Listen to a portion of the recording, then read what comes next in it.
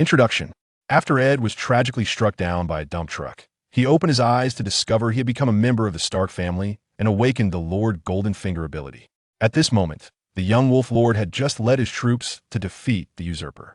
In the midst of war, Ed, relying on his cunning, valor, and the assistance of his newfound powers, successfully averted a tragedy in the north, won the allegiance of the young Wolf Lord, acquired lands, and became a count. When the war paused, Ed utilized his intelligence, decisiveness, and extensive knowledge to subdue his vassals, ensuring that only his voice resonated within his domain. Years later, as Ed ascended to reign as king of Westeros and the Essos colonies, he dismantled the Iron Throne and fashioned for himself a golden seat of power. Chapter 1. The Blood Battle in the Forest. Cough, cough, cough. After a violent fit of coughing, Ed felt an unbearable itch in his chest, as if flesh and blood were mending themselves. As he opened his eyes, his pupils dilated in shock. Where am I? Have I crossed over? I knew that suddenly running in front of a dump truck was a fatal mistake. Before him lay a dim forest, where the ground was littered with broken corpses and wounded men, arrows embedded in their bodies, crying out in agony, while blood pooled together like a small river flowing towards the lowlands. Tattered armor and battered weapons were strewn about in abundance. The clashing of metal and the roars of warriors echoed through the air. Drawn by the cacophony, Ed lifted his gaze. Not far away, a squadron of warriors clad in crimson and gold armor was charging fiercely, tearing through the layers of defense of the black-armored soldiers with their very lives. Leading the assault was a golden-armored knight with flowing blonde hair, a scarlet cloak billowing behind him. He moved with incredible speed, wielding a golden longsword that danced through the air, navigating the attacks as if in a realm devoid of obstacles. His target was a red-haired youth armed with a sword and shield. Ed's eyes remained fixed on the golden-armored swordsman. The knight appeared as a wealthy heir, flaunting his fortune as he bullied a group of peasants. Dressed in golden plate armor adorned with a lion emblem, his sword gleamed with the same opulence. Even if it were merely gilded, such ostentation was undoubtedly the hallmark of a nouveau riche. At this moment, the battle raged on intensely. The black-armored soldiers wielded a variety of weapons, striking at the knight's vital points with fierce intent, their blows brutal and relentless, seeking to thwart his approach to the red-haired youth standing not far away. Yet the knight moved with both speed and agility, each golden flash of his sword striking faster than the last, deftly parrying attacks while exploiting openings to deliver lethal blows. A towering brown-haired warrior was disarmed in an instant, followed by a swift thrust that pierced his throat, causing him to fall lifelessly to the ground. As blood gushed forth, the brown-haired man clutched his neck in despair, his eyes turning towards Ed in a final gaze filled with unmasked fear and confusion. On his chest, a white sunburst star was emblazoned. The deceased were not merely victims. Agonizing screams echoed continuously as golden red and dark figures intertwined in a fierce struggle. It seemed that every fleeting second claimed another life. What on earth is this place? Who am I to assist? Witnessing the carnage unfolding around him, Ed furrowed his brow, preparing to rise, when a pair of hands unexpectedly supported him from the side. He had been so engrossed in the chaos that he failed to notice someone approaching. Without a moment's hesitation, Ed threw a punch, his gloved fist slicing through the air and striking the assailant squarely on the nose. This instinctive reaction elicited a pained exclamation. Ouch! A youthful voice sounded particularly aggrieved. Young master, why did you hit me? Ed glanced down to see a brown-haired youth clad in hardened leather armor, clutching his face in distress. Young master? Without pausing to ponder, Ed swiftly pulled the youth behind a large tree and inquired, Who are you? Where's this place? Since he addressed Ed as young master, there was little need for concern. Was there? Abel Karstark hesitated, his eyes reflecting anxiety as he replied, I am your retainer. We are in the Whispering Woods, near the city of Runestone. Noticing the lingering confusion in Ed's gaze, he reiterated, Abel Karstark, your distant relative, your cousin, your retainer. As a branch member of the family, Abel's status was naturally limited, as his grandfather, Alf Karstark, had not ascended to be the Earl of Caho. Before the battle, Abel had been entrusted with a significant role by the affectionate Count Ricard, accompanying his second son onto the battlefield in already commendable position. Ed blinked, thoughts swirling tumultuously. Young master? Ed? Karstark, the White Sun Star, the Song of Ice and Fire. Was this Westeros? Was I from the north? Could I possibly be Eddard Stark? Does sharing the name Ed grant such advantages? What battle is currently at hand? The War of Usurpers? At this realization, Ed's eyes widened, his breath quickening, and his voice trembling slightly as he asked, "Who am I?" Ah! Suddenly, fear flickered in Abel's eyes. Moments earlier, he had witnessed Jaime Lannister deliver a powerful kick to the robust young master, causing Ed to crash violently into a tree, seemingly losing consciousness. At that moment, the notoriously irascible Count Ricard had already lost one son, Tormund Karstark. If the other son were to suffer a similar fate, Abel could scarcely fathom the consequences he would face. At the very least, he would likely lose this respectable position, which would tarnish his reputation irreparably. Upon contemplating this, a palpable sense of trepidation filled his gaze as he uttered, "You are Ed, the second son of the Count of Caho. Ed Stark." Ed Stark? Oh, not Ed Stark, but rather Ed Casterly. Alas, Ed clicked his tongue in regret, feeling an overwhelming distance from Winterfell. Nevertheless, that name rang a bell.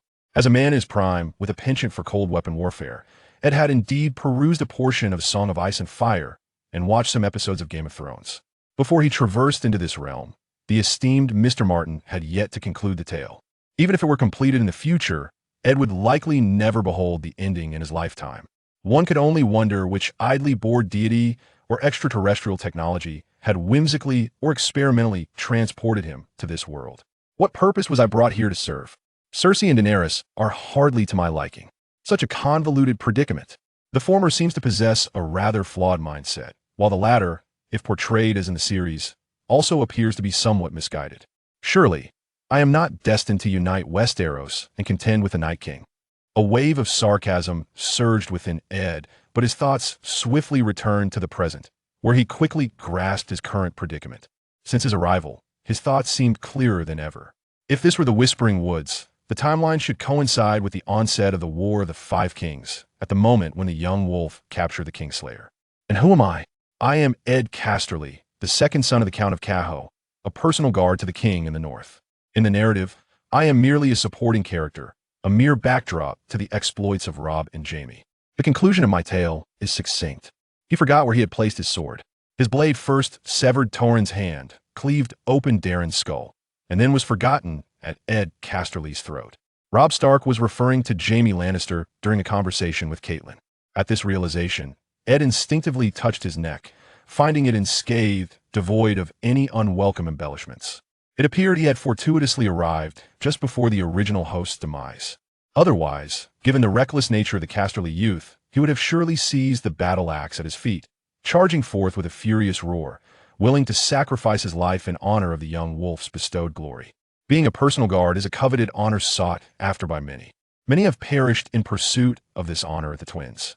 Ed's mind raced as he took a few moments to reassess his situation, then bent down to retrieve the battle axe, determined to fulfill his commitment. Regardless of whether he aspired to become a lord, a king, a savior against the Cold King, or merely sought to strike a deal and engage in discourse with Daenerys across the sea, it mattered not what his ambitions were. At present, he must adeptly embody the role of Eddard Stark in this world. Moreover, he must exert himself diligently, otherwise, the foundation of his existence, his family, shall swiftly be dismantled by his obstinate father. In this very moment, safeguarding the safety of Robb amidst battle is his paramount duty. To persist solely in evasion would likely invite scorn and brand him as a coward. Such a reputation would render survival in the North impossible. Nonetheless, Eddard possesses a modicum of self-awareness. Although he has practiced for a couple of days, acquiring some rudimentary skills in wielding cold weapons and having participated in minor jousting tournaments, he is, without a doubt, far inferior to the Kingslayer.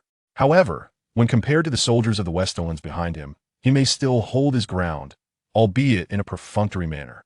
With this thought in mind, Eddard glanced at Abel, whose face was etched with fear, and reassured him, "Fear not. I have recalled the events. This matter shall remain unknown to my father, and you bear no responsibility." As he spoke, he lowered his gaze to examine the battle axe in his hand. It boasted a handle of polished black wood, and the axe face gleamed white as snow, with the edge shimmering with a resplendent light.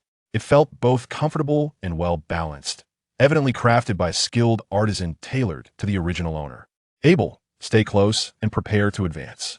With a habitual flourish of the axe, Eddard lifted his foot, ready to charge forth. "Yes, my lord," came a reply. Detected, an individual willing to pledge loyalty to the host the Lord system is now officially activated. Identity: Count's son, troop quota 05. Current dominated territory: none, troop quota 00. Current functions are as follows. Absolute loyalty: the loyalty of any warrior incorporated into the system is displayed in status, along with the reasons affecting loyalty statuses include extremely poor, poor, average, good, excellent. Excellent: willing to go through fire and water for you. Good: hold you in high esteem. Average: willing to serve you. Poor: harbors resentment towards you. Extremely poor: on the verge of betrayal, please take action promptly. Rank advancement: any warrior integrated into the system can gain experience based on performance and achievements in battle, allowing for rank elevation once a maximum value is reached, resulting in enhancements in strength, constitution, and agility. Current troop type: Northman. Northman ranks: descendants of the ancients, strength 10, constitution 5. Northman soldier, strength 20, constitution 10. Snow warriors, strength 40, constitution 20, increased cold resistance. Bloodthirsty wolf guards, strength 70, constitution 30, increased cold resistance. Winter's chosen, strength 100, constitution 50, significantly increased cold resistance. Unity of ruler and subjects: every warrior who pledges allegiance to you will contribute their strength to yours, with a loyalty bonus ranging from 0 to 10. Currently willing to swear fealty: Abel Karstark. Would you like to recruit him? Could there truly be an unexpected delight? Just as Ed Karstark was preparing to charge, he turned to the grateful gaze of Abel and, with a mere thought, chose to accept. Abel Karstark. Loyalty: excellent. Reasons: 1. Count Ricard sent in to follow you. 2. He is your distant relative. 3. Your promise has preserved his most cherished position.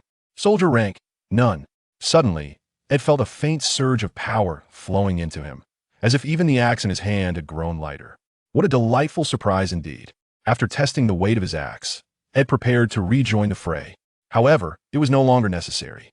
From the moment he awakened to questioning, contemplating, and retrieving his weapon from the ground, no more than a minute had passed. What could one accomplish in such a fleeting moment?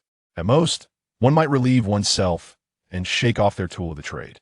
Yet at this moment, it was sufficient for Jaime Lannister to bellow Robb Stark's name, charging forth with his dwindling retinue until he stood before the red-haired youth. In this course, he had slain the Earl of Hoatwood's only son, who attempted to hinder him, and narrowly severed the shield held by the young Wolf Lord with 2 swift strikes. In terms of swordsmanship and combat prowess, Robb Stark could not hope to match the Kingslayer. Yet the soldiers surrounding Lannister were steadily diminishing, cut down by the young Wolf Lord's loyal guards, succumbing to their screams of agony. Robb Stark deflected 2 more strikes with his shield, while Jaime Lannister found himself ensnared by Theon Greyjoy, unable to advance an inch. In terms of individual combat strength, the Kingslayer was indeed formidable, yet in commanding troops, he fell several tiers below Robb. Even when heavily besieged, Jaime persevered amidst the throng, charging left and right, singularly focused on dispatching the Stark who was so close at hand. At that moment, a warhorse burst forth from the shadows, its hooves thundering, seemingly intent on trampling everything in its path. The northern soldiers, startled, scrambled to evade, while the shadow upon the steed raised a gleaming sword aloft. With a swift motion, the blade cut through the air, striking true towards the beleaguered Lannister. With a resounding clang, Jaime raised his sword to block, but was struck down by the force of the horse's charge, sending his golden blade flying from his grasp. The slender figure of Theon Greyjoy, with dark hair, beamed with joy at such a fortuitous opportunity. Regardless of the ownership of the spoils, a figure lunged forward, subduing the struggling Kingslayer. From seemingly nowhere, Jon Amber joined the fray, delivering a savage blow with the hilt of his sword against the unprotected head of Jaime Lannister. Blood flowed, and the golden-haired knight collapsed, unconscious. A rider turned his steed, clad in black chainmail, his visage gaunt, with hair and beard as white as snow. It was Lord Ricard. As the Kingslayer realized the tide had turned and charged recklessly towards Robb Stark, the Lord had already vanquished his foes and advanced with his troops. As a distant relative of House Stark, the castle of Carhold had pledged its loyalty to Winterfell for a millennium.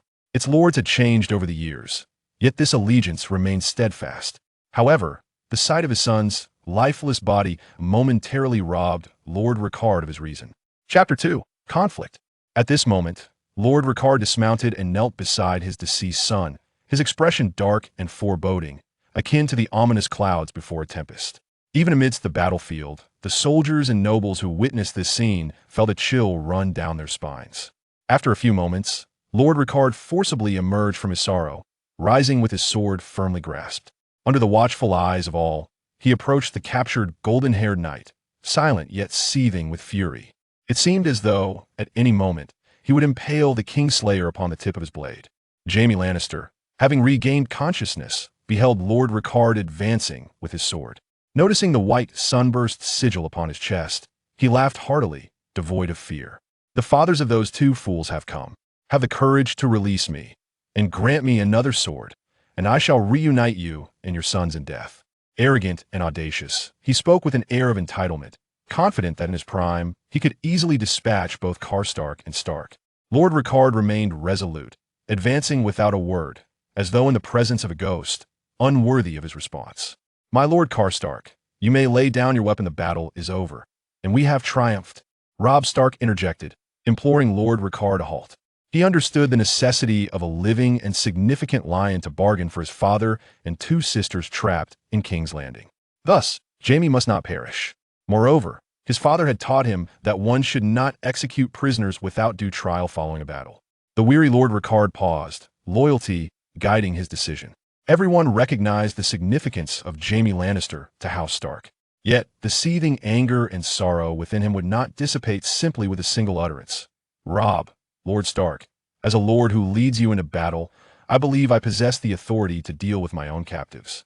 As a father mourning a recently deceased son, I also believe I have the right to demand a Lannister pay the price, and it must be a close kin. His voice was laced with fury, sorrow, and even a hint of desperation. Indeed, Lord Karstark, but not now, not against the King's Slayer, nor in this grove already saturated with corpses. Trust me, the North never forgets. Before the towering figure of Earl Rickard, whose words were choked with suppressed anger and grief, Robb Stark, drenched in blood, appeared somewhat disheveled. At that moment, he was striving to maintain his composure. Though his expression was remarkably calm, the tightly clenched fists betrayed the turmoil he was desperately suppressing within. He endeavored to conceal it completely. Robb was anxious that his powerful vassal might publicly contest his decision, much like Jon Umber had done in Winterfell. However, Grey Wind was not by his side, likely somewhere, fiercely gripping an enemy's throat. Setting aside his status as the heir to the duchy, he was merely 15 years old. The doubts of a lord's son are universal. Father, Torrhen fell in battle for Robb. I am certain the Stark family will provide us with a satisfactory response in due time. Ed stood behind his adoptive father. As a son, he had to align himself with his father as a member of House Karstark. He was compelled to stand with the head of the family. This illustrates the significance of role-playing. A person's character and abilities may shift abruptly, yet as long as identity and position remain unchanged, significant issues are unlikely to arise. As a time traveler somewhat familiar with the narrative, Ed could not allow the relationship between Karstark and Stark to deteriorate further. Should the Earl Rickard, in his desperation for vengeance, lead his men to slay two Lannisters only to be executed for treason by the impetuous Robb, it would be too late. House Karstark would become double traitors, neither loyal to the Iron Throne nor to Winterfell. If Ed wished to survive then, he would either have to ally with the Flayed Man or don the Black Cloak and head to the Wall. Ed had no desire to go to the Wall, no matter how noble the vows sounded. As for the Flayed Man, loyalty was a matter of choice, and he had no intention of joining him. Upon hearing Ed's counsel, Earl Rickard remained silent, merely glancing back at his other son, his gaze revealing a trace of affection. He was a man of volatility, yet also a father who cherished his children. No longer insisting, Earl Rickard sheathed his weapon and nodded to the young Wolf Lord. I trust you, Robb. House Karstark never forgets. He then turned, lifting the bloodied Torrhen in his arms, and under the watchful eyes of all, stepped away from the valley. Eddard nodded briefly at Robb Stark before following his father out. During their time in Winterfell, Great Jon brazenly challenged Robb Stark's authority with his sword, only to be subdued by Grey Wind, who bit off 2 of his fingers, prompting him to relent. This was a test, a manifestation of the discord between vassals and their liege lords. At this juncture, tensions had also arisen between House Karstark and House Stark. Until the matter concerning Jaime Lannister was resolved satisfactorily, Eddard's duties as a personal guard would likely come to an end. It had never been a formal position. Lady Catelyn had hastily recruited him to ensure her son's safety. However, was it appropriate for the heirs of noble families to undertake such roles? One could only remark on the indomitable spirit of the North. Of course, Eddard's departure did not imply that House Karstark would cease to serve Winterfell. This was merely a minor issue. With proper handling, this slight discord would soon dissipate. Yet, as a mere 15-year-old, Robb Stark might not perceive the intricate political factors at play. As for the future, given his current political acumen, who could predict what lay ahead? At present, young Robb felt a surge of clarity as he witnessed the silver-haired Lord Karstark bowing to him, fostering a newfound appreciation for Eddard Karstark, who had persuaded his father. A smile graced his youthful face. He desperately craved this validation. In that moment, even the gazes directed toward him seemed imbued with a measure of respect. The silvery moonlight gradually faded. With Jaime Lannister captured, the soldiers of the Westerlands realized their fate was sealed. Those who remained quickly knelt in surrender. Cheers celebrating the victory of the young wolf resounded throughout the forest, littered with remnants of battle. Before long, the northern forces returned triumphant, and the news of their victory spread like wildfire through the northern encampment, where songs praising the young wolf's invincibility echoed everywhere. According to certain Ironborn statistics, this battle resulted in approximately fewer than 200 casualties for the North, while the Lannisters suffered tenfold losses, with over 100 knights taken prisoner, including 3 earls among a multitude of nobles. In addition to Jaime, another Lannister was captured, along with a cousin of the Lannisters and 2 relatives from House Frey. The old Lord of Reborn had nearly raised an army of his own and had begun to forge alliances through marriage. Now, they all served as bargaining chips in Robb Stark's hands. However, this did not signify the end of the war. On the contrary, it was merely the beginning. Where there is joy, there is also sorrow. Eddard sat within the tent, gazing upward at the drab canvas, contemplating how he might navigate the treacherous waters ahead to avert various tragic outcomes. For instance, one might consider becoming a rebel. For example, the bloody wedding in the city of Twin Rivers. Although there are suspicions of taking on the role of a caretaker to attain greater power and influence, he must secure the North with his current standing. Otherwise, what? To grovel at the feet of Roose Bolton? During the recent negotiations, Robb proclaimed that the North never forgets, a promise to himself that he would indeed take measures to compensate House Stark. In response, Eddard's surrogate father echoed a similar sentiment. The implication was clear: a Lannister of significant stature must perish. Originally, it should have been 2, but Eddard, by sheer misfortune, arrived at this juncture, leaving only one necessary sacrifice. However, Robb intended to exchange a Lannister for his family, trapped in King's Landing. This is the crux of the contradiction.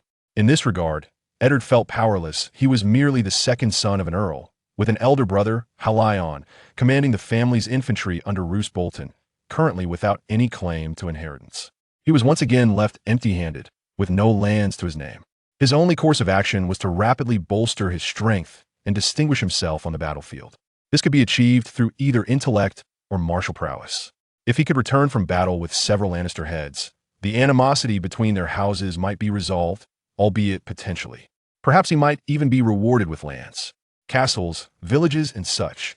To enhance his power, Eddard requested an additional 4 cavalrymen from his surrogate father to serve directly under him. This was somewhat against protocol. However, perhaps due to the recent loss of a son, Lord Stark readily acquiesced and then withdrew to his tent to attend to his remaining son. The deceased are often more cherished than the living. Eddard welcomed this development. Thus far, he had not encountered the original memories, so it was preferable to limit interactions with his surrogate father. After all, he was not truly Eddard Stark. Moreover, those 4 newly acquired subordinates perfectly filled the military quota associated with his title as the Earl's son. In truth, his unique advantage appeared somewhat incongruous. The visualization of loyalty bore a striking resemblance to a Paradox interactive game. Particularly, the ability to discern specific reasons for loyalty was reminiscent. In such games, one can observe the myriad factors influencing loyalty: similar personalities, familial connections, fear, and so forth. Soldiers could enhance this ability through combat, creating a vivid sense of immersion. This feature is one of the hallmarks of the game Outblade. The identity and lands determined recruitment quotas, a common mechanic. As for the ability of sovereign and subject to unite, it remains a mystery from whence this concept was appropriated. Eddard, after all, had never engaged with games of a similar nature. Regardless of the circumstances, he must seize his strengths and fully unleash his existing capabilities. Young master, they have all arrived. Abel's voice resonated from outside the tent, bringing with him the 4 cavalrymen dispatched by Count Rickard for his son. Ed stepped outside. In contrast, the lords of the north are predominantly impoverished, although their territories appear vast. They're largely filled with barren lands, dense forests, and snow-capped mountains. In some regions, the climate is exceedingly harsh, with snowfall even during the summer months. This results in a sparse population, which in turn signifies insufficient productivity. To put it simply, there's a lack of funds. Thus, even the elite cavalry of Castle Caho are merely clad in well-fitted chainmail, lined with padded armor, and draped in the commonly chosen black cloaks adorned with the sigil of House Stark. The white sunburst star. This indicates that they are common soldiers, their equipment likely derived from the lord's estate, subsisting on a modest salary supplemented by spoils of war. They resemble sworn knights in some aspects, yet differ in others. Young master.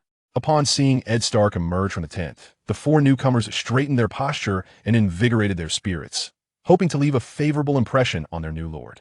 Gentlemen, please introduce yourselves. Noticing his system remained inert, Ed surmised that certain prerequisites might be required for activation.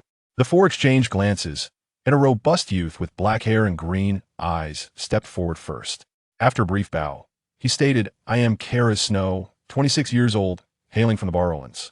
I have pledged my loyalty to House Stark for 4 years and have no family." His succinct introduction enlightened Ed. He must be an illegitimate son of some noble, entrusted to House Stark for care after reaching adulthood. Otherwise, he would lack the resources and opportunities to acquire the skills of horsemanship and combat. That muscular physique is not one a commoner could possess. Ed smiled and returned the gesture, alleviating Kara Snow's evident nervousness. Not everyone is inclined to associate with bastards, particularly the young lords. With one person initiating, the subsequent introductions flowed much more smoothly. Rando, a middle-aged man with brown hair and blue eyes, had resided in Castle Caho for generations. His wife had passed away. His son served as a squire in the castle, and his daughter worked as a maid alongside a lady. He spoke slowly yet coherently. Dita Callan, a robust man with bright eyes and graying hair, was a former free knight from White Harbor, now established in Castle Caho. He had a 3-year-old son. He displayed great respect towards Ed, effortlessly incorporating various courtesies into his speech, possibly a descendant of a fallen house. Ma'am, a youth with brown eyes and red hair, has a father who works as a carpenter in the city of Caho and a mother who serves as the castle's cook. He is enthusiastic and cheerful, with a gaze filled with a fervent desire to achieve greatness. The 4 of them have pledged their loyalty to the House of Karstark for varying durations, ranging from several years to over a decade. They have accompanied the Lord on the battlefield, slain enemies, pillaged farmers, and even hanged wildlings. Their loyalty has withstood the tests of time and the ravages of war. Indeed, after these individuals completed their introductions, the system prompted whether recruitment was desired, to which Eddard naturally accepted all. However, their loyalty was merely average, with reasons surprisingly consistent. Reasons: 1. He has served the House of Karstark for a long time. 2. Count Rickard sent him to accompany you. 3. His battle against Jaime Lannister has fostered a favorable impression of you. Upon seeing this, Eddard retrieved several bulging pouches of coins from his pocket. He intended to conduct a small experiment. Chapter 3. Dreams in Westeros, particularly in the Seven Kingdoms, the monetary system is quite robust. The most common currencies include copper pennies, copper half-pennies, copper stars, silver stacks, and gold dragons. 1 gold dragon is equivalent to 210 silver stacks, 1, 740 copper stars, 11, 760 copper half-pennies, or 23, 520 copper pennies. The purchasing power, of course, varies based on region, local specialties, and the prevailing circumstances. According to Eddard's knowledge, Arya is currently hiding in King's Landing, where one would need 3 copper pennies to purchase a jam-filled pastry from the streets. However, this is not absolute. Due to the ongoing conflicts, prices could rapidly inflate to an absurd extent. Before long, the newly appointed hand of the king, the imp, may very well find himself lamenting. In King's Landing, one can buy a pumpkin for 6 copper pennies, exchange a silver stag for a heap of corn, and a gold dragon would fetch either a cut of beef or 6 emaciated piglets. At this rate, the impoverished citizens may soon find themselves starving. Merely a matter of time. Eddard's purse contains 50 silver stacks. While this amount may not be substantial considering the wages of those around him, it constitutes a generous token. or rather a spontaneous act of benevolence. He seeks to observe whether monetary rewards can alter the loyalty of these individuals. If so, he wonders how effective this change might be and for how long it could endure. Such inquiries necessitate gradual experimentation and exploration. The first meeting presents a splendid opportunity. From this moment onward, you shall accompany me into battle. Here, I have prepared a modest gift for each of you. Please accept it, Eddard announced, distributing the purses in his hands. Although these individuals are strangers to him, their prior acquaintance with the original owner is of little consequence. He speaks merely for appearances, leaving no room for suspicion. Moreover, according to the system's indications, even if they were acquainted, familiarity would likely be minimal. Otherwise, there would be references such as he grew up with you or he is well known to you. Most men from the north are straightforward and generous in their dealings. To put it bluntly, some might even be rather simple-minded. Upon hearing Eddard's words, Randor, Mormont, and Cara Snow accepted his gesture with smiles, swiftly taking the purses. Upon opening them, their faces beamed with delight. Who would not be pleased with unexpected fortune? Only Dita Caras from the south comprehended that this was an attempt to win hearts. Yet why would one refuse free money?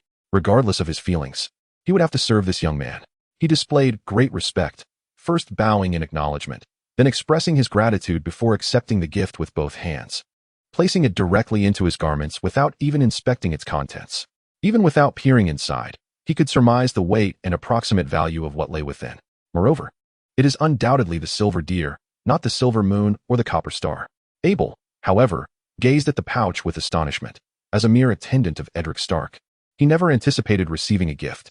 Observing Abel's surprise, Eddard smiled, stating, "This is your reward for supporting me on the battlefield." In truth, it was also a component of an experiment. After a moment of slight bewilderment, Abel gratefully accepted the gift, exclaiming, "Thank you, young master." Due to that particular incident, he had long harbored trepidation. Thus, the unexpected reward filled him with joy that surpassed that of the other four. Witnessing the jubilant expressions of the 5 individuals before him, Eddard felt immense satisfaction. His experiment had yielded results, remarkably successful ones, as the loyalty of the 4 newcomers had surged to very good, while Abel's loyalty had soared to excellent. Furthermore, an additional note appeared, received monetary reward.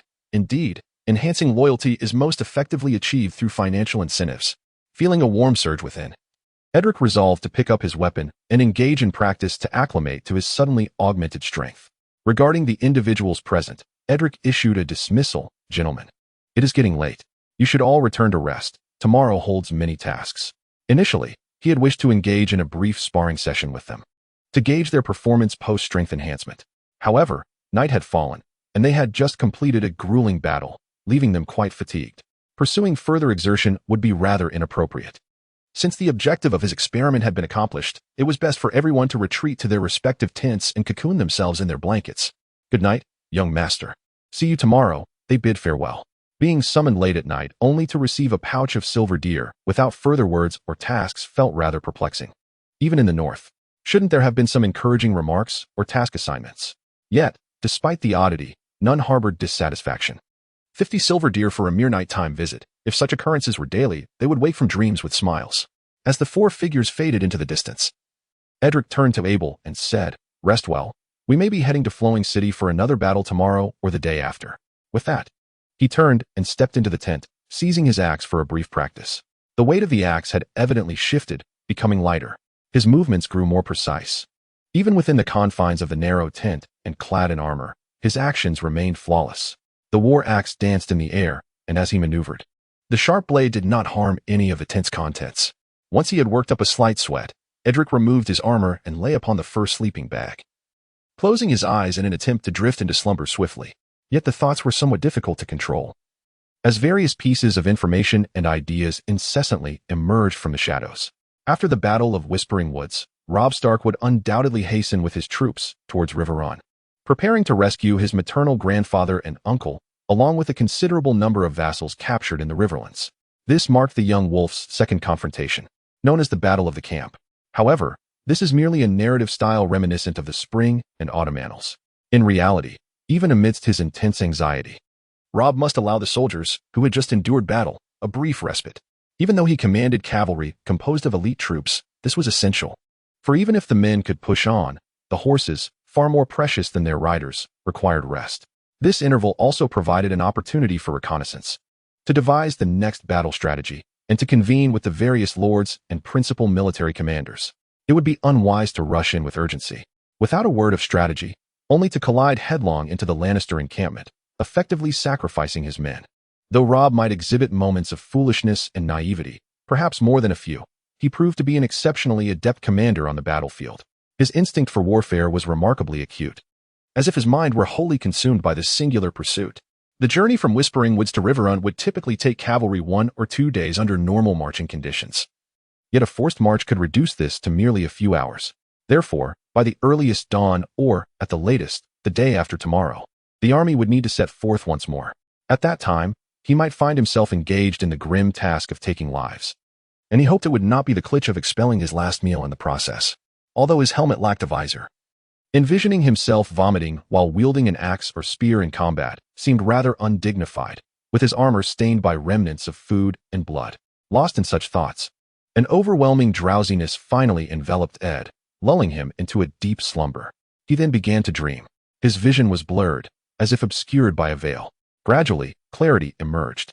Before him stood towering castle walls and arrow-slit towers. He found himself in a courtyard, facing a boy of about 10 years, clad in a black linen tunic, brandishing a wooden sword pointed directly at him. He, in turn, was another boy, dressed nearly identically, also wielding a wooden sword. Beside them stood a tall middle-aged man, his hair flecked with gray, vocally reprimanding the boys, his visage strangely familiar.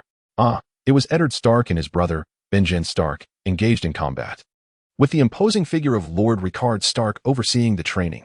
In an instant, Ed understood who these individuals were and what they were doing. The scene shifted abruptly, transforming into what appeared to be a grand feast. Ed observed a throng of people reveling, laughing and arguing, imbibing merrily, and a multitude of faces flickered in his mind, including that of a mischievous girl with chestnut hair and slate-blue eyes. That is his sister, Alika Stark. The scene shifts once more, revealing a weary lady lying in bed, layers of blankets draped over her frail form.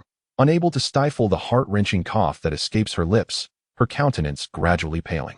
A pair of eyes, filled with apprehension, gazes at Eddard, slowly losing their luster. Her emaciated arm falls limply upon the bed. This is Eddard's deceased mother. One scene after another flashes before Eddard, akin to a fleeting video, ultimately pausing on a pair of eyes, the eyes of Talon in his dying moments, a blend of confusion and fear, tinged with a hint of solace.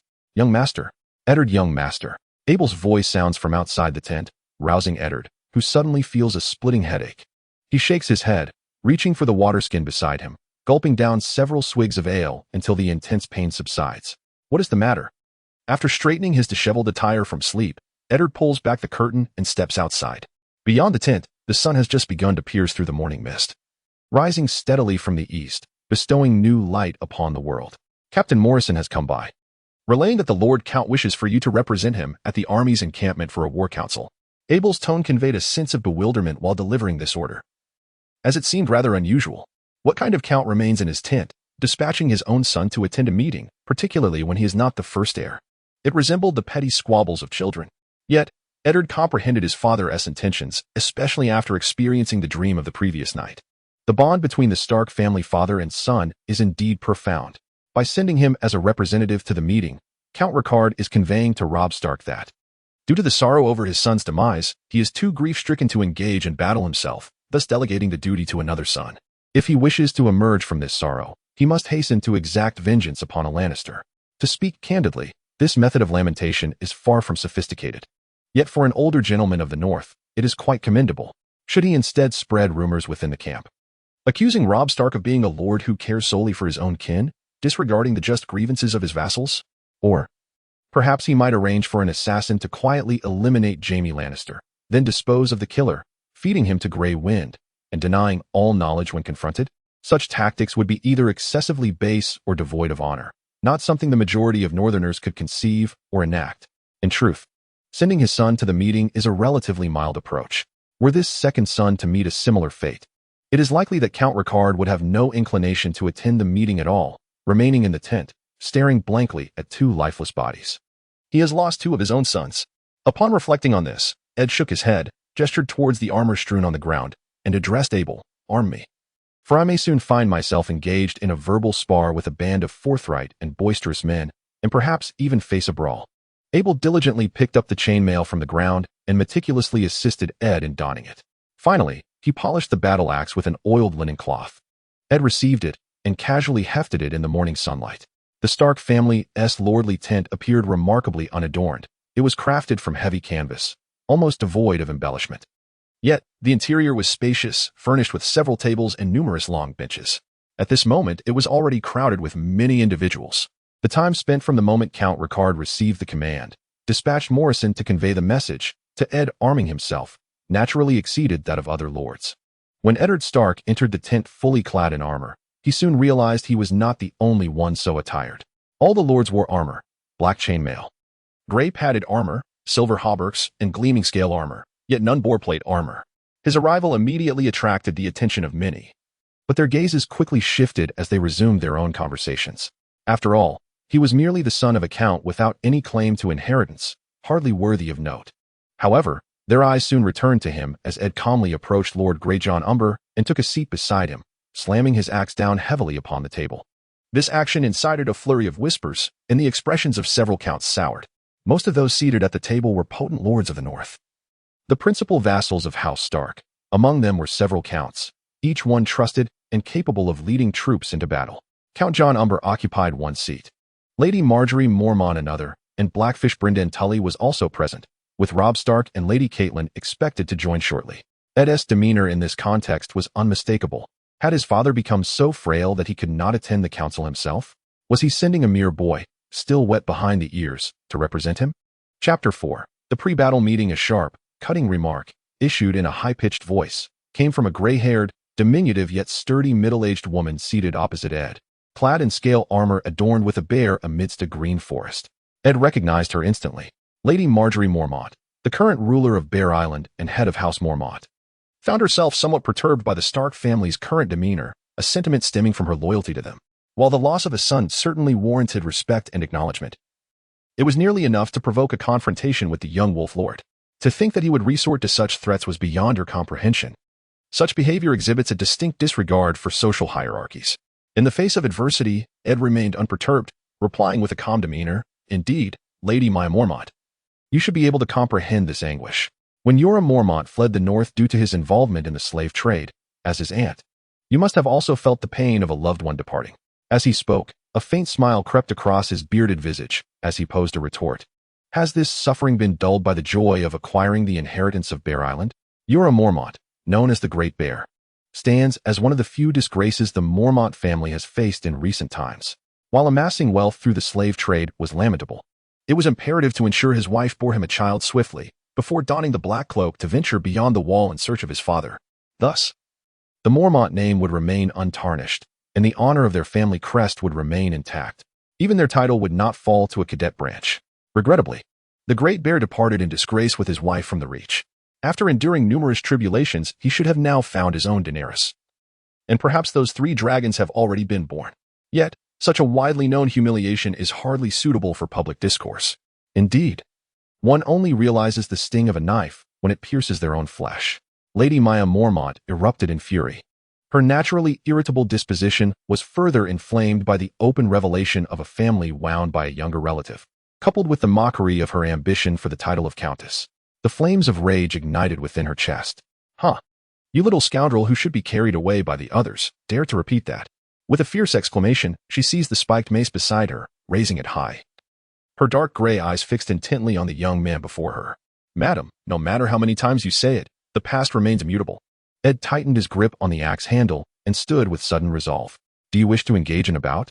Considering you are both an elder and a woman, I shall allow you the use of one hand." As he boasted, his expression remained tranquil, devoid of fear. Ed had long been prepared for a confrontation, whether with Lady Maya Mormont or anyone else. With a combination of 4 5s and a 10, he felt invigorated. However, on a personal level, Ed harbored no desire to confront the women of House Mormont in public. Rather, he held a commendable admiration for them due to their loyalty to House Stark.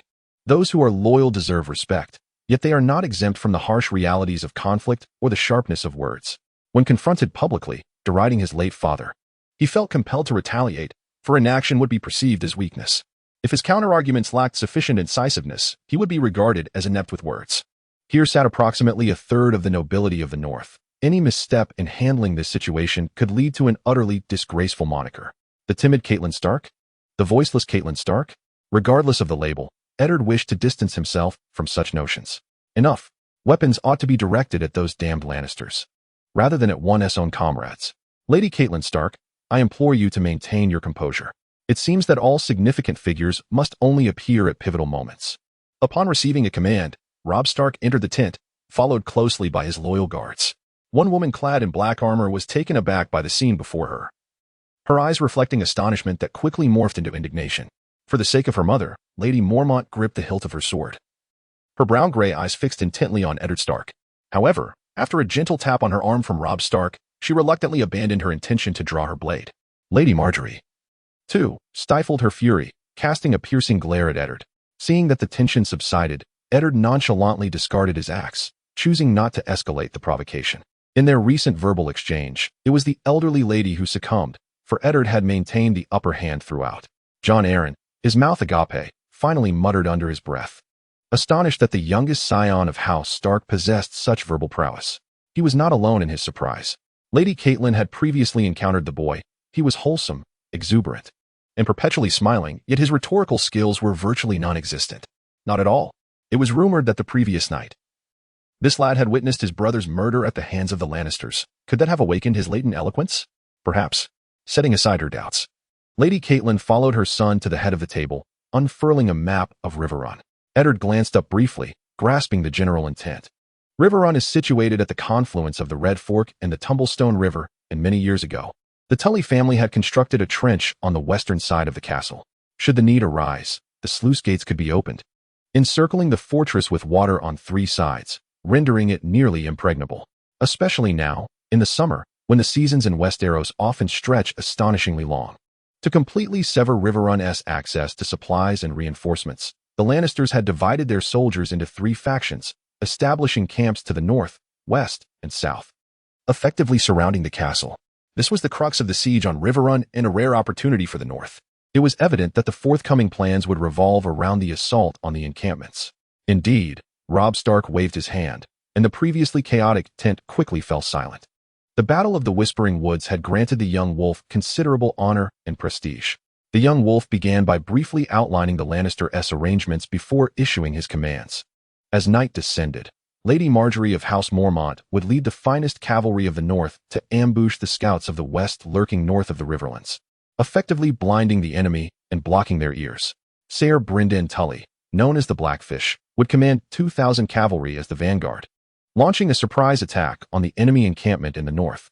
Meanwhile, the young wolf lord himself, accompanied by Lord Amber and members of House Meryn, would directly assault from the west, aiming to obliterate yet another enemy encampment. After articulating the plan, Robb turned to Eddard. House Karstark, a branch of House Stark, ought to be his most trusted vassal. However, the chaotic events of the previous night had rendered the young wolf lord somewhat hesitant. He held a perilous and significant task in his hands, uncertain if House Karstark would be willing to accept it.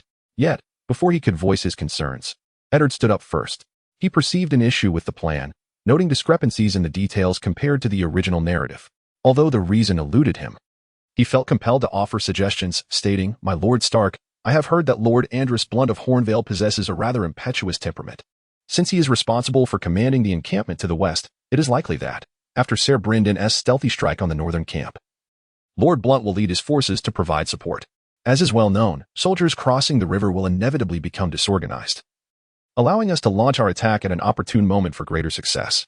This tactic of striking mid-crossing has been employed by our ancestors for over 2 millennia. It is hardly novel." Upon hearing this suggestion, a glimmer of appreciation and relief flickered in Robb's eyes. His admiration stemmed from the fact that he had contemplated a similar approach. His uncle Brynden had provided him with intelligence that included insights into the personalities and methods of these commanders.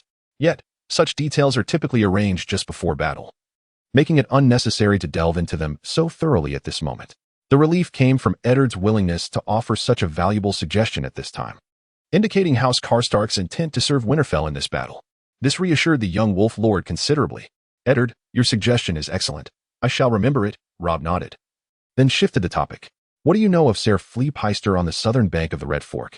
Upon hearing the inquiry, Eddard pondered, recalling that the soldiers of the west in the southern camp numbered 2,000 spearmen and 2,000 archers, who, once the battle commenced, retreated in an orderly manner without any intention of providing support.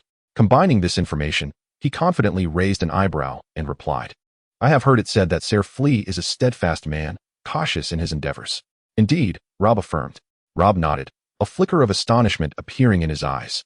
Thus, when Ser Jorah discovered that the other two camps had been attacked, it was highly probable that he would prioritize retreat. However, I did not wish for the Lannister soldiers to depart so easily.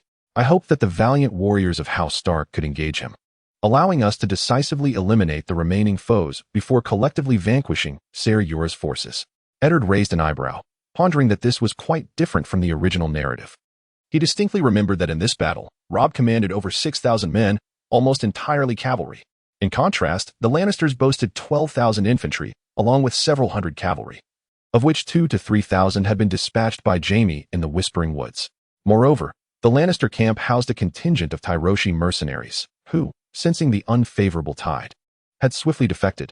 Yet, even disregarding them, the strength of the Westerlands vastly outnumbered that of the North, and their forces were well-equipped and expertly trained. To eliminate 2/3 of the enemy was one thing. To aim for total annihilation was another. "Robb, you are quite ambitious for a youth. And do you think this is merely a game? Can cavalry truly face 10 foes alone?" House Stark, despite being one of the more affluent families in the North, could muster only 300 cavalry, most of whom were light horsemen. It was an exceedingly perilous endeavor to attempt to entangle 2,000 spearmen and 2,000 archers with just 300 light cavalry on the small plains south of Riverrun.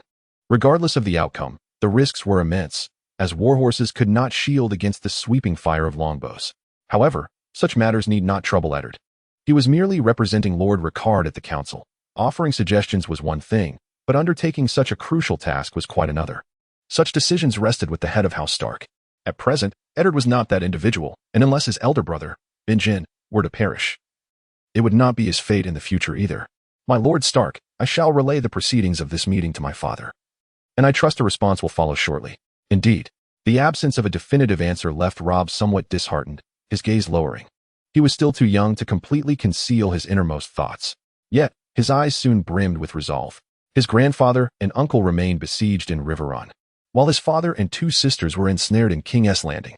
He had neither the time nor the energy to dwell on such matters. His mind was wholly consumed with thoughts of victory, victory, and more victory.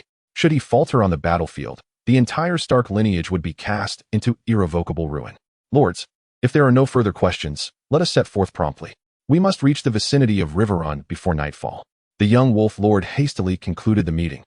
And as the lords departed, the once quiet tent buzzed with renewed activity. Eddard was also preparing to depart, intending to report back to Count Rickard. Regardless of whether House Stark was inclined to accept Robb's mission, their soldiers were compelled to move alongside the Northern Army. Any deviation without orders would be tantamount to betrayal. A tantrum is one thing, but treachery is another entirely. Just as he arrived at the entrance of the tent, a woman clad in black armor obstructed his path. It was Daisy Mormont, the heir of Bear Island, standing at least 6 feet tall, her figure concealed beneath her armor, both slender and powerful. Her long black hair was tied back in a ponytail, and at her waist hung a long sword engraved with a bear's paw insignia. At that moment, her striking yet scarred visage was etched with frost as she reproached him. "Eddard, your words have insulted Bear Island and the Mormont family." Eddard glanced at the warrior, whose height was comparable to his own, offering no reply. Instead, he extended his right hand to push her aside. His physique was honed from years of rigorous training, and augmented by the bond of loyalty. A woman in armor weighing no more than 160 to 170 pounds could not impede his progress. Observing Daisy nearly stumble in surprise, Eddard smirked. "Your great bear, though exiled in Essos, is still alive. My brother Torrhen perished at the hands of the usurper, slain in the Whispering Woods to protect Robb. If your mother does not apologize to my father, I shall not retract my words." As he spoke, Eddard raised his battle axe, his tone steady as he inquired, "Or do you intend to duel me in place of Lady Margaery?" Daisy Mormont fell silent, swiftly drawing her long sword. She realized that in terms of verbal sparring, she was outmatched by this Eddard Stark, and it was time to settle matters through combat. In front of the Stark family's tent, the two drew their blades, but soon someone intervened. It was Lady Catelyn, who had fretted endlessly over her not yet 16-year-old son. With the young warriors poised for battle, the question loomed whether they could direct their anger towards their enemies, namely the Lannisters, rather than turning their steel upon one another. Daisy Mormont obediently stepped aside, and upon hearing Catelyn's words, Eddard sheathed his axe, nodding in acknowledgement before departing with Abel. He felt a tinge of sympathy for a wife whose husband was on the brink of execution. Yes, at this moment, the innocent yet not entirely pitiable Lord of Winterfell, Eddard Stark, was about to bear the weight of an unfounded crime before the eyes of many, only to be executed by the infamous King Joffrey without even the opportunity to don black garb. Perhaps by then he would already be dead, and the messenger birds would soon arrive in Riverrun.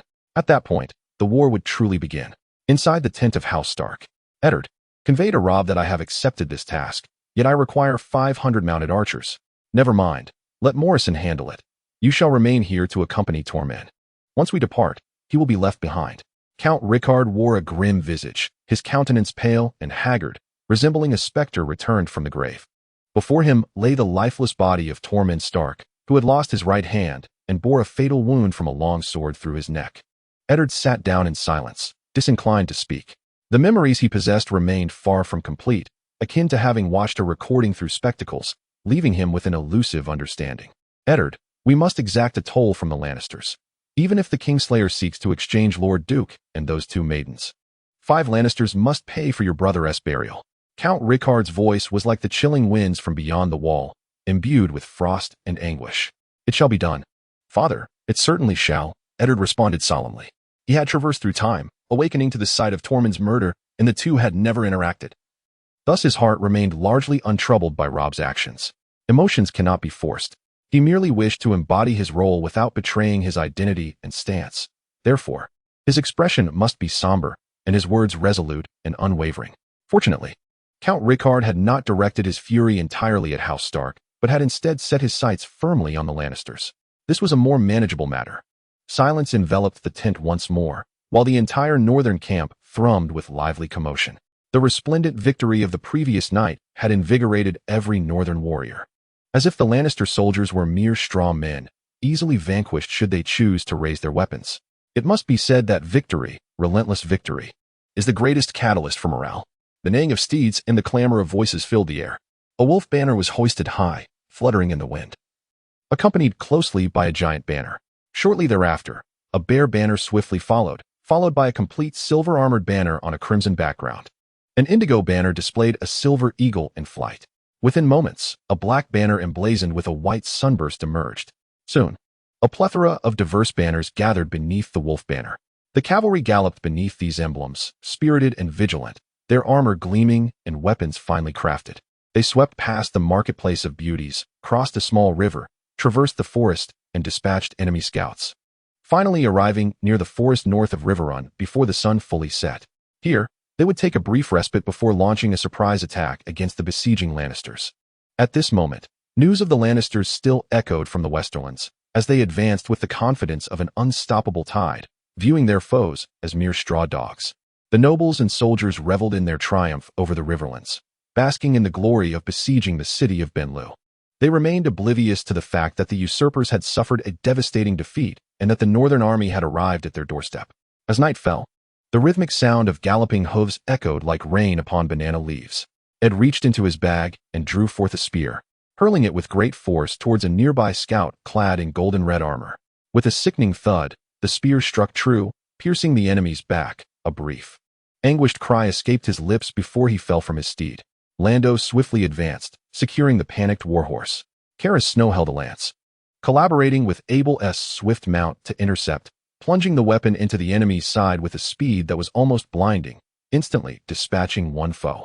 Dita Calland, mounted and ever vigilant, loosed 3 arrows in rapid succession, each finding its mark upon the enemy's horse, causing the steed to rear in pain and unseat its rider into the underbrush. The fallen Westerlander scrambled to his feet, eager to flee without a moment's hesitation, only to be met with Mam's swift sword, which severed his head in one fell swoop. Young Master Ed, they are all slain. This marks the 3rd scout party we have annihilated, Abel reported quietly. While his combat skills were not the finest among them, his keen eyes and excellent night vision, coupled with exceptional horsemanship, made him invaluable as a lookout. In the heat of battle, he would utilize his equestrian prowess and lance to disrupt the enemy, creating opportunities for his comrades to strike. At that moment, Mam swung his axe with ferocity, cleaving the heads from 2 more adversaries, which he then hung upon his horse, his face alight with gleeful triumph. This was not merely a display of martial prowess, but also a testament to the Silver Stag and the command and bounty issued by the young Wolf Lord. Lando and Cara Snow led forth 2 more enemy steeds, chuckling as they deliberated on how best to enjoy their spoils. The worth of war horses was typically measured in golden dragons. Dita Calland assisted in dragging the bodies aside, scavenging for any easily transportable treasures, jewelry, coin pouches, and the like. "Ah, I see," Ed remarked as he surveyed the heap of corpses nestled in the grass. To his surprise, he felt little discomfort. Not only was there no fear or trepidation, but he felt only a slight twinge of nausea. This realization stirred a whisper of doubt within him. Perhaps he was innately suited for killing, endowed with a strong disposition, unperturbed by the dead. This remained untestable. In his previous life, Ed had never had the opportunity nor inclination to engage in such acts, leading a relatively stable existence. Alternatively, it could be that the memories of his former self were influencing him. In the war-torn realm of Westeros, where calamities abound, productivity is scant, and medical conditions are dire, death is a commonplace occurrence, scarcely deserving of concern. Ed found himself at a loss for the reasons behind his feelings, with little time to ponder or verify. He had a mission at hand, requiring him to clear the path for his cavalry and the 500 archers by eliminating the enemy's watchful eyes. Robb commanded the Stark family to proceed to the western side of the Riverlands and thwart the retreat of Ser Folek Plate. To accomplish this task, an army of nearly 1,000 men needed to mobilize nearby. There were only 2 routes, the Tincture River and the Red Cross River at the western edge of the Riverlands, and circumventing those shallow crossings would allow them to reach their objective. This endeavor was undeniably perilous. Should they be detected, the night raid could commence prematurely. However, the young wolf asserted that he was fully prepared, contending that even if the Starks were discovered during their march, it would bear no repercussions on the battles at the other 2 locations. At worst, it would merely prompt Ser Folek to withdraw his forces. The potential for annihilating the enemy made the risks worthwhile, especially with the Stark family's backing. Eddard scoffed at this notion, noting that the majority of the risk lay with the Starks and their archers. For Robb, it was certainly an enticing gamble. A mere half-hour prior, under the cover of night, the Northern Army quietly crossed the Tincture River, with Robb and the other families concealed in the nearby woods, biding their time for the right moment to strike. The Stark family was to continue south, crossing the Red Cross River and then concealing themselves nearby, setting an ambush for the enemy's 2,000 pikemen and 2,000 archers. Count Ricard personally assigned a reconnaissance mission to Eddard, which perplexed him. Given that one son had already perished, why would another be sent to undertake such a hazardous task? The skirmishes between scouts were often brutal, a matter of life or death. Could a different individual not have been chosen for this duty? After much contemplation, Eddard resolved not to apply modern reasoning to the mindset of a feudal lord. Pondering it further would likely yield no fruitful insights. As part of one of many scouting teams, Eddard and his 5 companions had already dispatched 2 enemy squads. In truth, just days earlier, Ser Brenda and Tully had led the finest cavalry of the north to victory against the scouts of the west. The foes Eddard now encountered were merely hastily assembled cavalrymen, their combat prowess adequate, yet their ability to detect enemies somewhat lacking, particularly under the veil of night. Upon crossing the shallow of the Red Cross River, Abel was the first to spot 3 scouts from the west, leading Eddard and his men in a relentless pursuit that resulted in their elimination. With the demise of the enemy, Eddard's 5 subordinates were each promoted in rank, becoming descendants of the first men, gaining bonuses of 10 to strength and 5 to constitution. Eddard noted that by slaying just 1 or 2 seasoned battlefield veterans, the experience gained was sufficient for his soldiers to elevate from rank 0 to rank 1. An unambitious requirement with commendable advancement. As for attaining higher ranks as northern veterans, further exploration would be necessary. However, in accordance with the trend of attribute enhancements, the northern folk undoubtedly possess the potential to excel as heavy infantry. As for cavalry, a modicum of agility should certainly be added. It is likely that the soldiers hailing from the Vale have differing attribute enhancements. Nevertheless, the Knights of the Vale remain obedient to Lady Lisa's commands, stationed in the valley to protect their lord, Robb Aaron. She is a neurotic and erratic woman, given the turmoil affecting her family and allies. Her decision to remain uninformed at home is rather remarkable. Not far away, the flickering flames from the Lannister camp began to emerge dimly.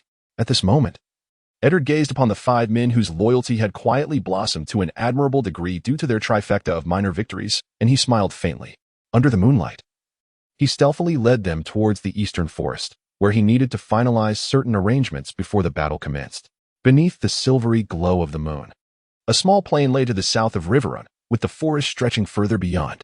Nearby villagers had constructed thatched houses and cultivated fields, using the resources of the Red Fork River to provide sustenance for the lord and soldiers of the castle. The remnants belonged to them, and while their lives were not prosperous, they managed to scrape by. However, the arrival of the Lannister army had instilled such terror in these villagers that many fled. Some had already sought refuge within the castle, while others retreated eastward into the dense woods flanking the road. Eddard's preparations were situated within this eastern forest. When the battle ensued, Sir Flora would have only two routes to lead his men away from Reborn. The first path would be to retreat along the main road towards the eastern forest, where there was ample space to form a hasty formation and swiftly depart, heading east until they reached King S Road near the Green Fork, where the old lion, Tywin, had recently defeated the aged and skinned Lord Bolton, leaving the northern army in shambles. The alternative route would take them south along the farmland adjacent to the Red Fork River, seeking a way to cross after distancing themselves from the battlefield and making their way to the Gold Tooth in the Westerlands. There, they could regroup and prepare until new orders were issued by the old lion. In Eddard's recollection, the enemy had chosen the latter path, moving south towards the Gold Tooth. However, the current circumstances had changed. In the original tale, the Stark family, mourning the loss of Lord Rickard's son, had played a negligible role in the battle, failing to leave any noteworthy deeds. In fact, those sent to inform Tywin had not even glimpsed the Stark banner. Now, however, Robb Stark had commanded the Starks to intercept the enemy. With circumstances altered, Eddard needed to prepare even further. Before departing from the main army, he had painstakingly gathered an assortment of ropes, bundles of hemp rope, rough grass rope, and remarkably resilient palm fiber rope.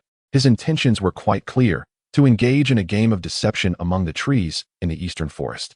Certainly, relying solely on these 6 individuals would be insufficient. Soon, 100 archers will join him to execute this plan. Such tactics are nearly ineffective against reckless individuals. The more one indulges in obscurity, the more fervently the adversary may charge forth. However, Sir Fowler, commanding the southern camp, is a man of prudence. Should he opt for the eastern route, Aegon would employ ropes to manipulate branches and shrubs, creating the illusion of a substantial enemy force concealed within, thereby deceiving the opponent into retreating southward. If the enemy remains unfooled by the commotion, they would unleash a volley of arrows to inflict casualties. At that moment, with the shouts from the north and west, Sir Fowler would, in his haste to extricate himself, surely choose an alternative path. Furthermore, to prevent ambushes from lurking in the forest, a significant contingent of pikemen would remain at the rear while the archers would retreat first. As for the south, Aegon's rather unassuming father is lying in wait with 400 archers and 300 cavalry along the enemy's inevitable path. Should the adversary dare to approach, they would be met with waves of arrows to disrupt their formation, and then the cavalry would seize the cover of night to charge into the ranks of the archers. By then, a few swift strikes would ensue before they withdrew. It remains to be seen whether the pikemen can adjust their formation swiftly or if the cavalry can outrun them. Once the initial assault proves effective, Sir Fowler will undoubtedly regroup on the spot, thus fulfilling the interception task of House Stark. This strategy was initially proposed by Aegon, leaving his father astonished for quite some time. The hearts of men, the terrain, and the fortuitous cover of night have all been meticulously leveraged. Presently, the 5 individuals under Aegon's command have secured ropes within the forest, while the 100 archers have relinquished their mounts and stealthily advanced to their designated positions under the cloak of darkness. Now, all that remains is to see Sir Fowler's decision. Chapter 6. Are all things weapons? I choose to charge directly. The branches rustle softly in the gentle breeze, while the moon, casting a cold luminescence, glides slowly across the sky. Silence is the predominant hue of the night. Suddenly, a violent commotion erupts on the northern bank of the Tungsher River, a series of torches igniting like serpents of fire as they surge into the Lannister camp, licking at numerous tents before igniting a fierce blaze. The shouts of battle and the cries of the wounded momentarily resonate throughout the night sky. Aegon understands that it is the Blackfish, Ser Brynden, who has initiated the night raid. They have seized the opportunity while the enemy slumbers deeply, dismantling the barriers that could impede the cavalry, and then, armed with swords and torches, they leap across the trench, charging forth, slaying any who stand in their path. The sleeping soldiers of the West possess no capacity for resistance. Without needing to contemplate further, it is evident that a massacre is unfolding there. As for the western camp, obscured by the veil of flowing city, Aegon can scarcely discern the scene. He must exercise patience and await developments. After approximately 10 minutes, the clamor of battle also erupts from the west, interspersed with the resounding noises of catapults in action. It appears that the defenders of Binlu City have discovered that reinforcements have arrived and are assisting in the battle. surrounded by attacks from both flanks. The Lannisters find themselves in a situation devoid of hope. At that very moment, several shadowy figures darted from Sir Faller's camp, swiftly splitting into two teams as they raced toward the battlefield, only to return mere minutes later. There was no need for careful observation. The flames rising from the two camps indicated a night raid. The situation had spiraled beyond recovery. Soon, chaos erupted within the Lannister camp, with voices raised and lights blazing. Even from a distance, Eddard understood that Sir Faller was preparing for action. Groups of soldiers clad in crimson and gold armor rushed from the camp, quickly forming a battle array. The pikemen, adorned in reinforced armor, positioned their shields at the forefront, with their pikes extending outward. The archers, dressed in leather armor, took cover behind the pikemen, poised to draw their bows at a moment's notice. The entire formation resembled a colossal hedgehog, maneuvering slowly in the darkness. The most vulnerable section, the abdomen, was concealed on the western side of the formation. It was impossible for 2,000 pikemen to fully shield 2,000 archers. Should Sir Faller attempt such a strategy, it would render his formation akin to a dumpling with a thin skin and a plump filling. A cavalry charge could easily breach the weak outer line of pikemen and penetrate into the ranks of archers. Therefore, the pikemen needed to form a thick crescent-shaped phalanx to protect the archers from any approaching enemy. Even after engaging, the well-trained pikemen could shift their positions and alter their direction to impede the enemy's advance, while the archers would merely need to turn to draw and release their arrows. This was the very formation Sir Faller was now adopting. The entire array hesitated momentarily at the camp's entrance before gradually advancing toward the southern farmlands. At that moment, a great banner within the camp was abruptly cut down, likely indicating that the Tyroshi mercenaries had turned against them. Eddard observed this scene with an unperturbed heart. Both the Tyroshi mercenaries and Sir Faller had made the same choices as depicted in the original narrative, which came as no surprise. The arrangements made on this side of the forest were merely precautionary. After all, it was his unscrupulous father who constituted the main force. Just as Sir Faller's hedgehog formation began its slow march southward along the river, a cavalry unit suddenly appeared on the eastern side of the Red Cross River. The sound of hooves thundered like a tempest, as if thousands of horses were charging simultaneously. The advancing shadows were headed directly for the shallows of the river. Based on their speed, they would undoubtedly intercept Sir Faller's formation at the riverbank. Watching this unfolding scene from afar, Eddard's eyes widened.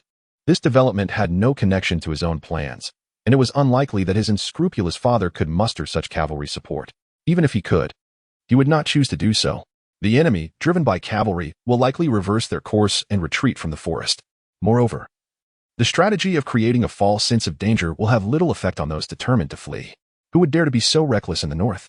Eddard's thoughts were as dark as the waters of a deep lake, his gaze fixed intensely upon the Lannister forces illuminated by the moonlight. Indeed, as the path appeared to be intercepted by a multitude of cavalry, Sir Flor's hedgehog formation made a swift decision, altering their ranks. The well-trained pikemen, in their rapid advance, pointed their sharp spears towards the cavalry, while they retreated in a slow and orderly manner alongside the archers. However, the tighter the formation, the more prone it is to issues during movement, with hidden weaknesses becoming increasingly pronounced in retreat. Nevertheless, they successfully changed direction, preparing to withdraw along the road from the eastern forest. Eddard furrowed his brow. In this scenario, whether his ruse would still hold merit was a matter of chance. If the enemy truly charged in, Eddard and his 6 cavalrymen, along with 100 archers, would likely find themselves only able to turn and flee back into the forest. Interception was a pipe dream, destined to be met with a downpour of arrows. Eddard, having just narrowly escaped death from a mudslide, had no desire to meet his end again the following day. Under the cold moonlight, the soldiers of the west, clad in gold and crimson armor, drew ever closer to the forest. Beads of sweat formed on Eddard's brow as he observed portions of the enemy entering range. He raised his right hand and waved it twice, directing his 5 horsemen to guide their steeds at a leisurely pace through the woods. Each warhorse was tethered to a long rope, which, when dragged, caused branches and shrubs to sway. At that moment, a great flock of startled birds took flight from the forest, fluttering away into the night. Not far off, 100 archers concealed among the branches strung their bows, unleashing several waves of arrows upon the enemies within range. Following Eddard's orders, they aimed to shoot the maximum number of arrows in the shortest time possible. Disregarding considerations of rest or endurance, they sought to create the illusion that hundreds of archers lay in ambush within the forest. The rapid succession of arrows caught the West soldiers unawares, resulting in dozens falling to the ground. Protected by their armor, Some died on the spot, while others cried out in pain. "Ah, I've been struck. Help me. Someone, help me." Of course, there were those who immediately began to sound the alarm. An ambush. Beware the archers. The piercing cries and shouts caused the fortunate few who had escaped harm to instinctively halt. They readied their bows, scanning the darkness for the unseen assailants. The other two camps had already come under attack, and flames soared into the sky, as they were recently driven by cavalry to alter their retreat direction. Most soldiers felt as terrified as startled birds. Not to mention the ordinary soldiers. Even Sir Fowler found himself somewhat at a loss, gazing at the shadowy figures in the forest to the east and the surging northern cavalry to the west. He, known for his cautious demeanor, momentarily forgot to issue commands, becoming lost in contemplation. His intelligence still rested on the northern army having emerged from Carlin Bay, unaware that they had split into two divisions.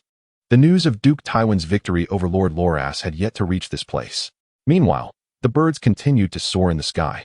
Thus, in Sir Fowler's estimation, the northern forces, combined with the Fry family's private soldiers, must number at least 20,000, against their own 12,000. Particularly with the advantage of a night assault and ambush, the outcome was all too predictable. Anyone in his position would first need to overcome the panic of facing such overwhelming odds. At that moment, over 1,000 northern cavalry had already crossed the shallows. The thunderous sound of hooves resonating like rolling thunder, charging directly towards the stationary Lannister troops. The Lannister pikemen at the forefront appeared tense. Beads of sweat rolling down their faces, each pair of eyes fixated ahead. They beheld the faintly fluttering banner of the direwolf in the moonlight. Their feet still adhering to previous orders, slowly retreating with their pikes raised. They remained oblivious to the chaos unfolding behind them. Meanwhile, the tightly packed ranks of the Westerland soldiers had only a few steps between each line, and in mere seconds, part of the pikemen, while retreating, found their movements obstructed by the archers who stood firm.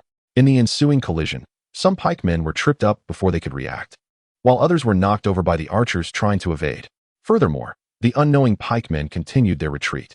Chaos swiftly spread from a single point into a line, and then a broader area, until it disrupted nearly half of the formation before finally settling. Seeing the commotion erupt, Sir Fowler reacted, shouting loudly to maintain formation, maintain formation. His bodyguards echoed his calls, and the command swiftly spread throughout the ranks. Regrettably, it was too late, due to the chain reaction. What was once a hedgehog formation had devolved into a porcupine array. Most pikes, as soldiers fell, either tumbled to the ground or shot skyward. Some even hurled at their own comrades.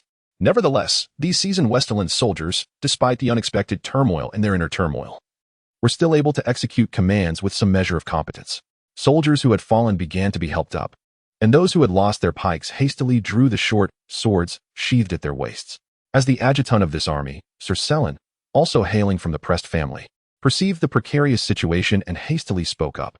"Sir Fowler, remaining here will only lead to being besieged on 3 fronts. The soldiers require a decisive direction to break through.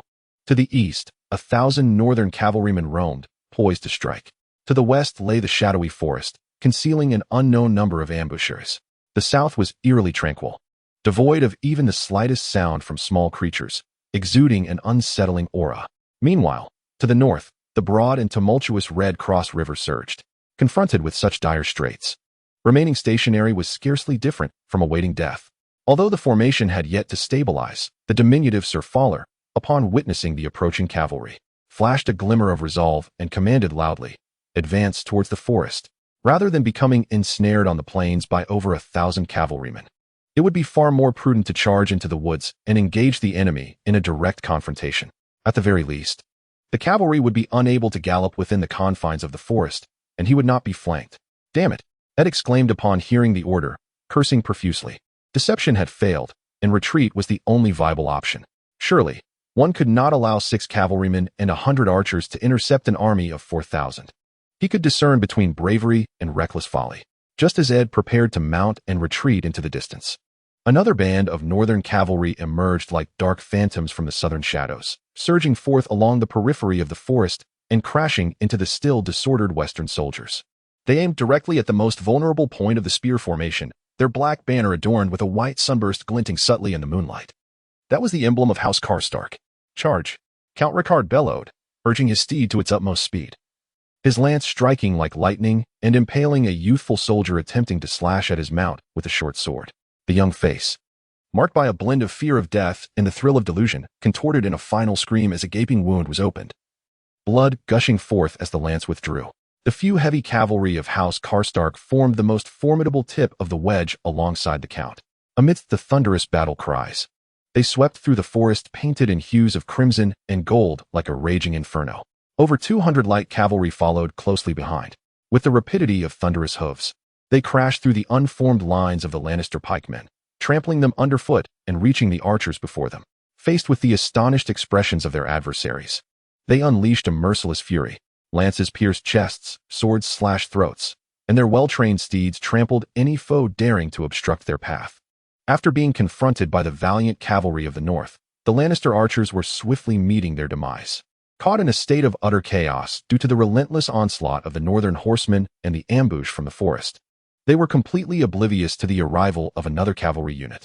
All they could hear was the thunderous sound of hooves drawing ever closer, and then, while executing the command to advance, their bodies were hurled like rag dolls, consciousness soon fading into darkness. The white banner of the Starburst surged into the fray from the southern flank of the Lannister formation, hinting at a breakthrough. Within mere minutes, at least a third of the soldiers from the west had lost their combat effectiveness, particularly the archers facing the forest, who suffered devastating losses. Fallen soldiers lay strewn across the battlefield, while the archers, desperate to evade the cavalry's charge, fled in disarray, disrupting the carefully arranged hedgehog formation and exposing the banner of Sir Fowler in glaring visibility. Beneath that banner, only a handful stood bewildered amidst the chaos. Scanning the tumultuous scene, misfortune often strikes with alarming swiftness, leaving one breathless. Mount up, mount up, watching his stepfather seize the moment. Leading the family cavalry into a bold charge against the enemy, a surge of fervor flooded Ed's heart. He reached for the reins from Abel's grasp and vaulted onto his horse. Flee? There would be no retreat. Such a splendid opportunity demanded that he bring down Sir Fowler. He would show his stepfather and that foolish young wolf lord a thing or two, and perhaps he would uncover which foolish northern family dared to recklessly stir up trouble, nearly costing him his life. Turning back, he beheld Cara's Snow, Lando, Dita Carland, Maim, and the last to mount, Abel Stark, all prepared and raising their lances toward the banner representing House Preston. Brothers, do you see that banner? Charge. Follow me into battle. After his rallying cry, Ed spurred his steed over the low brush, brandishing his lance as he galloped forth from the forest. The other five, though visibly tense, grasped their weapons tightly and followed closely behind, charging toward Sir Fowler, who stood at a distance. Obey the command. At that moment, Sir Fowler was issuing orders amidst the throng, clad in chainmail with a plate armor overlay, the steel glimmering like silver under the moonlight, strikingly opulent and unmistakable. Ed fixed his gaze upon the man. So wealth brings power? Today, I shall pierce you with a lance, teaching you that beneath the lance, all men are equal. Chapter 7. Theon Greyjoy. A distance of merely 100 to 200 meters was inconsequential for the war horses that were frenziedly accelerating, closing the gap in an instant. The 6 riders advanced along the path ravaged by Count Ricard, charging directly towards the heart of the formation before the majority of the western soldiers could comprehend the unfolding chaos. Soon, they found themselves before the great banner. Abel, wielding a lance, struck with precision, piercing the chest of a western soldier who attempted to thwart Ed's progress. Lando and Mam, brandishing their swords, swiftly flanked Ed, dispatching several foes armed with daggers who sought to close in on them. Dita Calland unleashed a flurry of arrows while galloping, sending several projectiles towards the position of Sir Fowler. At that moment, Sir Fowler, amidst the tumult, felt as though his thoughts were ensnared in a quagmire, leading to a stagnation of his mental faculties. Although his character was undeniably resilient and his actions cautious, he lacked the quick wits necessary in such unpredictable circumstances, particularly with the harassment from the 2 cavalry units rendering his prior arrangements inadequate. At present, he could not devise a subsequent course of action. Yet, years of training and battle-hardened experience compelled him to instinctively raise his shield to protect his unmasked face against the incoming arrows. Clad in full plate and chainmail, he was largely impervious to the arrows' threat. He shouted, "Stop them!" 5 or 6 guards, armed with long spears and donned in exquisite scale armor, charged forward, unfazed by the earlier chaos, their sharp spearheads glinting like cold stars as they thrust towards him. Ed, with his right hand wielding a military lance and his left raising a shield, executed a series of defensive maneuvers against the incoming assaults. The boon of unity of ruler and subject provided him with a 50% enhancement, not merely in strength and stamina, but also in perception, reaction time, and accuracy. enabling him to deflect 5 or 6 spears with his shield in mere seconds. "Get lost, you scoundrels!" Subsequently, Lando and Mam shouted in unison, urging their steeds forward, colliding with the guards and subsequently being struck by other advancing enemies. Amidst the anguished cries of their rearing horses, the two fell to the ground, quickly rising in a roll, brandishing their blades to engage the encroaching adversaries. With their assistance, Ed swiftly navigated past the obstruction, his lance's steel tip glinting ominously as it collided with Sir Faller's silver-plated abdomen, shattering the interlinked chainmail beneath and piercing the body that still clutched its shield. Close behind Ed, Abel also dispatched a nearby standard-bearer with his lance, the banner representing the pressed family falling despondently to the ground. "Avenge Sir Faller!" cried Sir Sellen. Clad in plate armor, his eyes filled with fury as he raised his longsword to strike Ed. However, he was abruptly struck on the forehead by a spinning shield. Tumbling from his mount, lifeless before he hit the ground, Ed, casting aside his shield, exerted all his strength to lift Sir Faller's lifeless body, bellowing, "Lay down your arms. Those who surrender shall not perish." The steed beneath him emitted a mournful cry, burdened by the weight of its rider.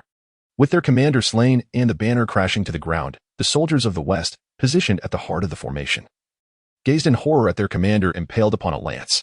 They dropped their weapons, kneeling with their heads cradled in their hands, thus surrendering. At that moment, Count Rickard, accompanied by fewer than 300 cavalry from his house, boldly charged out of the enemy ranks, vocally rallying for a second assault. "All of you, gather around me. Prepare for the second charge." Again, it was then that Count Rickard noticed the banner of House Prester had fallen, his countenance transforming with shock as he beheld his son single-handedly dragging a corpse while fending off blows with his battle axe. His astonishment deepened, yet it did not hinder him from issuing commands and urging his steed towards the foe. "Charge! Charge forth!" To the west, the 1,000-strong Northern cavalry, previously fierce in demeanor, inexplicably hesitated as they approached, remaining indifferent while witnessing House Stark's relentless struggle. At this juncture, the enemy's strength had waned, and a small contingent broke away to launch a surprise attack. Meanwhile, a throng of archers revealed themselves atop the hillside. Such circumstances compelled the majority of the Western soldiers to forsake their weapons, while those who still clung to their arms in defiance met their fate at the hands of swiftly advancing archers or were impaled by the galloping cavalry. A scant few of the Western soldiers, braving the rain of arrows and the pursuit of horsemen, fled into the forest, their demeanor akin to that of lost hounds. Before long, House Stark had seized control of the battlefield, initiating the collection of arms, the organization of captives, the tending of the wounded, and the removal of the dead. Ed set aside the military lance that had pierced Sir Faller, offering a reassuring smile to the anxious Count Rickard, then displaying his unscathed form. Only then did the Count feel a sense of relief, spurring his horse to attend to other matters. Ed dismounted, embarking on a search for his subordinates among the heaps of corpses. Abel followed closely behind. Lando, having fallen from his horse, sustained an injury to his left arm, and during the fierce combat, a lance had pierced a considerable wound in his thigh. The injury was now bound with tattered, blood-soaked cloth, and he sat silently on the ground, gazing at Ed with a struggle for a smile upon his lips, though his quivering mouth rendered him speechless. "Abel, find 2 men to carry Lando to seek out Bachelor Reed, and do so swiftly." Abel dashed away, and the injured middle-aged cavalryman looked at Ed with gratitude. Marm, also having fallen, fared significantly better than Lando. Apart from a gaping wound in his neck, he bore no other injuries. The young man lay quietly on the ground, his eyes vacant as he gazed at the sky. In his right hand, he clutched a steel sword tightly, while his left hand grasped a long spear with unwavering resolve, as if they represented something significant. Dita Carand had already dismounted and begun scavenging for spoils among the fallen. At this moment, regardless of who dealt the fatal blow, whatever was collected belonged to the one who retrieved it. Cara Zeno limped over to Mamu's side, gently closing his unseeing eyes before hoisting the body onto the horse. After completing the task, he nodded at Ed, his expression remarkably tranquil, though a hint of sorrow flickered in his gaze. At that moment, an incongruous voice rang out. The Stark family truly achieved a resounding victory. Although it paled in comparison to Robb's triumph at Whispering Woods, it was nonetheless enough to echo through the ranks and garner acclaim. Theon Greyjoy rode past numerous captives, a sardonic smile playing on his lips. Under the moonlight, Ed could clearly see the banner of a wolf. It was evident that the cavalry force arriving from the west was led by this Ironborn. Only he and Count Rickard were privy to the plan. Perhaps the young wolf lord had appointed this Ironborn as a safeguard. Should Ser Fry entertain any notions of rescuing the Lannisters from the west, these cavalrymen would serve as a contingency. But was the North's military strength so abundant? Indeed. Ed forced a smile, his thoughts seething with fury that, if transformed into magic, would reduce this faithless wretch to cinders. What had begun as a well-laid plan had been disrupted by this scoundrel.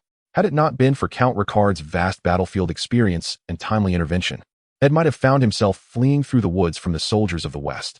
What audacity! To approach him with such bravado and seek accolades? Karstark, you must have seen how I drove these rabble to flee in all directions, huh? They surely did not expect that I had only 100 men. The rest were merely horses. Theon continued to laugh boisterously, blissfully unaware of how loathsome his actions were. Indeed, while Ed's heart burned with resentment, he chose not to reveal his feelings at that moment, nor did he intend to lodge a complaint. Theon Greyjoy enjoyed the trust of Robb Stark, that foolish young wolf lord who disregarded even his mother's counsel. In his heart, he likely viewed this Ironborn as a half-brother. Ed was merely a distant relative, and there was no need to expend energy on such matters. In any case, it would not be long before he devised a plan to deal with him. Perhaps sensing Ed's disinterest, Theon's smile gradually faded, and with a disdainful huff, he ceased his chatter, urging his horse towards Count Ricard, likely aiming to solidify his claim to glory in this battle. My lord, the task has been accomplished. Abel summoned 2 riders, who hastily brought forth a rudimentary stretcher to carry off Lando. In truth, the battlefield bore few casualties from House Stark. The majority were Lannisters, and many of the more grievously wounded had already succumbed to the final blow, rendering rescue unnecessary. Abel called his attendant closer and whispered a task into his ear. I require you to closely monitor the Stark's Ironborn, should he make any move. You are to inform me at once. Abel, taken aback, glanced at the departing Theon Greyjoy, said nothing, and proceeded to seek out Dita Carland. This free knight had roamed the southern lands for quite some time. Surely he possessed some skill in covert observation. At that moment, the clamors of battle from the north and west began to subside. Under the moonlight, a few messenger birds cut through the hazy night sky. One descended towards Riverlands, while the others ventured further afield. It seems the number of sorrowful souls is bound to increase. Silently lamenting, Abel found a quiet spot to gaze upon the myriad stars and the cool moon. After a while, Dita Carland approached without preamble, extending a bloodied sack. Abel opened it to discover silver stags and jewelry. Did the soldiers of the north still offer tributes of spoils to their lord? Then, Dita presented another sack, saying, My lord, this is from Mormont. Please ensure it is delivered to his family upon your return to Castle Carhold. Abel nodded, realizing that perhaps this free rider from the south lacked absolute assurance of returning home. As dawn broke, the news of Eddard Stark's beheading, the head of House Stark, the Duke of Winterfell, the Guardian of the North, a close friend of King Robert, and a key participant in the War of the Usurper, had spread throughout all the encampments. Nobles and commoners alike bore expressions of unmistakable grief. Some felt genuine sorrow, stemming from loyalty, regret, friendship, or familial ties. In the circle of the Northmen, Eddard Stark's unwavering dedication to honor and his fair, principled demeanor had earned him the respect and affection of many northern houses. Others feigned sorrow, or even reveled in his downfall. Though none were foolish enough to display such sentiments openly, they still had to earn their bread under the hand of Eddard Stark's son. Numerous lords had accompanied the more esteemed Robb Stark and the profoundly grieving Lady Catelyn by boat to Riverlands. There, they would pay tribute in the sacred grove to the former Duke of the North and deliberate on their next course of action. If all went as expected, that beloved young wolf would soon ascend as the 15-year-old king of the North. Alas, Eddard was not afforded the honor of participating in this pivotal moment. Although his strategy played a significant role in the Battle of the Camp, resulting in a loss of 4,000 men for the West, the credit primarily belongs to the family rather than to any individual. In his sorrow, Robb Stark granted House Karstark the authority to construct a dam at the mouth of the river, suggesting the potential emergence of a village or several farms in that area, all belonging to House Karstark. However, this matter was of little concern to Eddard, as it was ultimately determined by his esteemed father. At that moment, he found himself once more cornered in the tent by that woman, Daisy Mormont. Now, there was no Lady Catelyn to intervene. With a thud, a slender figure clad in black armor crashed to the ground once more, as Eddard's voice rang out. If the women of Bear Island are as tenacious as you, perhaps Commander Mormont should never have allowed Jorah Mormont to assume the title of Lord. Hearing this, Daisy Mormont, gritting her teeth, sprang up from the ground and lunged at Eddard with clenched fists. Though her clothes and face were muddied, rendering her somewhat disheveled, her speed was remarkable, producing a whisper of wind as she charged. Unfortunately for her, Eddard was quicker, elegantly sidestepping to the side while deftly extending his right leg to trip the air of Bear Island. The movement was precise and unhesitating. To quell what seemed like an unending skirmish, he firmly restrained the struggling Daisy Mormont with his right hand, drawing his battle axe and placing it against her unblemished neck. Recently, there have been too many deaths. My brother, Duke Stark, Dylan of Housewood, and Meave. The weeping that has ensued is already more than sufficient. If you wish to test whether your mother or sisters would mourn for you, then by all means, continue.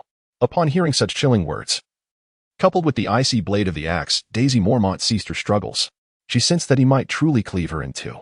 To die gloriously in battle was one thing. However, perishing over a matter of pride in such a manner would be rather humiliating, more so than being bested by Eddard Stark.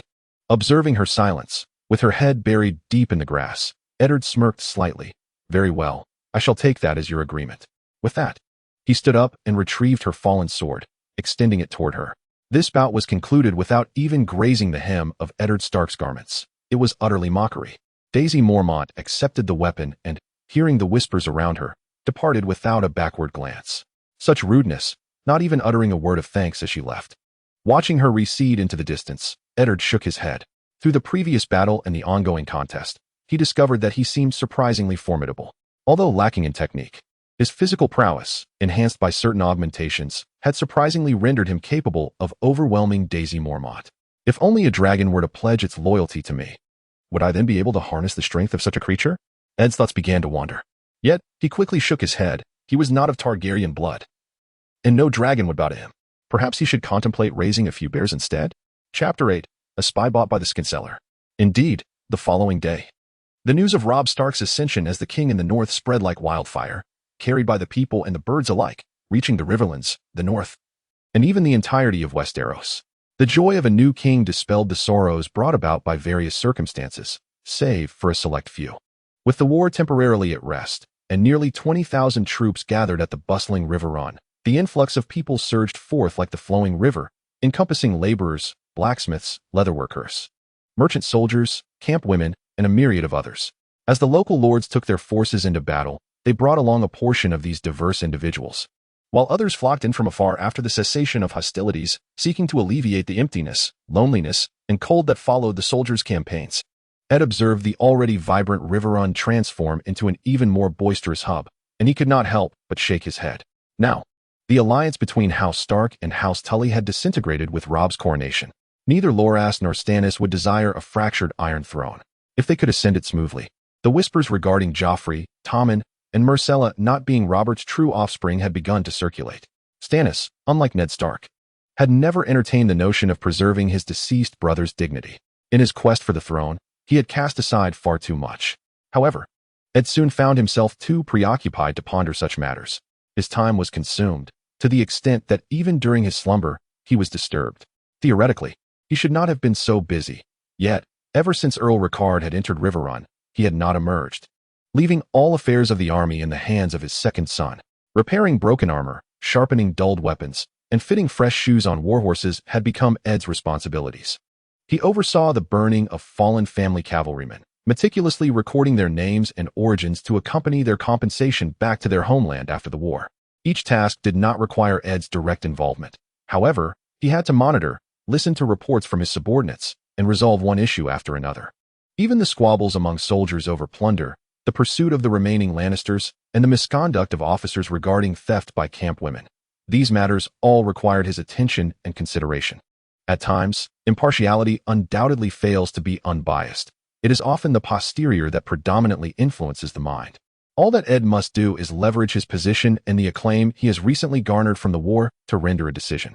For instance, Ed instructs those soldiers who engaged in conflict over spoils to pursue the remnants of the Lannisters. After all, they are brimming with vigor and lamenting the scarcity of loot. It is, quite frankly, a win-win situation. No, it is a win-win-win. As for the thieves, a mere amputation of a few fingers suffices. Had this occurred in the north, they would surely be dispatched to the wall to face the biting winds. However, it remains uncertain whether the black-robed figures would accept women. Meanwhile, Ed's four subordinates are preoccupied, with Abel and Dita Carland attending to the tasks assigned by Ed. Lando is still recuperating. Considering the condition of his left arm and leg, a recovery of less than 10 days seems unlikely. Cara Snow also sustained a leg injury. Though it is not as severe, after a simple bandaging, he limps into the town to spend some coin. Following this battle, while others may hesitate to speak. Those who accompanied Ed have amassed a substantial fortune in silver stags and a gleaming gold dragon. Dita Karland's prowess in scavenging spoils is indeed remarkable. Furthermore, several warhorses from the Lannisters remain unclaimed. However, Ed has noticed a troubling issue. The reason for receiving monetary rewards has seemingly vanished within just a few days. Indeed, there exists a rationale as to why ancient commanders opted to distribute wages and bounties prior to decisive battles or deployments. The loyalty and morale garnered from monetary incentives may arrive swiftly, yet they also dissipate just as quickly. Nevertheless, the loyalty of these four remains exceptionally high. Bolstered by a new reason, you led them to glory in the raid, garnering considerable spoils. Although specific values are not visible, Ed suspects that their loyalty has likely increased rather than diminished. On that sunny morning, with a gentle breeze wafting through the air, crows flocked in the sky, arriving and departing in droves, drawn by the lingering scent of blood, in search of decaying corpses sufficient to satiate their hunger. Ed, standing before his tent, received several spirited and sharp-eyed cavalrymen. Following the unfortunate death of Mom, Count Ricard felt compelled to dispatch 6 elite riders to ensure Ed's safety, effectively doubling his retinue. Thus, when the next charge is initiated, there will be more individuals to shield him. Ed gazed at the 6 robust men before him, feeling somewhat perplexed, as his current rank permits him to recruit only 5 soldiers. Any additional personnel would not qualify him for the benefits of rank advancement. However, he soon altered his perspective. If he were to become a lord in the future, who could ascertain how many troops he might be entitled to command? Hundreds? Thousands? Surely not tens of thousands. In the future, as the territory expands and the ranks swell, it becomes increasingly impractical to summon every soldier into the system. There will inevitably be those who fall beyond control. Rather than relying solely on the system, it would be more prudent to hone the ability to manage subordinates effectively. Additionally, it would be worthwhile to observe whether there is a notable distinction in performance between soldiers within the system and those outside it, given identical conditions of remuneration. With this thought in mind, Ed initiated the conversation, urging everyone to introduce themselves. With his current standing, there was no longer any need for him to announce his identity. The 6 knights hailing from the north introduced themselves in turn. There was the lean, astute, and handsome young man, Ken. Next was the stout, somewhat awkwardly speaking, good-natured Payne, a father of a son and 2 daughters. Then came Matthew, robust in build and of ordinary appearance, though his arms were slightly longer than average, alongside his brother Martin, who bore a striking resemblance to him. Both young men were exceptional cavalry archers. The 5th was the diminutive, wiry, and silver-bearded Mycan, who, despite being over 40, retained remarkable strength, his voice booming like a drum. Lastly, there was the solidly built, weathered, and taciturn Doran. Most of these men belonged to the lower classes residing near Castle Caho, possessing a modicum of wealth, whether through inherited trades or small businesses. They aspired to ascend the social ladder through martial prowess, a choice deemed optimal for the majority of commoners in the current societal structure. As for the lords managing the farms and villages, it was evident that Count Ricard would not send them as attendants. While each individual introduced themselves, Ed recruited them into the system, briefly assessing their general profiles before dismissing them for the next, thus gaining an initial understanding of everyone. To his astonishment, he stumbled upon some unexpected revelations. Doran, loyalty, very poor. Reasons: 1. Your father dispatched him to protect you. 2. He has long pledged his allegiance to House Stark. 3. He was bribed by Luther Bolton with a promise of land. Military rank: none. Upon seeing this, Ed's eyes widened in disbelief. Could it be that the old skinflint has already embedded spies within House Stark? It made sense. The Terror Fortress and Castle Caho were merely separated by a narrow river, and while vast, the territories were adjacent. Furthermore, given that House Stark is a branch of the Stark lineage, having been unwaveringly loyal for millennia, it was not surprising that he had caught the attention of someone as treacherous as Luther Bolton. Robb Stark, observe the cunning of others, and then reflect on your own actions. For the sake of a few worthless Lannisters, you eliminated one of your most loyal vassals. What a fool you are. He contemplated whether to concoct a reason to dispose of him immediately or to retain him for a round of counter-surveillance. Having already uncovered the truth, Ed had no intention of returning him. Leaving him with the old man would only invite disaster. As this thought crossed his mind, Ed cast a glance at the sturdy, weathered figure of Doran, who remained silent and downcast. After several moments of contemplation, he subtly nodded in agreement. For now, it would be prudent to keep him close for counter-surveillance. Perhaps he could glean vital information through the system's evolving reasons. When the moment arose that Doran inadvertently exposed himself or turned against the Skinning family, Ed would not hesitate to eliminate this traitor. With a calm gaze sweeping over the 6 individuals, Ed spoke with steady authority. Gentlemen, the battle has only just concluded, and numerous matters demand our attention. Since my father has dispatched you here, I shall not be remiss in my duties. With that, he began to assign tasks, directing them to attend to the myriad of tedious and time-consuming responsibilities at hand. Specifically, he assigned Doran to assist Scholar Reed in caring for the injured, instructing him to report any needs directly to him. This task, while crucial, was undeniably arduous. Confronted daily with the suffering of comrades, hearing their cries and anguished curses, was an emotionally draining endeavor. Assigning Doran a responsibility that would keep him occupied would prevent him from dwelling on unnecessary thoughts. Understood, my lord. I shall attend to it immediately, came the prompt responses from the others, who promptly set about their duties. Yet, a few were expressions of confusion. Had they not heard that this young master would bestow a greeting gift of 50 silver bucks? Why had they received none? Of course, such musings were left unspoken. As Ed observed the departing figures, he took up his battle axe, clad in full armor, and commenced his training with meticulous precision. Although the attributes granted by the system were formidable, one's own strength was never a burden. However, after less than half an hour of warming up, Abel rode in from the direction of Flowing City, dismounting swiftly to whisper, "My lord, there is movement. Let us enter the city." Ed raised an eyebrow, setting down his axe. "Very well, lead the way." He mounted his horse, and together with Abel, they made their way toward Flowing City. Long before, during the siege by the Lannister army, a portion of the bridge spanning the river had been destroyed. In recent days, local laborers had repaired it. Merchants and farmers began to frequent the castle once more, bringing various goods and produce to replenish the warehouses depleted by war. Ed and Abel, bearing the sigil of House Stark, the sunburst of the day, crossed the bridge over the slowly drying moat, observing the silver trout on the green-blue walls, riding into the city, weaving through shadows and sunlight, and entering the residential quarters of the castle. The atmosphere had already returned to vibrant life. Street vendors called out their wares, and porters bustled about, while the ebb and flow of people relished the hard-won peace. Dismounting their steeds, the 2 individuals ambled slowly down the street for approximately 10 minutes, until Abel discreetly led Ed into a narrow alleyway. There, he greeted a sword-wielding guard, relinquished the reins, and pushed open a small wooden door. Upon entering, Ed was enveloped by the soothing notes of a flute, the melodious laughter of young women, the ragged breaths of men, the clinking of cups, and an indescribable, hedonistic ambience. The interior was adorned in opulence. The hall featured screens from Mir, intricately embroidered with exotic flowers and voluptuous maidens. Sunlight streamed through stained glass, casting enchanting hues upon the girls flitting about and the alluring wines from Dorne. This was indeed a place where young women trained and worked. Ed turned to Abel in astonishment, aware that as a noble in Westeros, his presence in such an establishment, even in broad daylight, would be the subject of scandalous gossip. Despite the legitimacy of the establishment, he hoped Abel would provide a reasonable explanation. The young attendant, with a resigned nod, remained silent and guided Ed towards a private chamber near the staircase of the hall. After a rhythmic series of knocks, Ditakaland opened the door and welcomed them inside.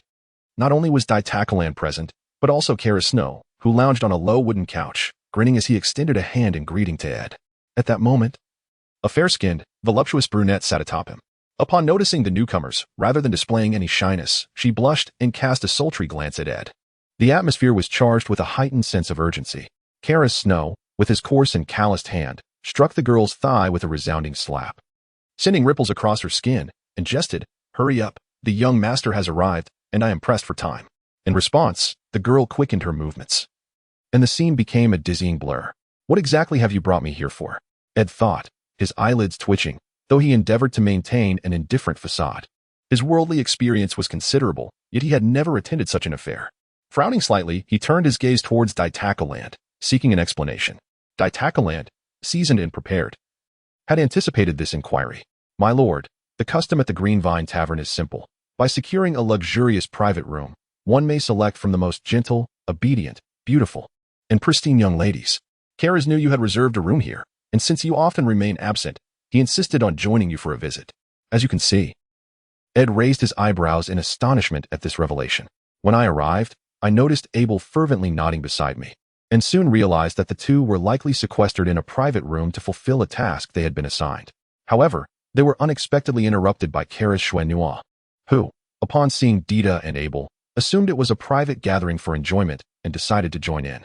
It is quite common these days for officers to indulge in such activities with their subordinates, often enhancing camaraderie in this manner. For instance, the infamous Emotion frequently partakes in such endeavors, even covering the expenses for his men. Ed's lips curled slightly.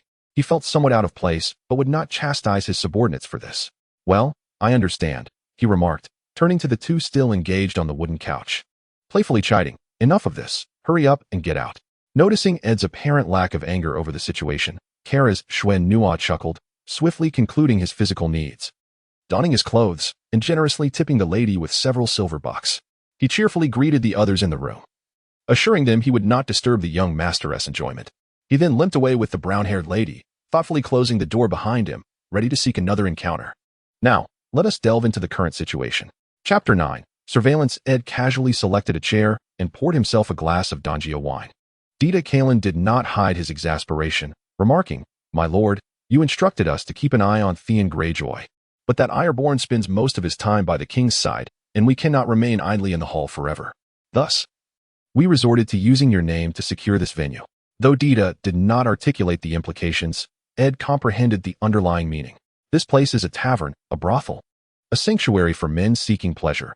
Who among the good men would sit in the hall daily, merely observing, without seeking out a companion for merriment, to achieve their surveillance? The two certainly had to act differently than the others. In this setting, where various elements intermingle, any unusual behavior might provoke suspicion, leading to unforeseen troubles. Abel, perhaps, was less concerned about the implications, likely following Dita's lead. As for Karstark Nua, his involvement seemed purely incidental. "Very well," Ed nodded, inquiring, "What movements have they made?" "If they summoned me, surely there must be some developments." "My lord, indeed," Dita Kalin replied, nodding. "They have been searching for merchant caravans heading to the coastal city, and it appears they have made some progress recently." "Yes, my lord," Abel added. "This afternoon, they plan to discuss specific matters here, thus we request your personal attendance." He remained unaware of Ed's motives for monitoring Theon Greyjoy. However, this task must be executed with finesse, allowing the young master to witness it firsthand. "Very well. Let us keep our eyes peeled in anticipation of their arrival." Ed took a nod, downing a glass of wine in one gulp, its acidity and astringency accompanied by a hint of spice, much like the current predicament, rendering it difficult to swallow. Abel lifted the wine bottle to refill Ed's glass, while Dita Kalin discreetly opened the wooden door just a crack, enough to glimpse a significant portion of the outside world. Clearly, this room had been chosen with intention. Time slowly slipped away. Seizing the rare moment of tranquility, Ed pondered his circumstances. After much contemplation, he could encapsulate his situation in a single word: caretaker. As a distant relative of House Stark and a legitimate scion of House Karstark, he had made it evident in this conflict that he would side with the Starks. At the very least, he must safeguard the Stark family's position as the Lords of the North, indirectly preserving the city of Karhold for House Karstark. Only then could he hope to secure his rightful share of resources, be it land, gold dragons, prestige, or populace, all of which he would need to acquire through his family in the North. Indeed, Ed had contemplated an alternative path, to abandon everything before him and seek a means to amass wealth, sailing to Essos to vie for Daenerys' affections against the Great Bear. Yet, such an endeavor felt utterly ignoble. Here he was, a noble scion, forsaking all to accompany a woman in her quest to liberate slaves. Was that truly honorable? Even with her 3 dragons, Ed found this prospect unappealing. "She may possess dragons, but I have my own advantages, with 1,000 loyal soldiers. I could thrive in Westeros without ever having to feast on beef." Nevertheless, dealing with the current mess proved to be no easy task. The Stark family's position was akin to balancing on a tightrope. One misstep could lead to utter defeat. Not to mention, Theon was bound for the Iron Islands to confer with his father about bolstering the North's defenses. These two fools, constantly in each other's company, concocted such a diabolical scheme. Robert and Eddard Stark had once personally led forces to vanquish King Balon and had indirectly caused the demise of the Iron Islands' first and second heirs. Could such a blatant enmity simply be forgotten? Do they genuinely believe they are brothers? Furthermore, given the Ironborn's notorious penchant for raiding, would they truly leave the vulnerable North unscathed to assist the Starks in confronting the formidable Lannisters? Lannisport possesses a fleet, although it was severely battered during the Greyjoy Rebellion. The rich lions must have rebuilt their forces to a considerable extent. What foolishness! Ed had stationed individuals to keep a watchful eye on Theon Greyjoy, aiming to thwart this endeavor at its inception, lest their own territory, Karhold, fall prey to the Ironborn's plundering. As for revenge, creating trouble for the enemy was merely a welcome bonus. Young master. A light exclamation from Dita Karen jolted Ed from his reverie. He sat upright in his chair, peering through a narrow gap at the gaunt figure before him, adorned with a fleetingly cynical smile. It was Theon Greyjoy. Beside him stood a rotund, opulently dressed man, who was amiably engaged in conversation, accompanied by a few attendants. Dita. Ed subtly nodded with his chin, and the man comprehended his intention. Raising his goblet and spilling a bit of wine upon himself before opening the door, feigning a slight inebriation as he followed the group upstairs. Such acts of surveillance and eavesdropping were certainly unbecoming of someone of Ed's stature. Should he be discovered, the ensuing embarrassment would be exceedingly difficult to manage.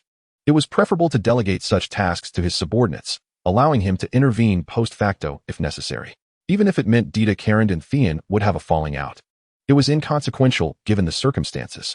Approximately half an hour later, Dita Karen descended from the second floor.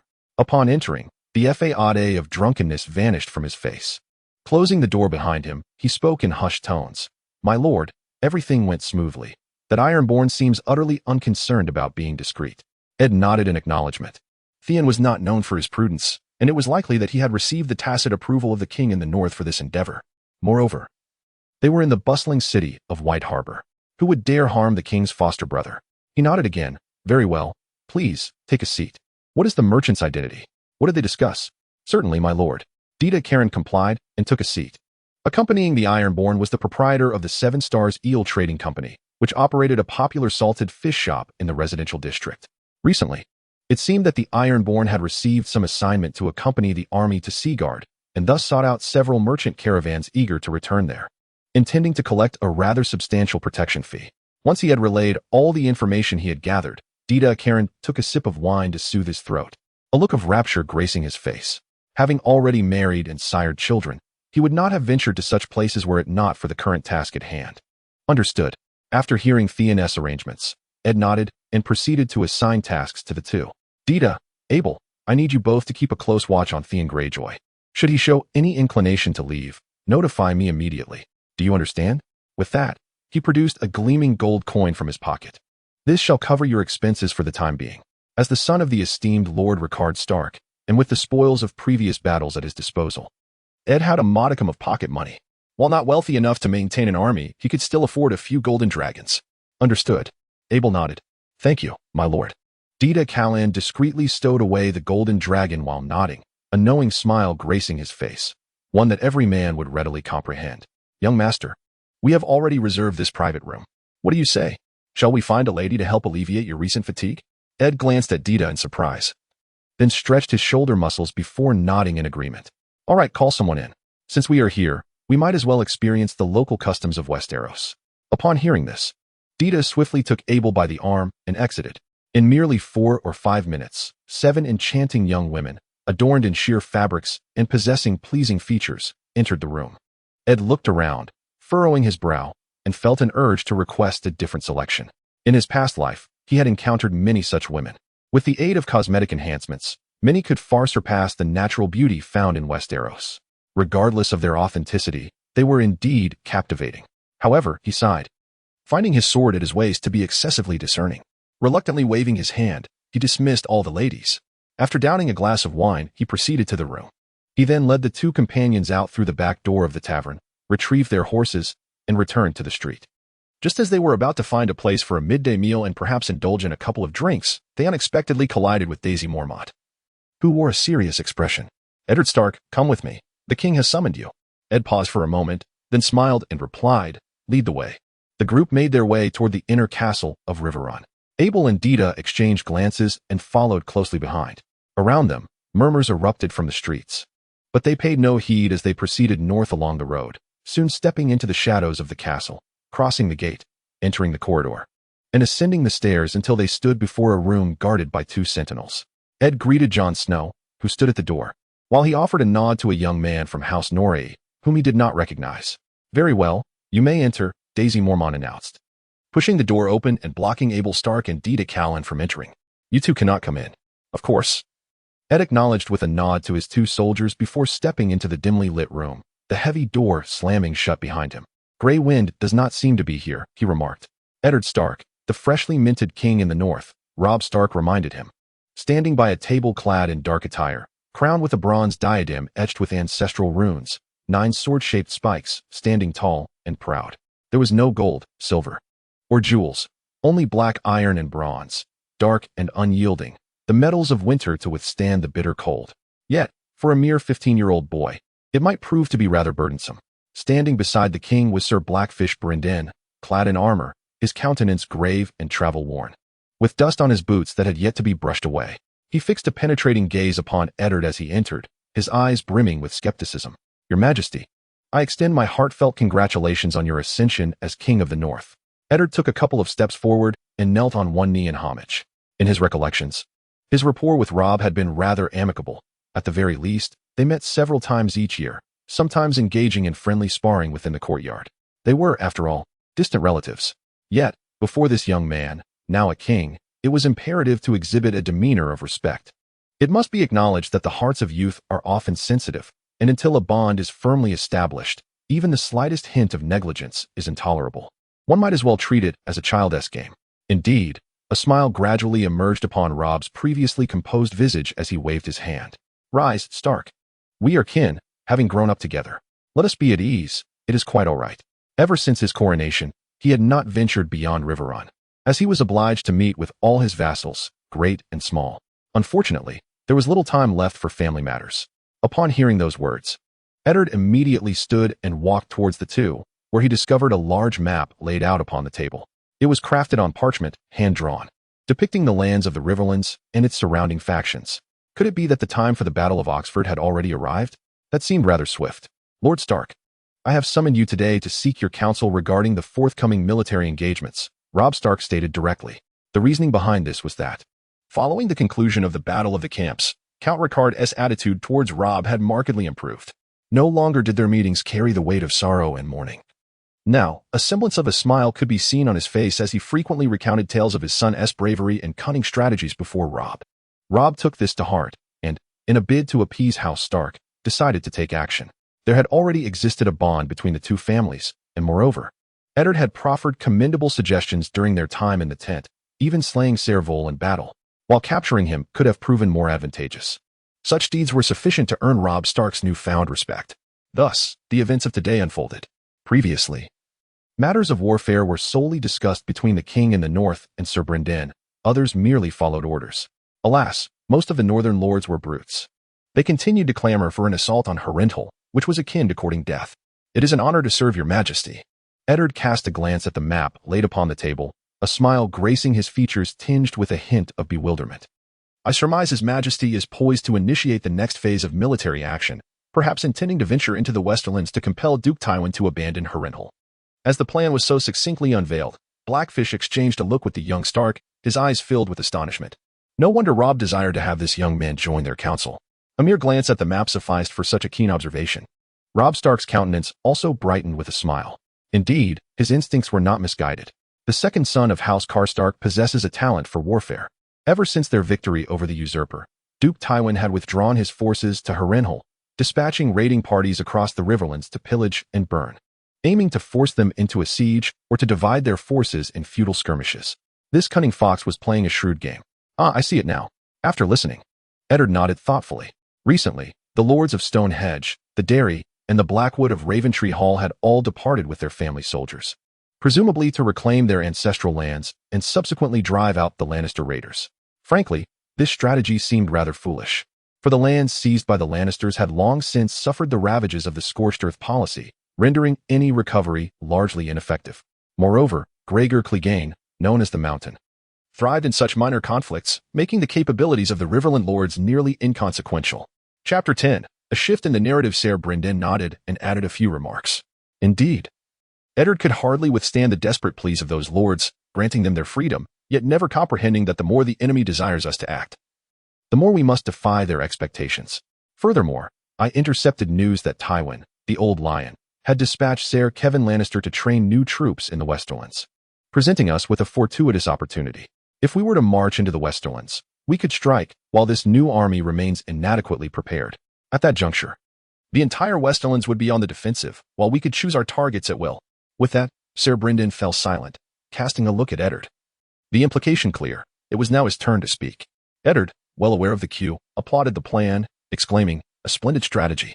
He then turned to Robb Stark, inquiring, "Your Majesty, do you intend to maneuver against Tywin within the Westerlands, rendering him unable to attend to King's Landing?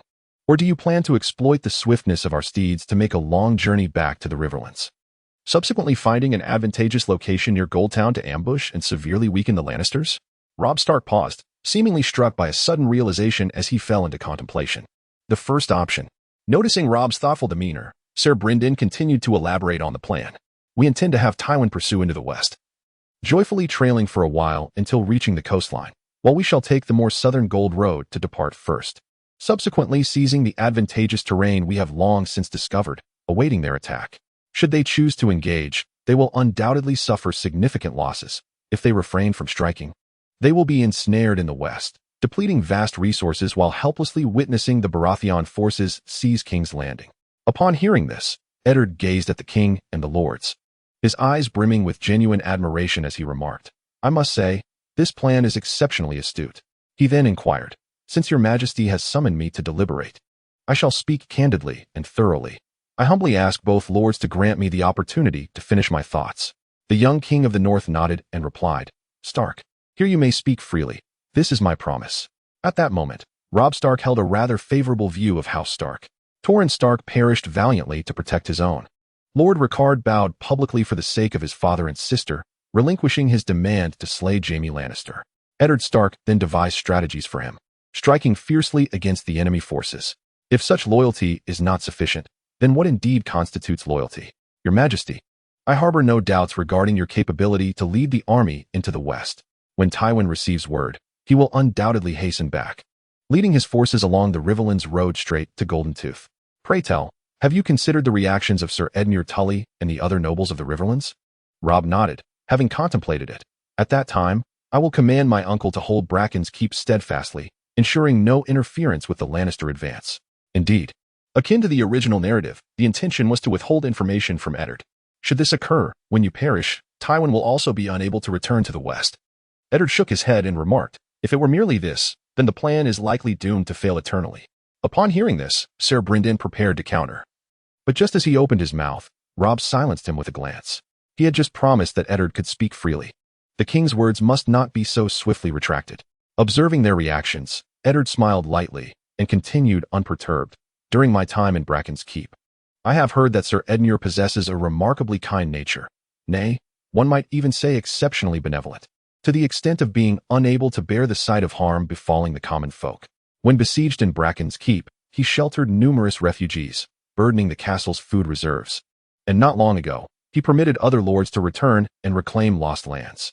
At this juncture, Eddard regarded the two men, who appeared puzzled, and confidently stated, "Your Majesty, Ser Brynden, consider this. Given Sir Edmure's inherently kind disposition, would he truly comply with orders under such ignorance? I believe it is highly probable that he would rally the lords of the Riverlands and select a defensible location to engage in a decisive battle with the Old Lion." As Ser Brynden spoke, his eyes ignited with fury, and he retorted sharply, "The offspring of House Stark. You ought to be aware that Eddard has already led the lords of the Riverlands to rally behind Robb as king. How could he possibly defy orders merely out of compassion for common folk in distress? Do not presume that a modicum of cleverness grants you license to utter reckless words." Blackfish, inherently obstinate and exceedingly cold-hearted, would not hesitate to expel any irrelevant individuals in his steadfast commitment to the defense of the city. Simultaneously, he was a figure of profound loyalty and a strong sense of duty. He could not fathom Eddard's perspective. How could a lord, a duke's heir, a vassal, ever contravene the king's orders for the sake of mere commoners? It was utterly outrageous. Robb Stark, however, furrowed his brow, his eyes flickering with understanding. He seemed to grasp the situation, albeit with difficulty. The Stark family had recently endured significant upheaval. Ultimately, it was his father, unable to resist the pleas of King Robert, who found himself ensnared in King's Landing, ultimately meeting his demise at the hands of Joffrey. Had he been colder, more selfish, and refrained from venturing to the capital, the outcome would undoubtedly have been different. At the very least, he would not have to shoulder the burdens of the North and the Riverlands alone. As these thoughts swirled in his mind, Robb cast a surprised glance at Eddard Stark. Why had this man, only a few years his senior, contemplated so much? In devising his strategy, Robb had never considered how his uncle's temperament could complicate matters. Upon hearing Bryndon's rebuttal, Eddard remained unperturbed. He simply shrugged and remarked, "Sir Bryndon, perhaps you cannot comprehend this mindset, so allow me to rephrase. When the regicide led his forces to assault the Riverlands, Eddard Stark summoned his vassals to confront him. Not only did they suffer defeat, but he was also captured, an indignity that a duke's heir desperately seeks to rectify. Therefore, if Eddard were to witness Lord Tywin invading the region of Riverrun once more, armed with sufficient strength to engage in battle, would he merely remain in Riverrun, passively watching the enemy depart? With this, Eddard hoped to clarify his point. Upon hearing these words, Blackfish fell silent, his expression a tempest of emotions. He understood that Eddard would not let this opportunity slip away, an occasion to redeem his honor and prove himself. Once the lords of the Riverlands gathered to thwart Tywin, regardless of the outcome, Robb's meticulously crafted plan would undoubtedly encounter obstacles, risking its failure. Observing the two gentlemen lost in contemplation, Eddard proposed his own suggestion. "My lords, should you wish for this plan to unfold smoothly, perhaps we could arrange for Eddard Stark to accompany His Majesty to the Westerlands. Could we not simply appoint a different commander here in Riverrun? I believe Sir Bryndon is quite suitable." "No, that won't do." Sir Bryndon shook his head repeatedly, declaring that the suggestion from the Stark lad was unacceptable. "Unless absolutely necessary, I shall not wield power in Riverrun on behalf of Edmure." As he spoke, his demeanor softened considerably, shedding the earlier air of distrust. Is this not the very moment of necessity? With the Lannisters lurking menacingly, both the Riverlands and the North are in peril. Eddard intended to offer a gentle persuasion. After all, it was merely a matter of words. Yet, Sir Bryndon remained steadfast in his refusal. At that moment, Robb Stark suddenly interjected, "There is no need for you both to quarrel. I am prepared to propose an alternative plan." "An alternative?" Both Bryndon and Eddard voiced their astonishment in unison. The former found the abrupt change of plans rather frivolous, while the latter sensed that the shift in narrative seemed almost too facile. Was Robb Stark truly so easily influenced by a mere exchange of words? Was he exceptionally astute? Or was the degree of impact still relatively low? After all, Lady Catelyn had yet to unilaterally release the King's Lair, which would severely undermine his authority. The Ironborn had not yet eliminated his two younger brothers residing in Winterfell. Indeed, at this moment, Robb Stark's countenance radiated confidence as he declared firmly, "The initial strategy to lure the enemy into action remains unchanged. Yet the words of young Karstark have reminded me that there is no need to engage them on the Golden Road. We can adopt an entirely different approach. Observe." The young king in the north pointed towards Harrenhal, stating, "According to the intelligence from Lord Bolton, the Old Lion is entrenched with at least 20,000 men within the castle. With our current strength, a direct assault is utterly unfeasible. However, should we lure them out, the dynamics would shift significantly."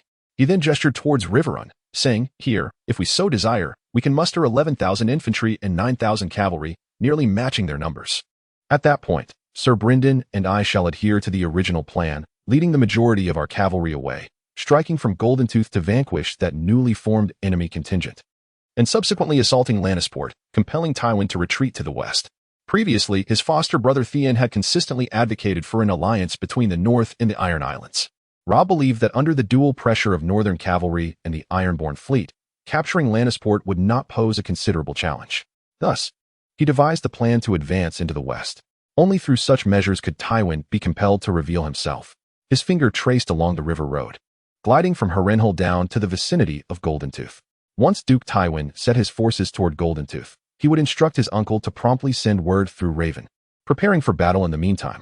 Upon receiving the news, we shall traverse the Golden Road, exiting the Western Realm and subsequently heading north, passing through the Stone Holy Hall and the City of Pink, ultimately laying an ambush near Goldentooth. Should the opportunity arise, we will launch a direct assault to decisively vanquish them. Even in the absence of such an opportunity, the convergence with the forces from Riverrun will suffice to confront the enemy, as long as we can impede Tywin, preventing him from rendering aid to King's Landing. Our plan will be deemed successful, and my uncle will have the chance to redeem himself from previous disgrace." Listening to the entirety of the plan, Eddard glanced at the map and then at Robb Stark, contemplating silently. This scheme had long been on his mind, to which he had contributed in some measure. In the original narrative, the remnants led by Ser Florent numbered over 5,000, a force capable of influencing the tide of battle. Now, with the fluttering of the little wings, these foes have vanished, and the garrison of Goldentooth has lost its capacity for a proactive strike. Even Ser Florent has been ensnared by Eddard himself. However, devoid of these threats, the plan still harbors certain issues. The northern cavalry would traverse a distance nearly threefold that of Duke Tywin's journey from Casterly Rock to the vicinity of Golden Tooth. Would they even arrive in time? Even with all cavalry? Even if they did, would they be in a condition to engage after such a long trek? Even if successful, would they not be outnumbered and vulnerable to being overwhelmed? Furthermore, Roose Bolton still commands over 10,000 men at the Weeping Bay. What purpose does Tywin serve by vacating Harrenhal while he remains there? Merely to observe? Sooner or later, he would exhaust all northern soldiers, including the 2,000 infantry of House Stark. Contemplating these matters, Eddard articulated his concerns, subtly alluding to the forces under the command of the Skinning Man, allowing Robb Stark to grasp the implications. A strategist must also play the role of a caretaker. That is precisely why he is present. Upon hearing Eddard's various inquiries, Robb Stark did not express anger. He had come to recognize the capabilities of the Starks of Winterfell, thus permitting this distant relative to voice his thoughts. His father had taught him that as a duke, one should patiently heed the counsel of vassals and subsequently make judicious decisions. Of course, he is now a king.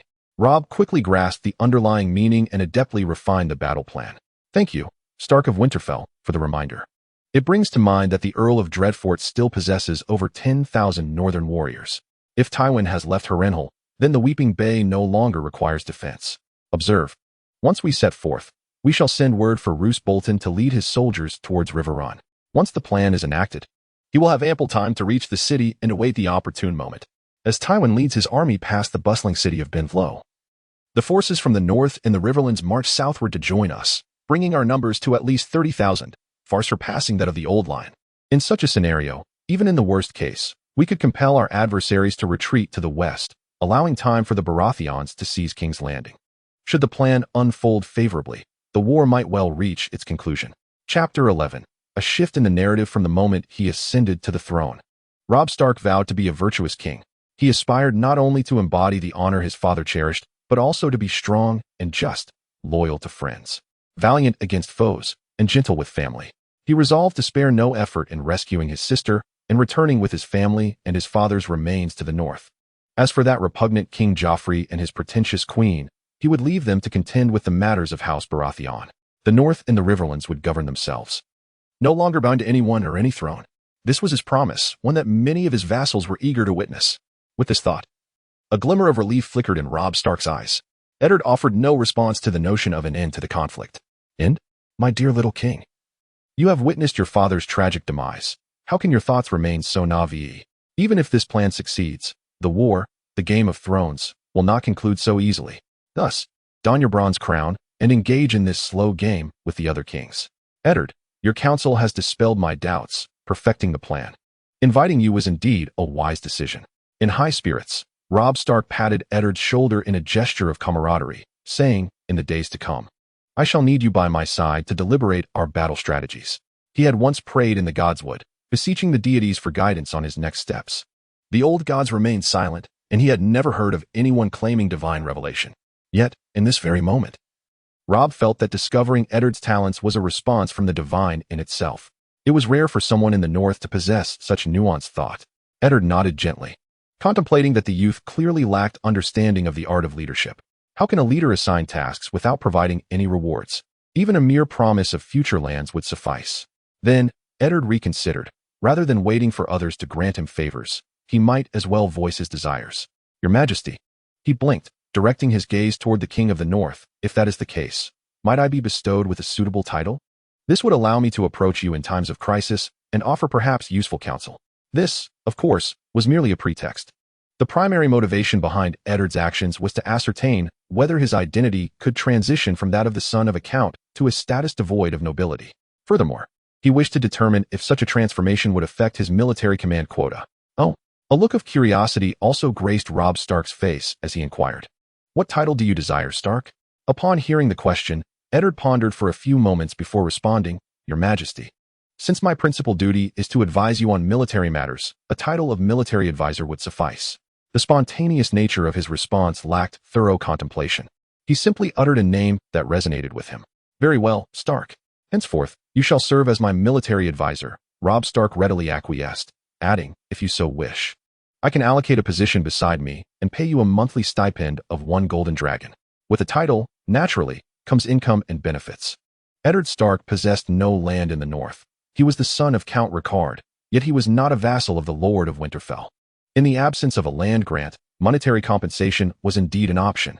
Your Majesty, now that you are the king in the north and the king across the Trident, it seems fitting that the Stark heir should serve as a royal advisor, Sir Brynden Blackfish remarked nearby. It was evident that royal advisor carried a more prestigious connotation than military advisor, as the term royal clearly indicated the service to whom. Let us designate it as royal advisor then, Robb Stark declared with a wave of his arm, thereby finalizing the matter. Thank you, Your Majesty. As Eddard bowed in gratitude, a line of small text suddenly appeared at the corner of his eye. Identity change detected. Current title, Royal Advisor. Troop quota, 510. Aha, indeed a change has occurred. The troop quota had increased by 5. This was fortuitous, as Eddard could now incorporate those 5 additional cavalrymen. No need for such formality. We shall conclude here for today. If all goes as planned, we shall depart shortly. Robb Stark gestured dismissively, his tone laced with concern as he added, Eddard Stark, if you find the time, do visit your father. The Lord Count has been often lost in thought in the Godswood lately. Understood.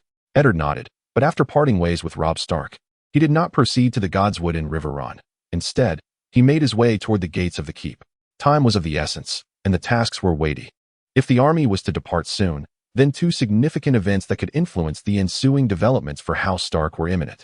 The first was that Lady Catelyn was soon to travel to the Stormlands to negotiate an alliance with House Tully, as both houses shared a common adversary, the Lannisters. Regrettably, Lady Catelyn was destined to return empty-handed, having even witnessed the demise of Balon Greyjoy and brought back Brienne of Tarth. The second matter involved Theon Greyjoy seeking aid from the Iron Islands, which ended in disaster. King Balon not only refused to support House Stark, but, with no worries to hold him back, brazenly commanded his fleet to invade the north.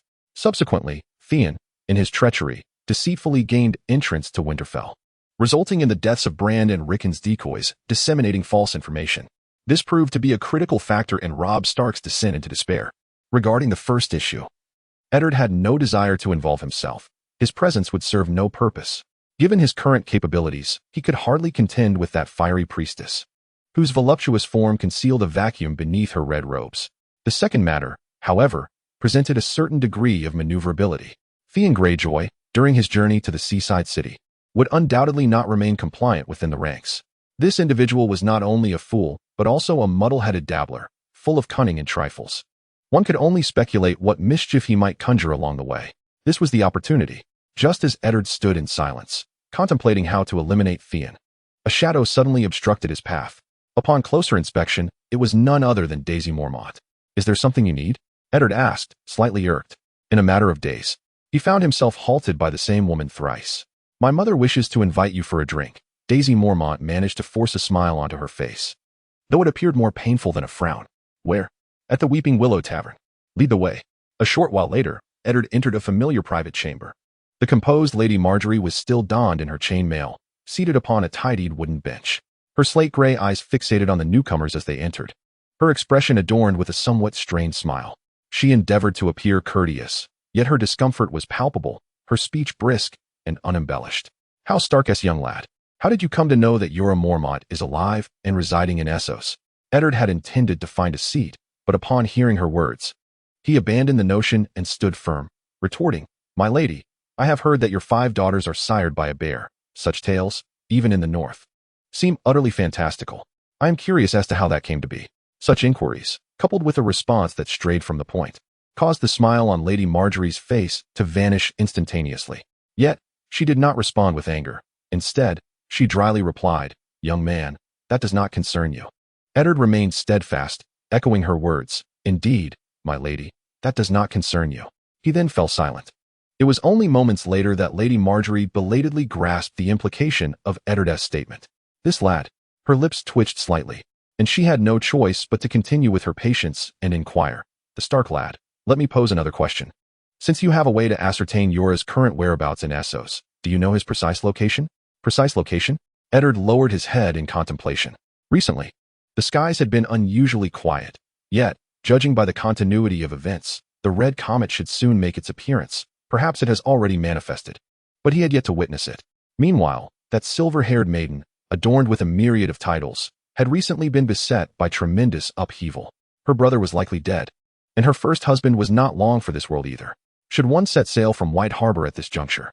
The prospect of locating that band of fewer than 100 souls in the Red Waste would be nothing short of absurd.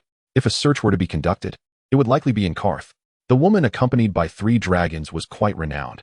Mingling in the vicinity would probably reveal the figure of Jorah Mormont. After a few moments of reflection, Eddard had clarified the current position of Daenerys. He shrugged, a smile gracing his face as he spoke. My lady, I believe I can deduce Jorah Mormont's whereabouts. However, it seems there is no compelling reason for me to disclose this information. He then glanced at the silent and watchful Daisy Mormont, mindful of the trouble this seemingly quiet yet ferocious woman had caused him on several occasions. Despite her apparent lack of intellect, what do you desire? Gold, or perhaps weapons and armor? Bear Island may not be affluent, yet we can muster some. No. Lady Mormont's words were abruptly interrupted by Eddard's shake of the head. Though Castle Horn is not as wealthy as White Harbor, I am not the primary heir of my family. Yet, I am not so easily swayed by coin. My lady, your words are nothing short of an affront to my dignity. Then what do you seek? Eddard Stark. Lady Mormont's impatience was palpable, yet her manner had turned notably formal, eschewing the casual term she had previously used. Esteemed lady, it is quite simple. I wish for you to apologize to a father who has just lost his son for your past words and actions. If you agree, I shall promptly reveal the whereabouts of Jorah Mormont. Financial gain was not a concern for Eddard at this moment. He would not lack for such trivial sums in the future, especially not from a family like the Mormonts. Isn't Robb preparing to march towards the west? Many noble families there possess genuine gold mines. As long as the battle is won, seizing what is rightfully theirs would be in order. Surely, we need not engage in a lecture of moral rectitude, aspiring to be a paragon of the new age. However, respect and a father's acknowledgement of his son could not be bought with mere currency. Eddard's intentions were not to usurp his elder brother, Benjen. To inherit the lands of Castle Horn, he had contemplated such an ambition, but the challenge was insurmountable. In the realm of Westeros, the tradition of primogeniture is a hard one to defy. A certain rotund young man was even compelled to don the black cloak for this very reason. While Harrion finds himself captured by the Old Lion, it is not a fault of his own. Furthermore, given Lord Ricard's affection for his sons, it is highly improbable that he would consider changing the heir. Nevertheless, possessing a favorable disposition has its advantages. When the time comes for him to establish his own branch of the family, he may theoretically receive greater support, not merely in terms of wealth, but also in connections, retainers, soldiers, and prestige. These are the benefits a family can bestow. Upon hearing the request articulated by Eddard, Lady Margaery fell into contemplation, finding it far more difficult to accept than a mere monetary contribution. Meanwhile, at her side, Lady Daisy Mormont wore a displeased expression, her right hand gripping the hilt of her sword, alternating between tightening and loosening her grasp. This tension was shared by Abel and Dita Carland, who also quietly clutched their swords. With a deep breath, Lady Margaery, after consuming several goblets of wine, finally uttered, "Very well, I shall comply." Upon learning of Jorah Mormont's whereabouts, she vowed to send someone to retrieve him. Otherwise, he would either perish or don the black cloak and venture north to redeem their family's tarnished honor. Ultimately, to achieve this goal, Lady Margaery yielded her stubbornness. Eddard casually seated himself on a chair, pouring a glass of golden arbor gold for himself, and began to speak. To my knowledge, Jorah Mormont left the north accompanied by his wife from Old Town in the Riverlands, aboard a grand vessel, heading toward Lys. Initially, the tales he recounted were well known to the Northmen, which caused Lady Margaery to grow impatient. However, her attention was soon captured by Jorah's experiences in Essos, including how his beloved wife forsook him for a better life, leaving him to subsist as a mercenary, and ultimately, for reasons unknown, finding himself amidst a nomadic tribe. Such a detailed narrative dispelled any doubts in Lady Margaery's mind. It is unlikely that an ordinary individual could fabricate such intricate and plausible accounts. My intelligence suggests it would be prudent for you to wait in either Yunkai or Meereen, as they are likely to linger there for an extended period, Eddard continued, taking a sip of wine to soothe his throat before offering a final warning. Both Yunkai and Meereen are cities built on the backs of slavery. It would be wise to send capable individuals and to bring ample gold dragons, lest you risk becoming enslaved yourselves. Lady Margaery wished to inquire how Eddard Stark had come by such information, but the dismissive remark, "It's none of your concern," deterred her. Instead, she replied, "Very well. Tonight I shall seek out your father to offer my apologies. Thank you, my lady, for your understanding. If there are no other matters, I shall take my leave." Ed set down his wine glass and rose to leave the room, accompanied by Abel and Ditakaland, departing from the Ivy Tavern. Informing Lady Maggie of this would undoubtedly provoke some intriguing changes, yet it had no bearing on Ed himself. "My lord, look," Abel exclaimed, pointing towards the sky.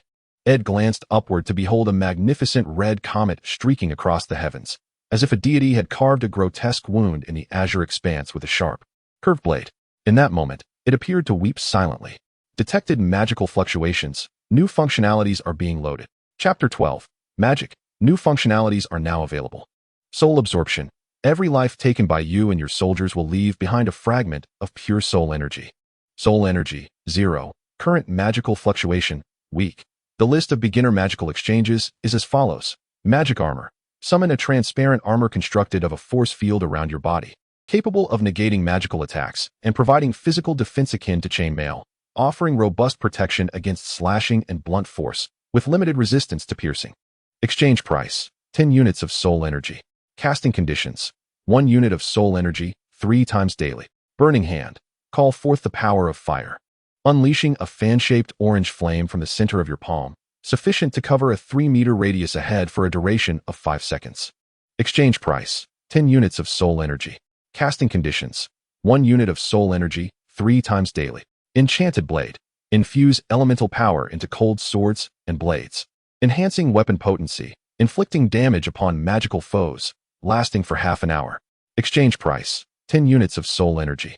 Casting conditions, 1 unit of soul energy, 5 times daily. Before Ed could fully comprehend the sudden emergence of the system, a small troop of cavalry caught his attention. At the forefront was Sir Cleo of House Fry, who had grown up in the city of Kaon. He possessed a gaunt face and a narrow chin, with remarkably sparse brown hair. His expression was a blend of tension and joy. Ed recognized him. Following the battle in the Whispering Woods, he had approached the convoy escorting the captives to observe the Lannisters. The regicidal figure holding his head high, the downcast William Lannister, and the mumbled Cleo Fry, who appeared somewhat dim-witted. It seemed they were bound for King's Landing to deliver a message to that neurotic woman, Cersei. The letter, penned in the name of Robb Stark as king, outlined terms for peace between their factions. This included the independence of the North and the Riverlands, the return of Eddard Stark's remains and sword, the safe passage of his 2 sisters, along with a series of measures to prevent the resumption of hostilities.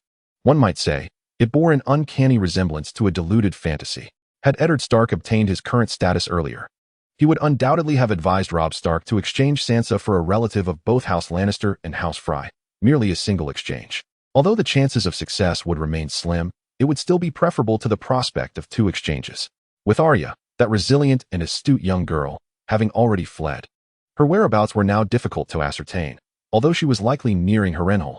Should someone be dispatched to retrieve her? Contemplating this, Eddard shook his head. At present, the Lannister raiders were rampaging in that vicinity, and should they encounter them, not only would they be unable to rescue her, but his own trusted allies would likely perish as well. After all, this young girl was truly one of the central figures of House Stark, and despite her hardships, she was more than capable of taking care of herself. Conversely, Robb Stark, who was at Eddard's side, was in a genuinely perilous situation. Any misstep could lead him to a point of no return, potentially dragging House Karstark down with him. As he watched the departing messenger convoy, Eddard urged his steed away from Riverrun, returning to the Karstark encampment. He intended to engage the captives in a trial by combat, hoping to gain some semblance of soul power. While such customs were not prevalent in the north, they were indeed practiced in the Westerlands, and participation would be entirely voluntary to avoid inciting trouble from Robb Stark. He muttered to himself about the injustice of wantonly slaughtering captives. Since the appearance of the red comet in the sky, various interpretations had emerged in Riverrun. The northern soldiers perceived it as the fiery banner of vengeance for the Duke of Winterfell. Meanwhile, the soldiers of Riverrun claimed to see a blue and red shroud in the comet's tail, reminiscent of House Tully's sigil, heralding victory. Yet Eddard understood that it was merely the different hues produced by flames as they burned. Fish. He had little inclination to listen to such tales at present. The northern forces were preparing for war, with Lord Ricard emerging from the sacred grove of Riverrun to oversee all matters within the encampment. It was the duty of Lord Karstark to engage in the pillaging of the Westerlands. This also provided Eddard with a covert opportunity to leave the camp. After requesting a few days' leave from his father under the pretense of needing respite, Eddard discreetly followed Theon Greyjoy, accompanied by Abel Karstark and Dita Carland. To earn some extra coin, the Ironborn had assembled a convoy of captives accompanied by 3 intricately staffed and heavily laden merchant caravans. In these tumultuous times, encountering a regular army for protection was a rare occurrence. The silver stags allocated to Theon Greyjoy were more than sufficient for his expenses along the road. After departing Riverrun, Theon had become like a wild stallion, seeking the company of women every night. One day, he even accompanied the heir of Haijiang City to seek out the wife of the mill owner. They shared an experience, indulging in the frivolities that these young nobles often enjoyed. For Ed, it presented an opportunity, albeit one that lacked desirability unless it involved eliminating Patrick Melisandre as well. This was a course of action he was reluctant to pursue. The three of them rode upon seized war horses, clad in tattered leather armor and cloaks, wielding chipped longswords, masquerading as guards within the throng, biding their time for a more propitious moment. After all, the three merchant caravans were independent, unfamiliar with one another. As long as they tread carefully and avoid trouble, no one would discern that these three mercenaries were in service to anyone in particular. The caravan journeyed intermittently, and after 3 days, they arrived at the Market of Beauties. Nestled beside the Blue Fork River, the locale boasted a temperate climate and abundant resources, making it a favored respite for caravans traveling between the bustling cities of Benlu, Haijiang, and Shuanghe. Over time, the shops here flourished, particularly those catering to revelry and amusement. Merchants, soldiers, mercenaries, and guards alike found themselves in need of wine and the company of vivacious maidens during their travels and military campaigns. Deprived of such indulgences, their very steps would falter. On this day, as the sun dipped below the horizon, Shurin walked along the cobbled path, intent on visiting the renowned Tulip Tavern to expand his horizons. He had initially arranged to meet Patrick. However, it was clear that Count Jason of Haijiang City did not wish for his son to frequent the company of a Greyjoy, particularly not in the presence of numerous vassals and soldiers. It was well known that the Melisandre family had long suffered from the incursions of the Ironborn, with their family fortress erected as a bastion against marauders from the Iron Islands. The great bell tower in the town would ring to awaken the residents and farmers, urging them to prepare for refuge whenever the longships of the Iron Islands appeared on the horizon. Thinking of this, Shurin clicked his tongue in annoyance. The bell had only tolled once in 300 years, and that instance had seen his brother Roderick Greyjoy perish beneath the walls of Haijiang City. He could scarcely fathom why the old nobility clung so tenaciously to the grievances of the past. Growing increasingly discontent, Shurin quickened his pace, seeking solace in the company of beautiful maidens and sweet wine to alleviate his current malaise. Suddenly, his gaze was captured by a striking figure. Bathed in the soft, golden light of dusk, she possessed a cascade of resplendent red hair, cascading playfully over her shoulders, exuding a youthful radiance. Her lips, a fiery crimson, were immensely alluring, and her slightly freckled nose complemented her snow-white complexion, adorned in a stunning blue gown. Her graceful form amidst the blossoms resembled the enchanting maiden of an ancient poem.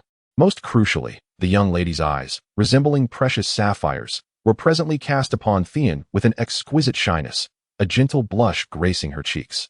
In that fleeting moment, the Ironborn, who had spent his formative years in Winterfell, found himself utterly captivated. "She fancies me." Compelled by an irresistible urge, he approached her, making sure to adjust his opulent attire. Garments he had procured at great expense to impress the kin of the Iron Islands, showcasing that Theon Greyjoy was faring remarkably well in the north. Perhaps, at this juncture, it could serve as leverage to win her affection. "Allow me to introduce myself, fair maiden. I am Theon Greyjoy from Winterfell, the foster brother of the king in the north, and the sole heir of the Iron Islands. May I have the honor of making your acquaintance?" Upon hearing his introduction, the young lady appeared momentarily taken aback, yet a flush quickly returned to her visage. Without uttering a word, she extended her delicate right hand, offering a single rose, her eyes shimmering with a shyness so profound it seemed almost tangible. Theon noticed the change in her expression but paid it little heed, instead allowing a broad smile to grace his features. He believed his noble lineage had thoroughly won her heart. Such women from humble origins often responded to a few sweet words, a cup of wine, and the allure of handsome looks and noble status, readily climbing into bed. Therefore, Theon did not take the rose. Rather, he boldly grasped her tender hand, caressing her soft skin, his senses swirling like ripples in a tranquil pond. The young lady did not resist. Instead, her demeanor grew even more bashful. She nodded gently, leading the Ironborn with a playful laugh toward a quaint courtyard by the roadside.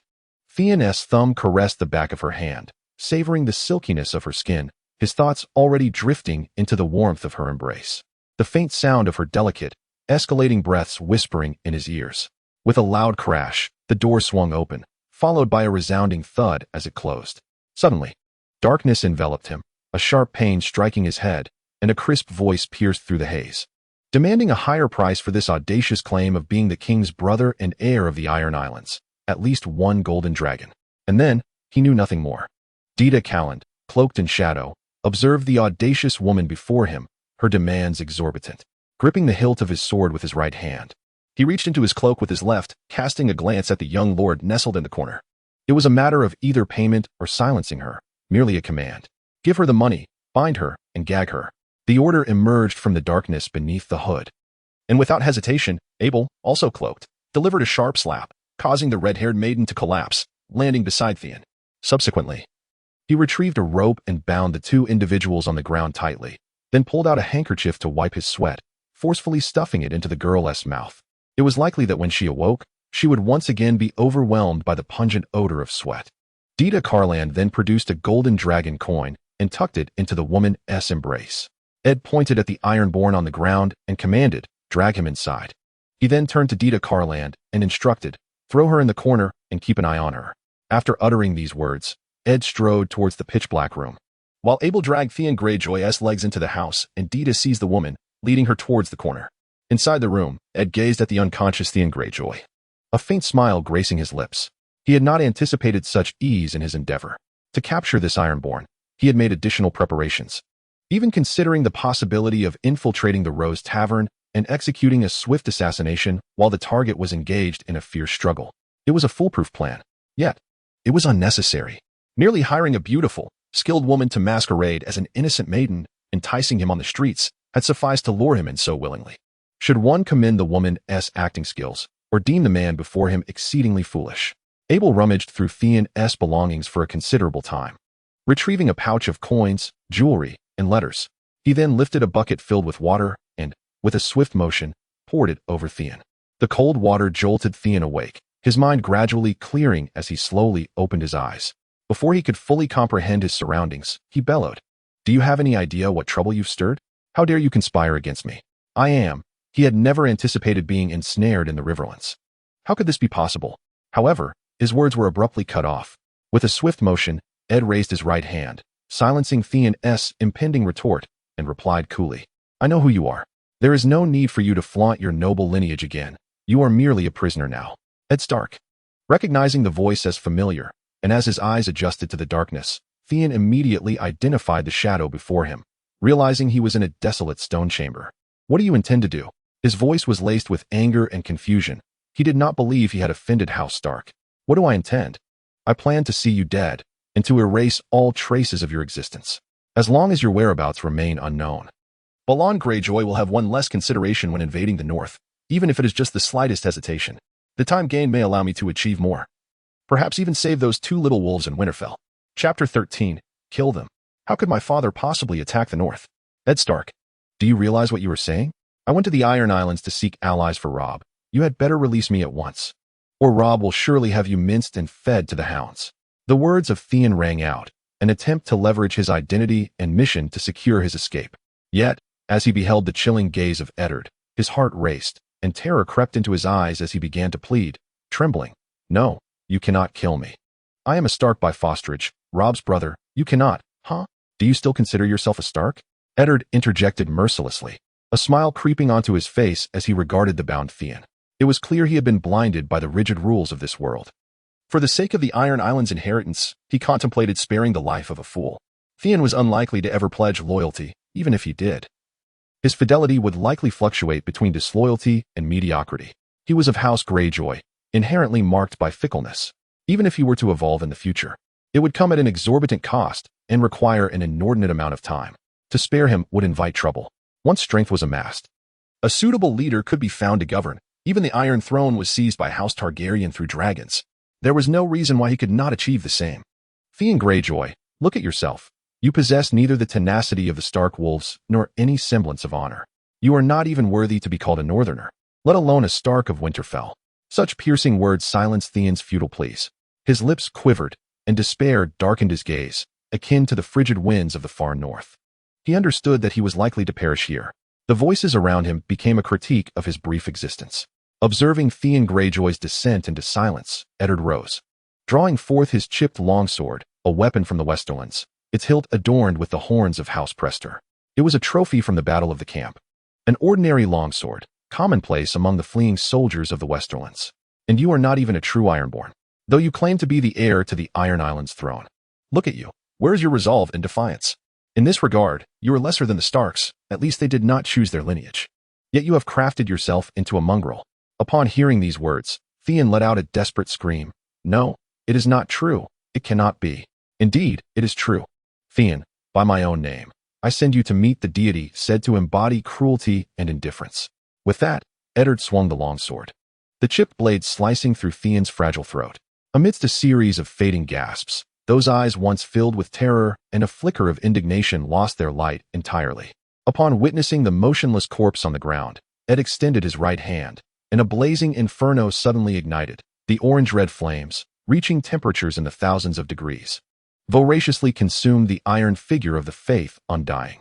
In a mere 5 seconds, the figure was reduced to a charred remnant, a mere fragment of blackened carbon.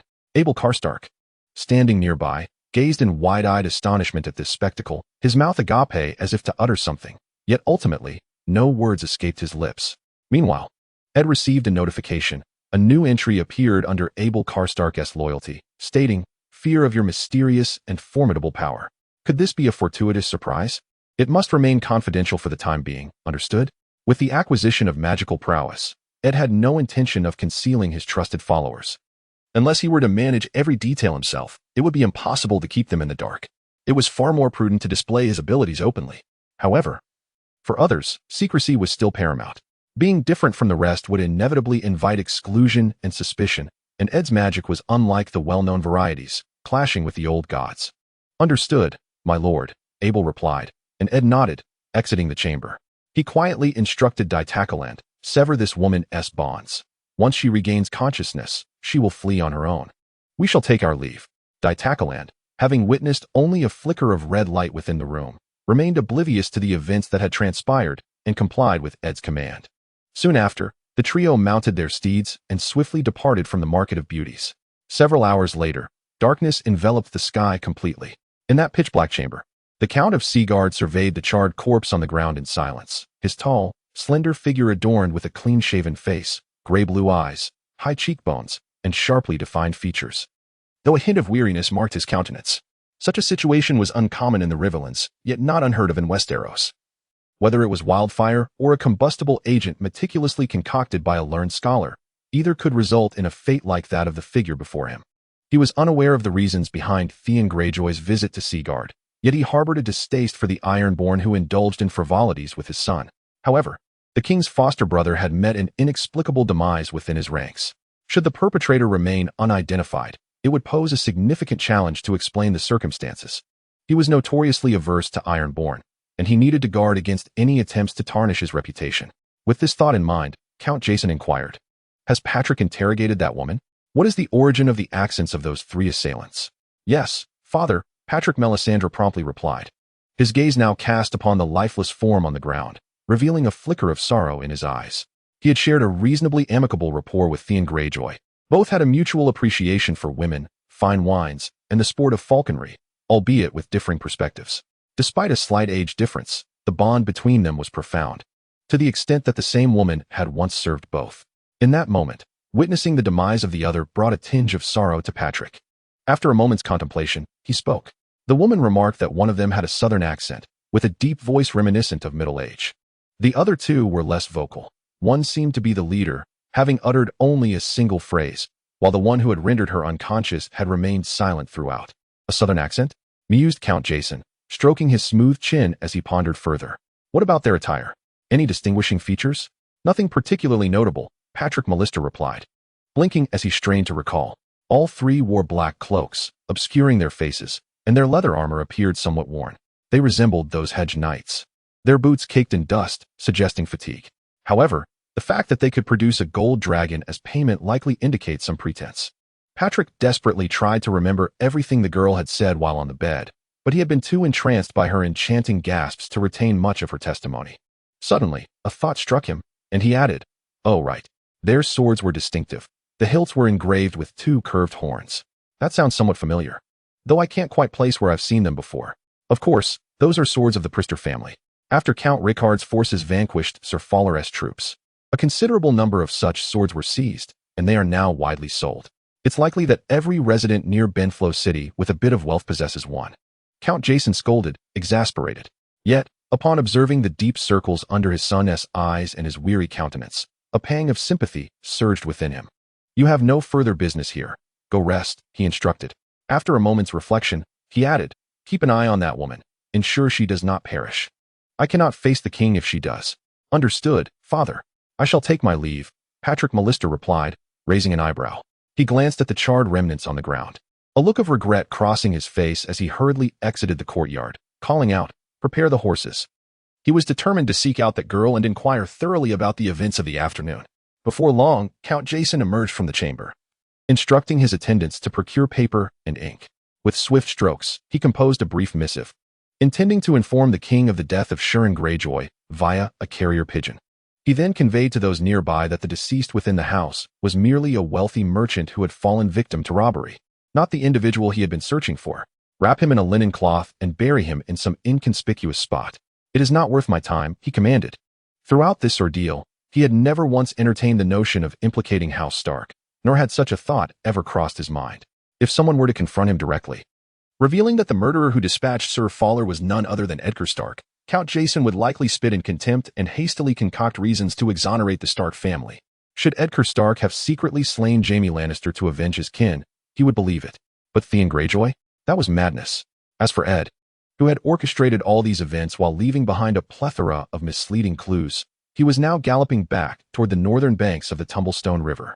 Following the slow-moving convoy escorting the captives, it took them 3 long days to arrive at the Fair of Beauties. Meanwhile, the three rode swiftly, hardly pausing for rest, and returned just as dusk began to deepen. On the northern bank of the Tumblestone River, many farmers had cleared vast tracts of farmland, utilizing the flowing water. After the war concluded, people quickly returned to resume their lives, and with the influx of troops, merchants thronged the area. It was rumored that even Sir Edmure would often frequent this place. Yet, no one knew whether his clandestine lover was the wife of a miller or the star attraction of a tavern. After Ed and his companions changed their attire in the nearby forest, they feigned a return from a hunting expedition. Upon inquiring around, they soon found the jovial Cara Snow amidst a throng of women. He looked at the trio, puzzled, and asked, "My lord, what game did you pursue that took you so long?" They had supposedly sighted a wild boar resembling a squid, which, after a lengthy chase, had leapt into a fire pit and perished. Cara scratched his head in confusion, with his limited imagination. He could hardly reconcile the image of a squid with that of a wild boar. Moreover, where in the forest could there be a fire pit? Nevertheless, he decided not to dwell on it. Whatever the Lord said was the truth. Ed had merely fabricated an excuse and then stated, "Very well. Find us a place to rest, and afterward, you may return to your merriment." Upon hearing the command, he released the woman in his embrace and, noticing her slightly displeased expression, cheerfully produced a handful of coins, coaxing a bright smile from her once more. "Come, my lord." As the group approached the innkeeper to secure a room, Ed caught sight of Sir Edmure slipping stealthily from a chamber. Upon noticing Edgar Stark, he awkwardly bowed his head and hastily mounted his horse, galloping away. The sole heir to the Duke of Riverrun sneaking off to such a place for pleasure would not bode well for his reputation if word got out. Furthermore, he had recently issued another summons. Many lords, having just reclaimed their family lands, had yet to take any action before arriving once more with their soldiers at Riverrun, brimming with pin-up grievances. At such a time, their lord still sought clandestine meetings with his paramour. Ed and Sir Edmure were acquainted. The night of the raid, he had met the latter while accompanying his adopted father, though he had not entered the castle afterward. Now was not an opportune moment for greetings.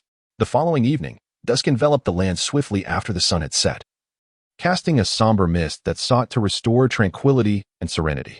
However, the encampments surrounding the town of Riverrun, belonging to various noble families, remained ablaze with light and filled with raucous voices. Soldiers meticulously examined their armor, ensuring any damages were repaired. Long swords sparked like a constellation of stars against the whetstone, their blades appearing increasingly sharp and gleaming. The war horses were fitted with brand new shoes, and their recent feed included oats, soybeans, and even eggs, which were typically beyond the reach of common farmers. The arduous journey ahead necessitated these steeds to be well-fed and robust. As Ed and his companions approached the encampment, they were greeted by this bustling scene.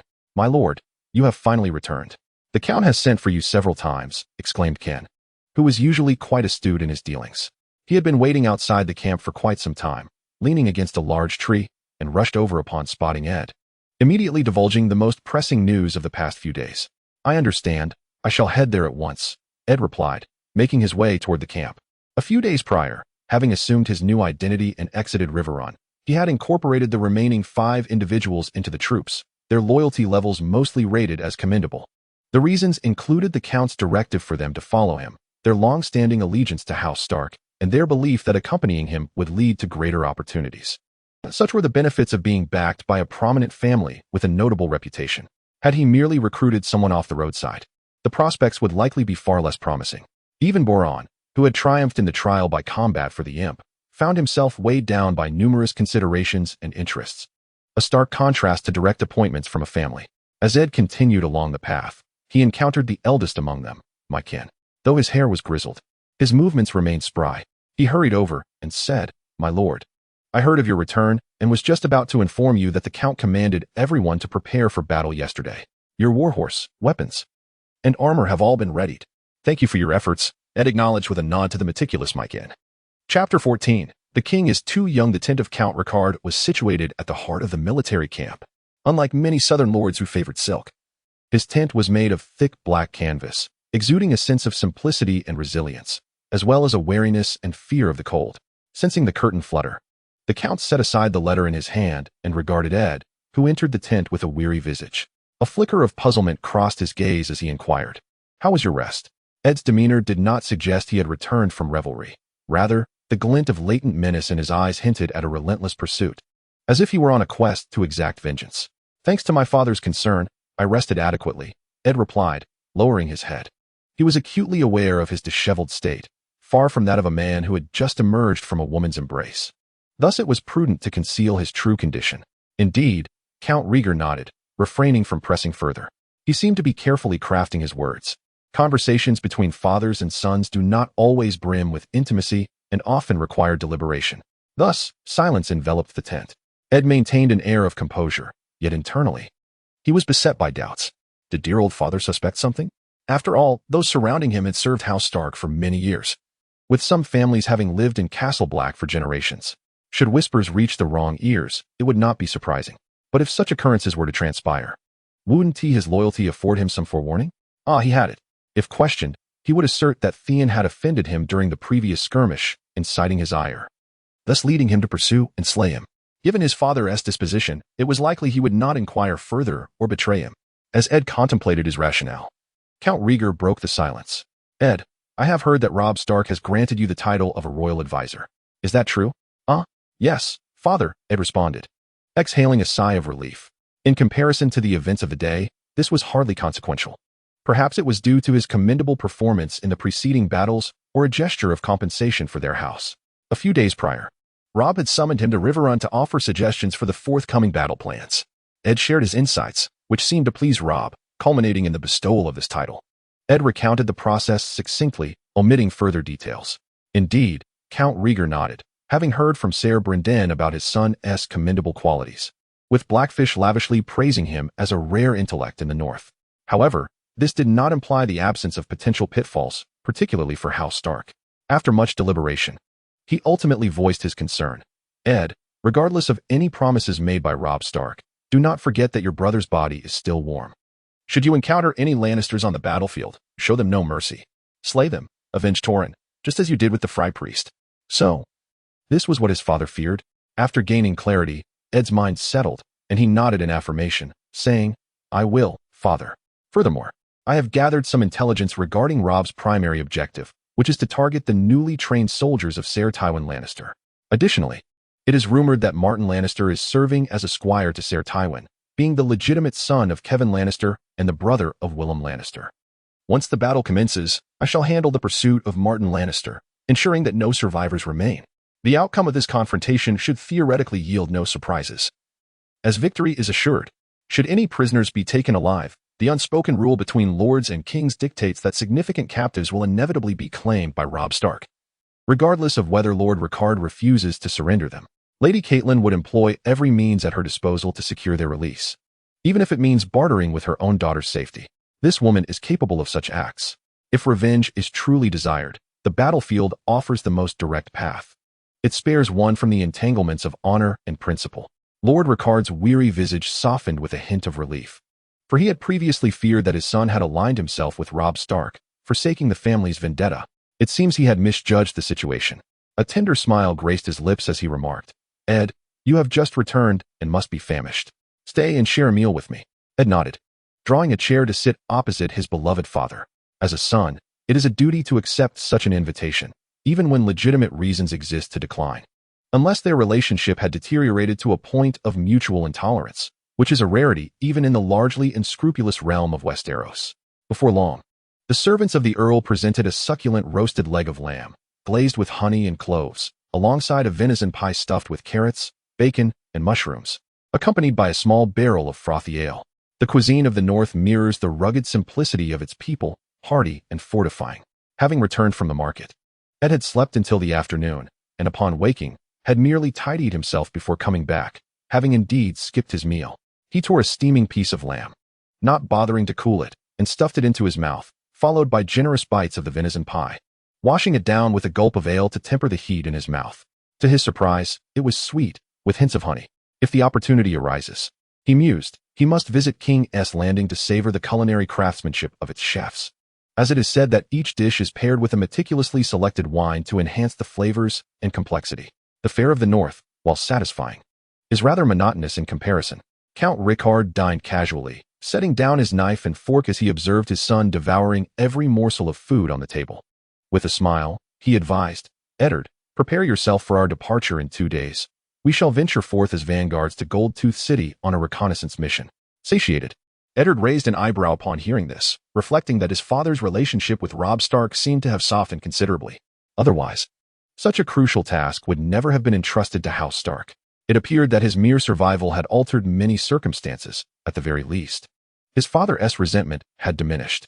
"Very well, father, I shall return to make preparations." With that, Eddard drained his cup of beer and wiped his mouth with his sleeve, preparing to exit the tent, when his father's words lingered in the air. "Do well, Eddard, understand? You must do well."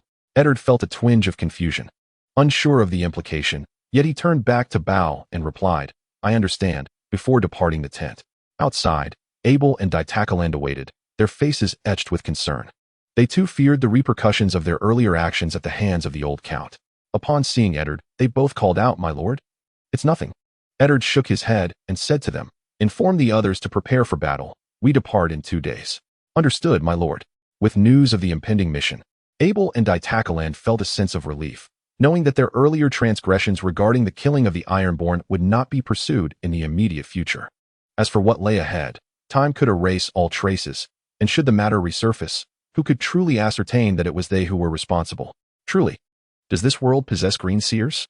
Watching the two depart with ease, Eddard shook his head and made his way to his own tent. His mind weary from days of hiding, traveling, and contemplating various strategies and their ramifications. He longed for a restful sleep upon returning to familiar territory.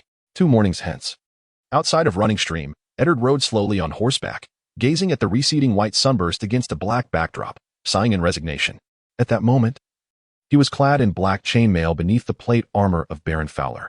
His spoils of war had been adjusted for fit, and the punctures from lance strikes had been skillfully mended with riveting techniques, all coated in black with a white sunburst emblazoned at its center. Eddard yearned to accompany his father to confront the Lannister scouts, eager to test the extent of his magical prowess. Alas, early that morning, he had been detained by a young Jon Stark sent by Robb, forced to watch as the cavalry of House Stark rode further away. "Eddard, Theon is dead." Beside him, the king's somber utterance jolted him from his lamentations, startling him in the process. The two stood at the forefront of the ranks, with the nearest individual being Sir Brynden, thereby alleviating any concerns about their conversation being overheard. He composed himself, raising his brows in astonishment, and responded as per his premeditated strategy. "Theon? That Ironborn? How is this conceivable?" The young woman who had seduced Theon was deliberately left behind by Eddard to expedite the transmission of the news regarding Theon's potential demise back to Winterfell. He was confident that Count Jason could manage this in secrecy. Any reasonably astute lord would comprehend the implications of an Ironborn's death in Winterfell and what it would signify. Simultaneously, Eddard had rendered Theon's visage unrecognizable, ensuring that no meddlesome outsiders could glean this information. He believed that the Kraken, Balon Greyjoy, still held some regard for his son. In Ironborn culture, the status of women was appallingly low, even lesser than in Westeros. Although Balon's daughter was exceptional, her ascension to the throne would undoubtedly incite a cascade of turmoil. There was no precedent for a queen in the Iron Islands. Balon was a king, not merely an ordinary father, and thus should contemplate such matters. However, Eddard would not assume that Balon would entirely forsake his ambitions to invade the north merely for Theon's sake. That notion was too naive. This ancient squid, Balon, would bide his time, though the duration of his patience remained uncertain. Time was an invaluable commodity for the north at present, with each passing day yielding advantages. Yet, Eddard had not anticipated that Robb Stark would broach this topic so promptly. Indeed, it was incredulous. But Count Jason had dispatched a missive asserting that he had obtained precise information confirming Theon's death, and he had undertaken measures to maintain confidentiality, currently theorizing that the culprits were the deserters from the Westerlands. Upon hearing this news, Robb Stark was equally astonished. The fact that he had sent Theon Greyjoy back to the Iron Islands for negotiations was itself a closely guarded secret, known to very few. It was improbable that the enemy had acquired this intelligence and orchestrated an ambush. Nonetheless, the notion that a defeated and retreating soldier, trapped within enemy territory, would abandon thoughts of escape to instead venture northward to the fair market, only to slay their envoy and reduce him to cinders, was perplexing. Is that so? Eddard nodded, maintaining an impassive demeanor as he remarked, "While I was resting, I heard that several merchant caravans accompanied the detachment escorting the prisoners to Seaguard. Perhaps those deserters from the Westerlands were mingled among them and identified Theon as a significant ally of His Majesty, prompting them to strike with lethal intent." Robb Stark cast a surprised glance at Eddard, his mind reeling. Presently, he, Sir Brynden, and Count Jason, who had written to them, all shared this line of thought. Indeed, the truth of the matter might very well be as such. The young king sighed, and then inquired, "Eddard, there is a matter I wish to discuss with you. Now that Theon has met his untimely demise, should I compose a letter to inform his father and proceed with negotiations regarding an alliance?" Upon hearing these words, Eddard's eyes widened in astonishment. This was no mere act, it was genuine surprise. How could a king be so foolish? He hardly resembled a lord of a feudal castle. However, reflecting on the past, he recalled how Robb Stark had disregarded his mother's objections and permitted Theon's return to the Iron Islands, a decision that now seemed less surprising given Theon's death. Nevertheless, it was imperative that this course of action be averted. Otherwise, Theon's death would be in vain. "Your Majesty, I understand that you and Theon grew up together, sharing a deep bond. Yet, Theon is distinct, raised under the Duke's tutelage. He has long since departed from the ways of the Ironborn, and naturally sought to coexist peacefully with us, aiding our cause." Eddard paused, gathering his thoughts before continuing. "However, King Balon is entirely Ironborn, his eyes reflecting the merciless, grim, and brutal sea. They believe that everything must be obtained through the payment of iron price, consumed by thoughts of plunder and slaughter. Now, without Theon as an emissary, and considering the previous conflicts between Winterfell and Pike, the chances of success are exceedingly slim. Conversely, upon learning of his only son's death, Balon Greyjoy may well descend into madness, leading his fleet to assault the north, unleashing his fury through iron and blood. Setting aside other concerns, Bran is currently unwell, and Rickon is scarcely 4 years old. Even with the assistance of Ser Roderick and Maester Luwin, it would be a formidable challenge to withstand a full-scale invasion from the Iron Islands. Therefore, my counsel is to refrain from writing to Balon and to keep Theon's demise as discreet as possible. We should instead circulate misinformation, claiming that your foster brother is engaged in a secret mission, thus vanishing from the public eye." Eddard's lengthy discourse left Robb Stark in contemplative silence. He was not foolish. Rather, he had not received an education in the intricacies of politics, much like his father. Moreover, in moments of crisis, his thoughts were often too limited, focused only on the most superficial aspects, overlooking the lurking dangers beneath. Being thrust into kingship at such a tender age bore heavy burdens upon his shoulders, amplifying his pressures and limiting his experience in governance. It was akin to a high school student on the brink of final examinations, rebelling against his mother's directives, ultimately sending Theon as an envoy. Such is the nature of youth. At this juncture, prompted by Eddard's subtle suggestions and his own concern for his brother's safety, realization dawned upon him swiftly. Simultaneously, thoughts of Balon Greyjoy and his potential military maneuvers crossed his mind. For the sake of his father, he could summon his vassals to march southward against the Iron Throne. Naturally, Balon Greyjoy would also rally his fleet to retaliate against the north for the loss of his only son. The death of Theon could not be absolved from the Stark family's culpability. Contemplating this, Robb Stark's expression shifted to one of slight alarm as he furrowed his brow and stated, "I understand. In that case, I shall immediately make arrangements and dispatch ravens to alert the garrison remaining in the north to be vigilant regarding the movements of the Iron Islands, preparing for the potential large-scale invasion by the Ironborn. Your wisdom is commendable, Your Grace." Eddard nodded in agreement, then fell silent, feeling a sense of accomplishment for having executed a significant task before withdrawing.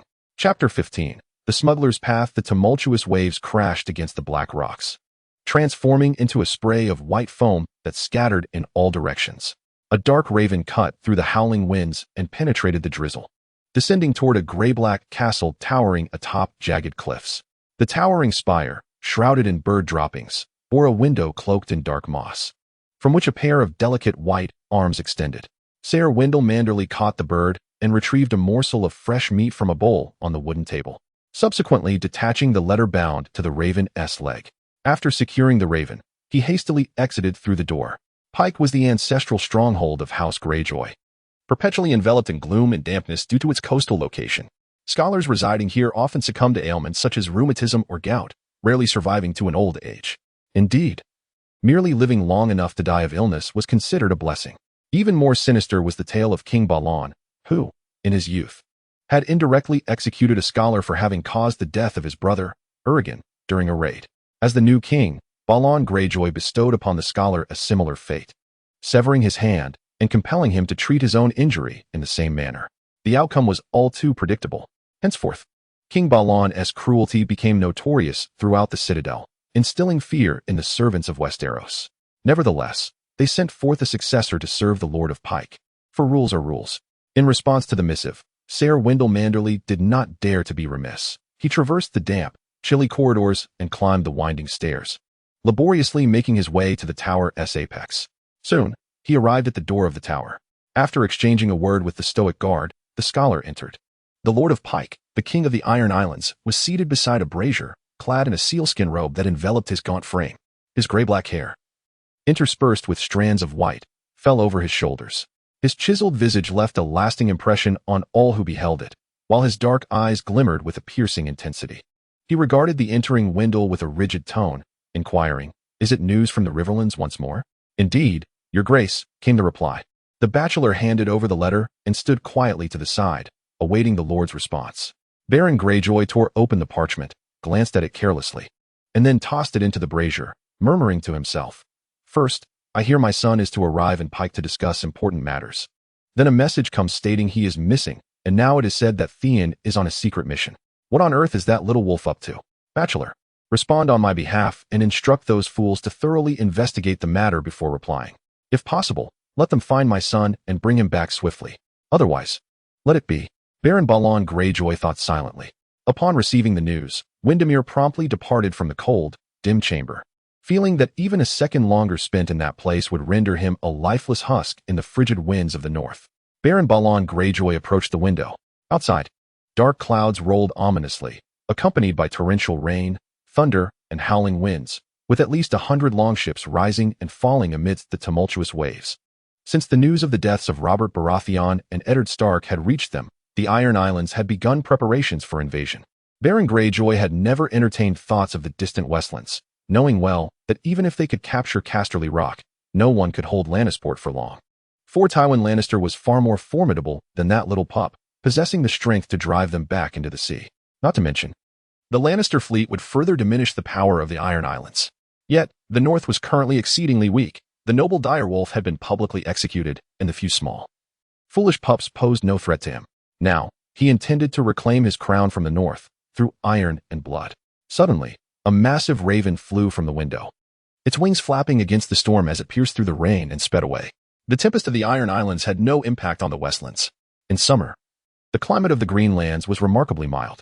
Beneath the dazzling stars, Golden Grove stood majestically between two mountain ranges. It boasted several tall castles, constructed entirely of hard granite, with the walls facing the lands of Riverrun riddled with countless arrow slits.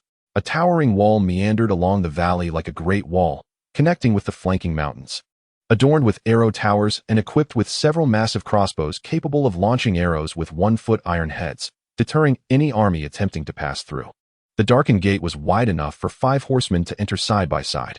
Besides the iron-banded wooden doors, a metal grille barred the way, and a trench several meters wide had been dug in front.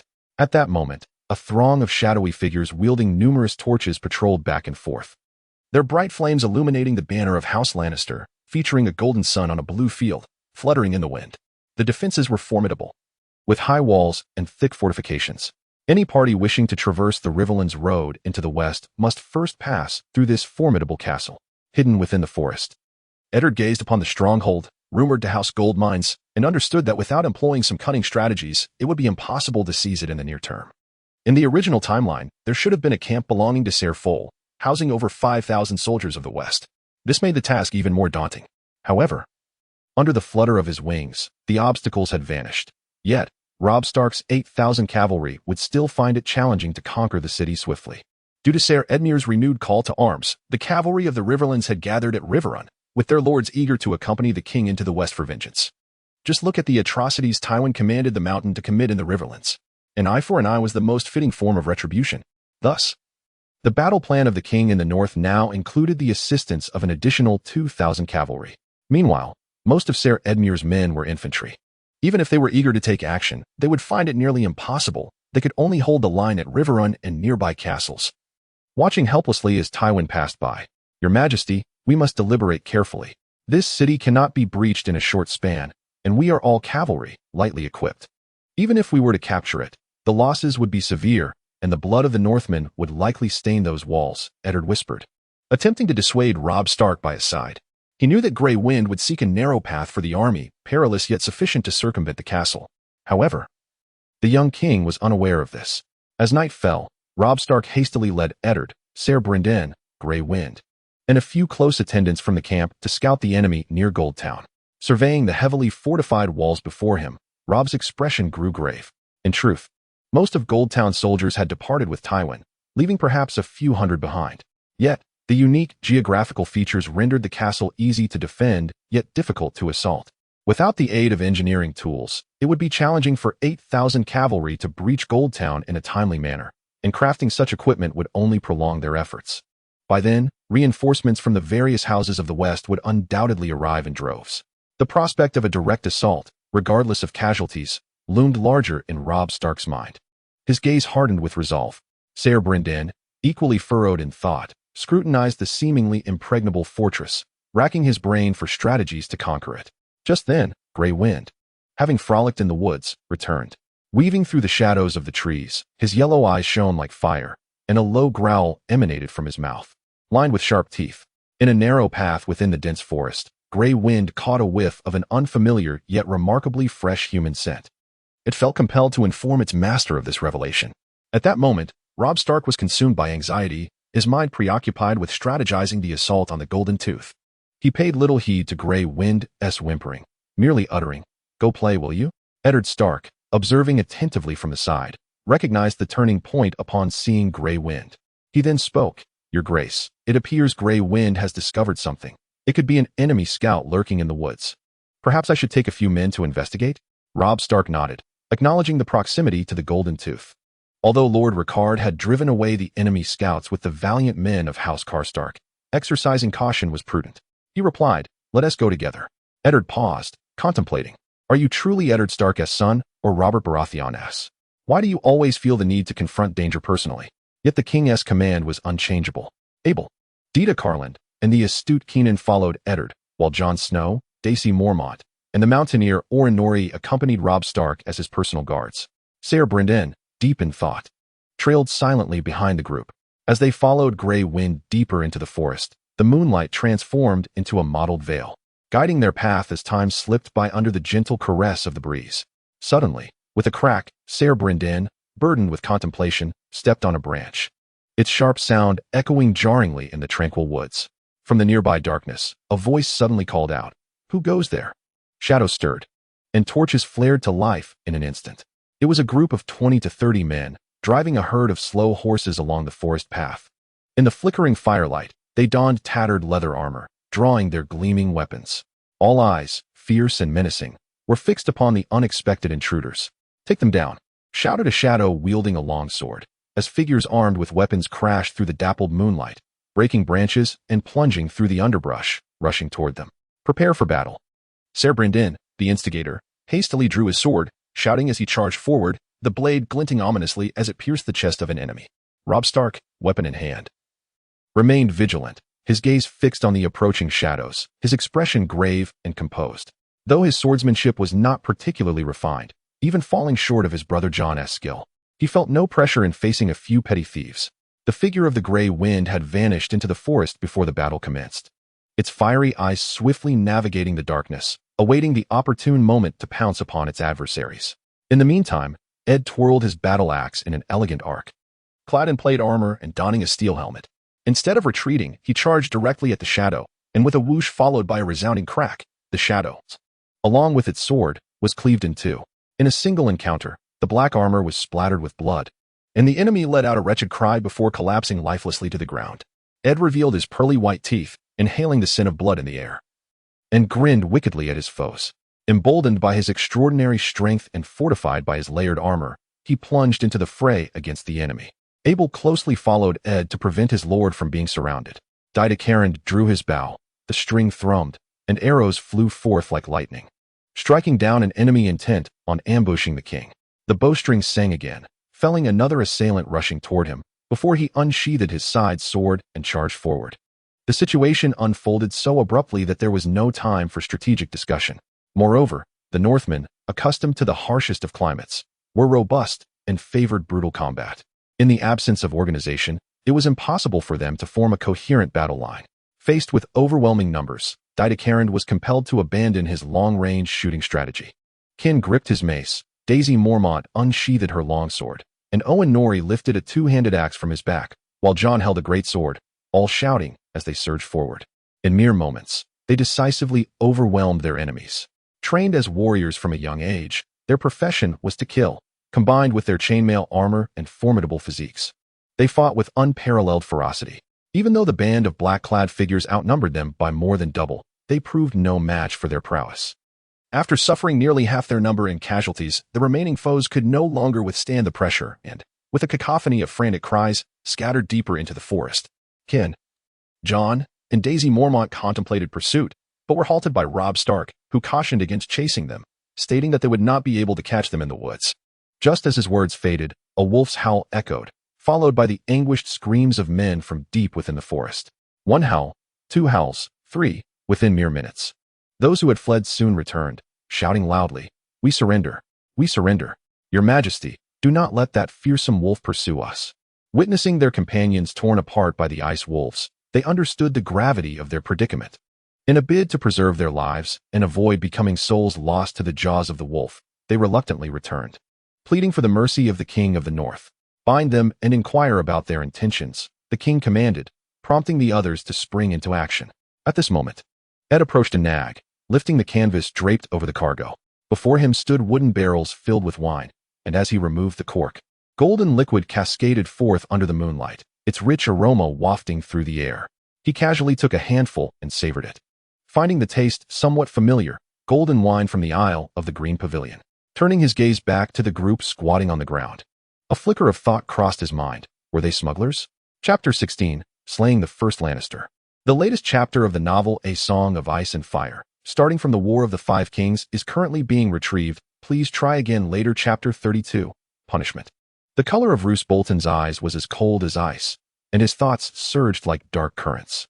He found himself unable to discern the young king's true intentions, ultimately responding, "Your Majesty, the Bolton family will exert every effort."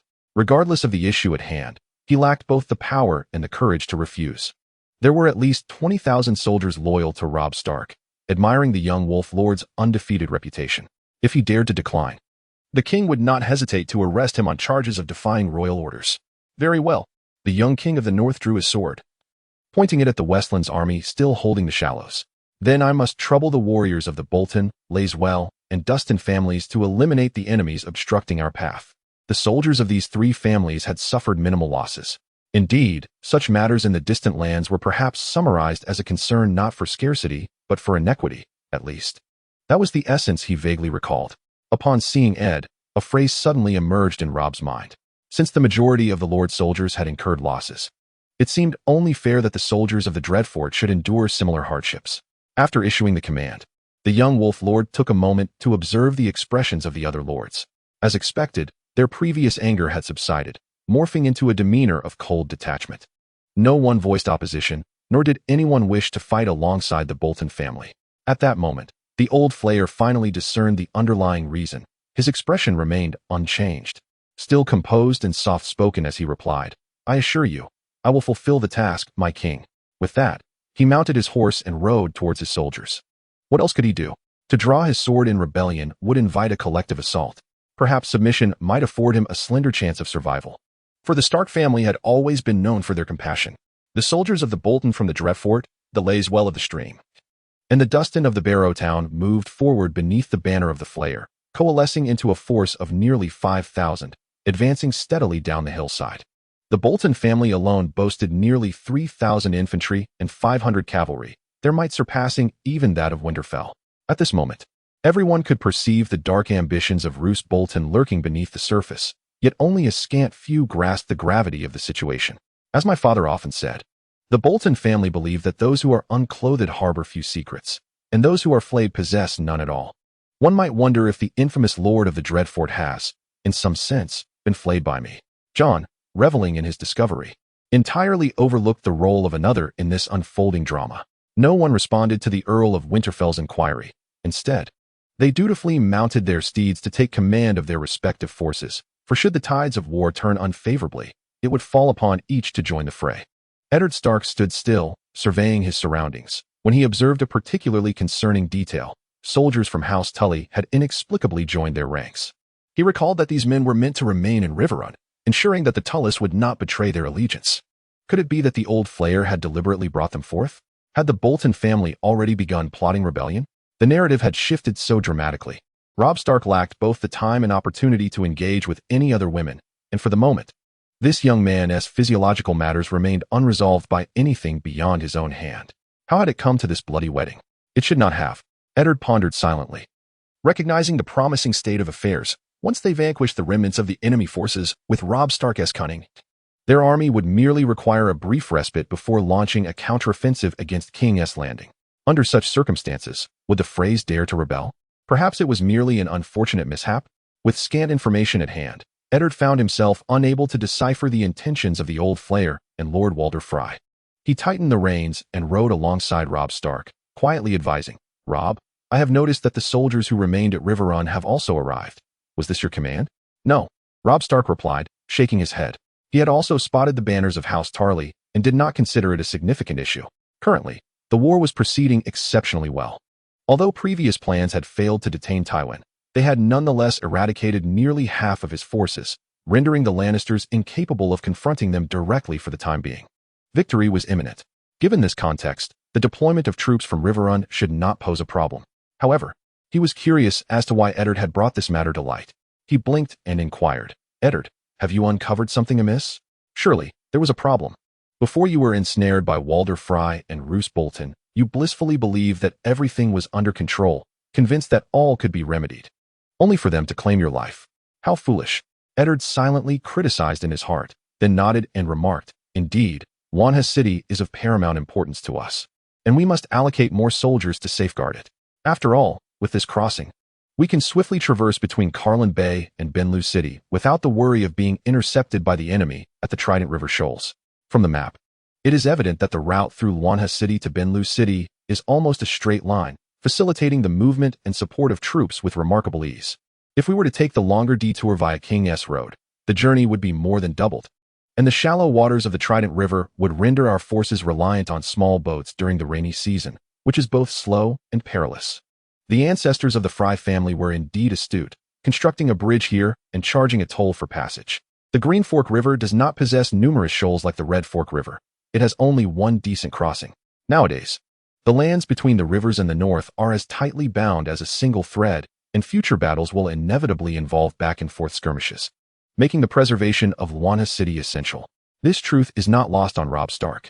Though the recent string of victories has caused the young Wolf Lord to grow somewhat complacent, believing the enemy to be easily vanquished and thus not worthy of concern, he nodded dismissively, saying, "Let us discuss this matter further when the fighting has ceased." Eddard chose not to elaborate further, redirecting his gaze to the battlefield below the high ground. The skies had begun to darken. The sun was completely engulfed by the distant mountains, leaving only a faint twilight struggling against the encroaching gloom. Before launching the assault, Roose Bolton rode his horse around the periphery of the Lannister formation, gathering sufficient intelligence before issuing commands to divide the more than 3,000 infantry into 3 segments, forming a more formidable wedge formation. Heavily armored soldiers clad in chainmail, wielding large shields and battle axes, served as the sharpest spearhead, followed closely by spearmen and sword and shield bearers, advancing steadily to the rhythmic beat of drums. Fully prepared for the charge, over 1,000 archers stood in 3 rows on either flank of the enemy, having inspected their bowstrings. They knocked their arrows and advanced with measured steps. The officer commanding the archers raised his bow for a test shot, observing the arrow transform into a dark speck that landed before the enemy lines. He took a few steps forward and shouted, "Halt! Draw bows! Fire!" The more than 1,000 archers raised their bows, unleashing a deluge of arrows that darkened the sky, descending upon the enemy like a hailstorm. The stationary Lannister soldiers raised their large shields to protect their vital areas. The arrows clanged against the shields, some slipping through the gaps to pierce flesh, causing the wounded to cry out in agony and collapse, quickly replaced by others. Forward! Forward! The Lannister archers hurriedly advanced, launching their counterattack at the command to shoot. Arrows soaring into the sky, first 1, then 10, 100, 1,000, blotting out the heavens in an instant. As the first volley of arrows descended, the second was already soaring through the air, while the archer prepared a third arrow. The 2 sides exchanged relentless assaults, and waves of soldiers fell under the rain of arrows. Roose Bolton's merciless and cold gaze fixated on the Lannister formation until he noticed a momentary chaos as the enemy struggled to drag away their dead and wounded. With a decisive sweep of his longsword, he commanded his attendant to shout, "Charge!" The drums suddenly quickened their tempo, thumping rhythmically in the soldiers' ears, igniting their hearts and stirring their blood as they sprinted across the soft grass. Kill! In the brief distance of an arrow's flight, a towering northern man, drenched in the Lannisters' hail of arrows, collided fiercely with the hedgehog-like formation of pikes faced with the glinting spearheads. Some were pierced through the neck, others through the chest, while some deflected the attack with their shields, ruthlessly cleaving the enemy's skull with their battle axes, only to be slain by a second spear thrust. The long spears struck from all directions, mercilessly claiming the lives of the advancing foes. Kill! Eliminate them! The battle cries grew louder against the encroaching night, blood splattering onto the grass, trickling down the green blades into the soft earth, ultimately coalescing into a stream that flowed into the Red Fork River.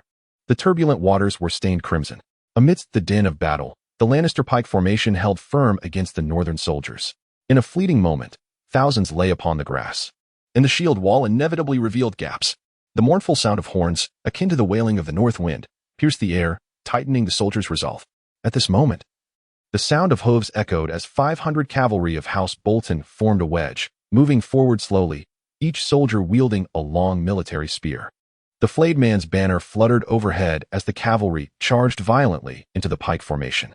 Some steeds halted at the last moment, while others threw their riders to the ground or were slain by the long spears.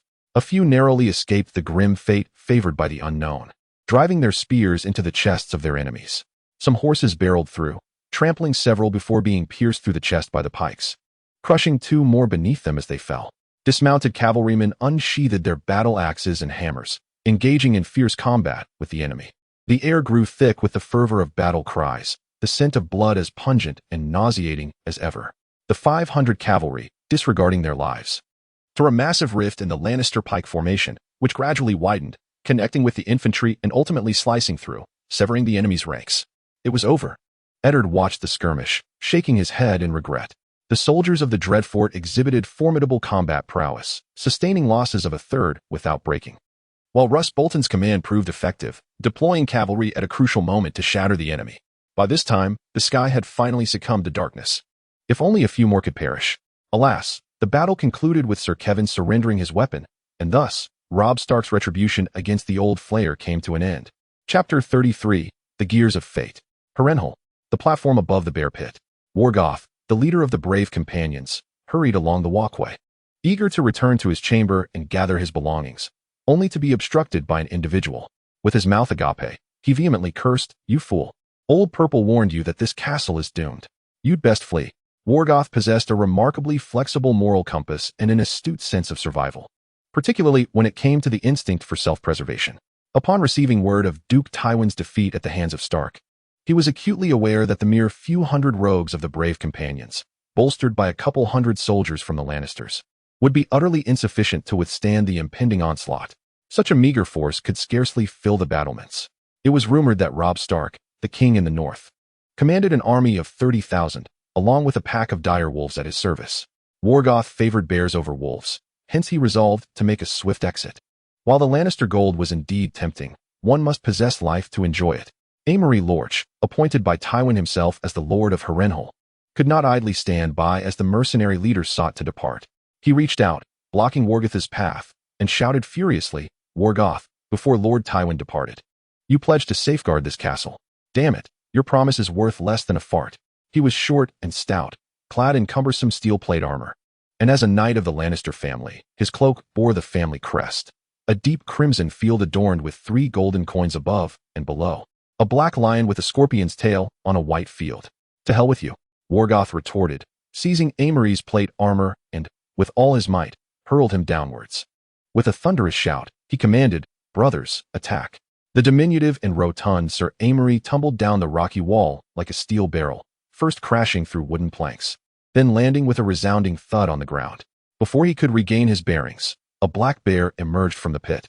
Enraged by the intrusion of humans upon its territory, it emitted a furious roar, baring its filthy, jagged teeth, and charged forward, rising on its hind legs to deliver a crushing blow with its massive paws.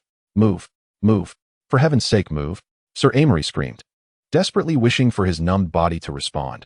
But alas, he remained frozen in place until the bear's paws crashed down upon him. With a deafening thud, excruciating pain surged through his chest, and he coughed forth a spray of blood. Subsequently, his body was mercilessly tossed about by the bear. And as his consciousness began to wane, Sir Amory suddenly recalled Rhaenys Targaryen, the daughter of Prince Rhaegar. On that fateful day, he resembled a black bear as he dragged the screaming girl from beneath the bed, mercilessly stabbing her with a dagger dozens of times until she could emit no further sound. At that moment, the young girl appeared to gaze at him, her body drenched in blood, her skin a ghastly hue, and her eyes filled with a frenzied, lethal scarlet. Her small, bruised hands fiercely clutched his throat. The black bear cast a glance at the now motionless human, and after tearing at the deformed armor with its sharp teeth and claws, it let out a foul breath and sauntered back to its den, seemingly unperturbed by the cacophony of battle surrounding it. The seasoned warriors, who had long been prepared for bloodshed, responded to their leader's furious roar by seizing their weapons and charging at the Lannister soldiers with whom they had just been conversing and drinking. Taken by surprise, over half of the loyal guards to Lord Tywin were suddenly slain, their faces painted with shock as they clutched their wounds and slowly collapsed, blood pooling beneath them as it trickled through their fingers. A small fraction of the guards, realizing the peril, hastily reached for their weapons to retaliate, only to find themselves targeted by a barrage of crossbows. The twang of bowstrings echoed, and arrows were launched, pinning them to the ground one by one. On the Weeping Tower, Arya stood beside an arched window, witnessing the chaos unfold. Upon spotting a familiar figure, she began to search the crevice in the wall, retrieving a slender, finely crafted steel short sword, the needle that Jon had gifted her. With the assistance of Jaqen H'ghar, she had reclaimed this sword, which had been taken by a rogue who had since joined the army, leaving Harrenhal. After a few days of absence, Jaqen had personally returned it to Arya. Grasping the short sword, the young girl descended the winding staircase with nimble and sprightly steps. Suddenly, heavy breathing echoed through the air. "Damn it, you filthy bitch. Get out of my way." Wes cursed vehemently as he ascended the stairs, intending to hide in an unnoticed corner of the Weeping Tower to evade the slaughter outside. Oblivious to Arya's right hand concealed behind her. Complying, the girl stepped aside, and as Wes muttered another curse and continued on his way, he suddenly felt a chill at his waist, followed by a searing pain. Looking down, he saw blood gushing forth like a spring as Arya stood before him, wielding a bloodied short sword. "The Stark family sends their regards." The young girl's innocent face remained calm, yet her eyes betrayed the ruthlessness of a dire wolf. Pressed against the wall, she evaded Wes's final desperate swing, silently observing as his body crumpled and tumbled down the stairs. Someone felt a sense of satisfaction, realizing the girl had avenged a name with her own blade. Jaqen H'ghar slipped through a nearby window. Arya's eyes widened in disbelief, pondering how he had managed to traverse the towering walls outside as she looked up and said, "But I still have another name, do I not?" Jaqen H'ghar stood motionless in the shadows. Could the girl now bestow a name upon someone? The mission in Harrenhal was complete, and departure was necessary. No, I possess a name now, you cannot leave. A glint of cunning flickered in Arya's eyes as she learned that Robb had vanquished Tywin, and Ser Brynden was hastening towards them. If she merely remained in Harrenhal, she would be rescued by the loyal soldiers of House Stark. At that point, perhaps the name could be given to Robb, who was now a king and would surely require many names to vanish.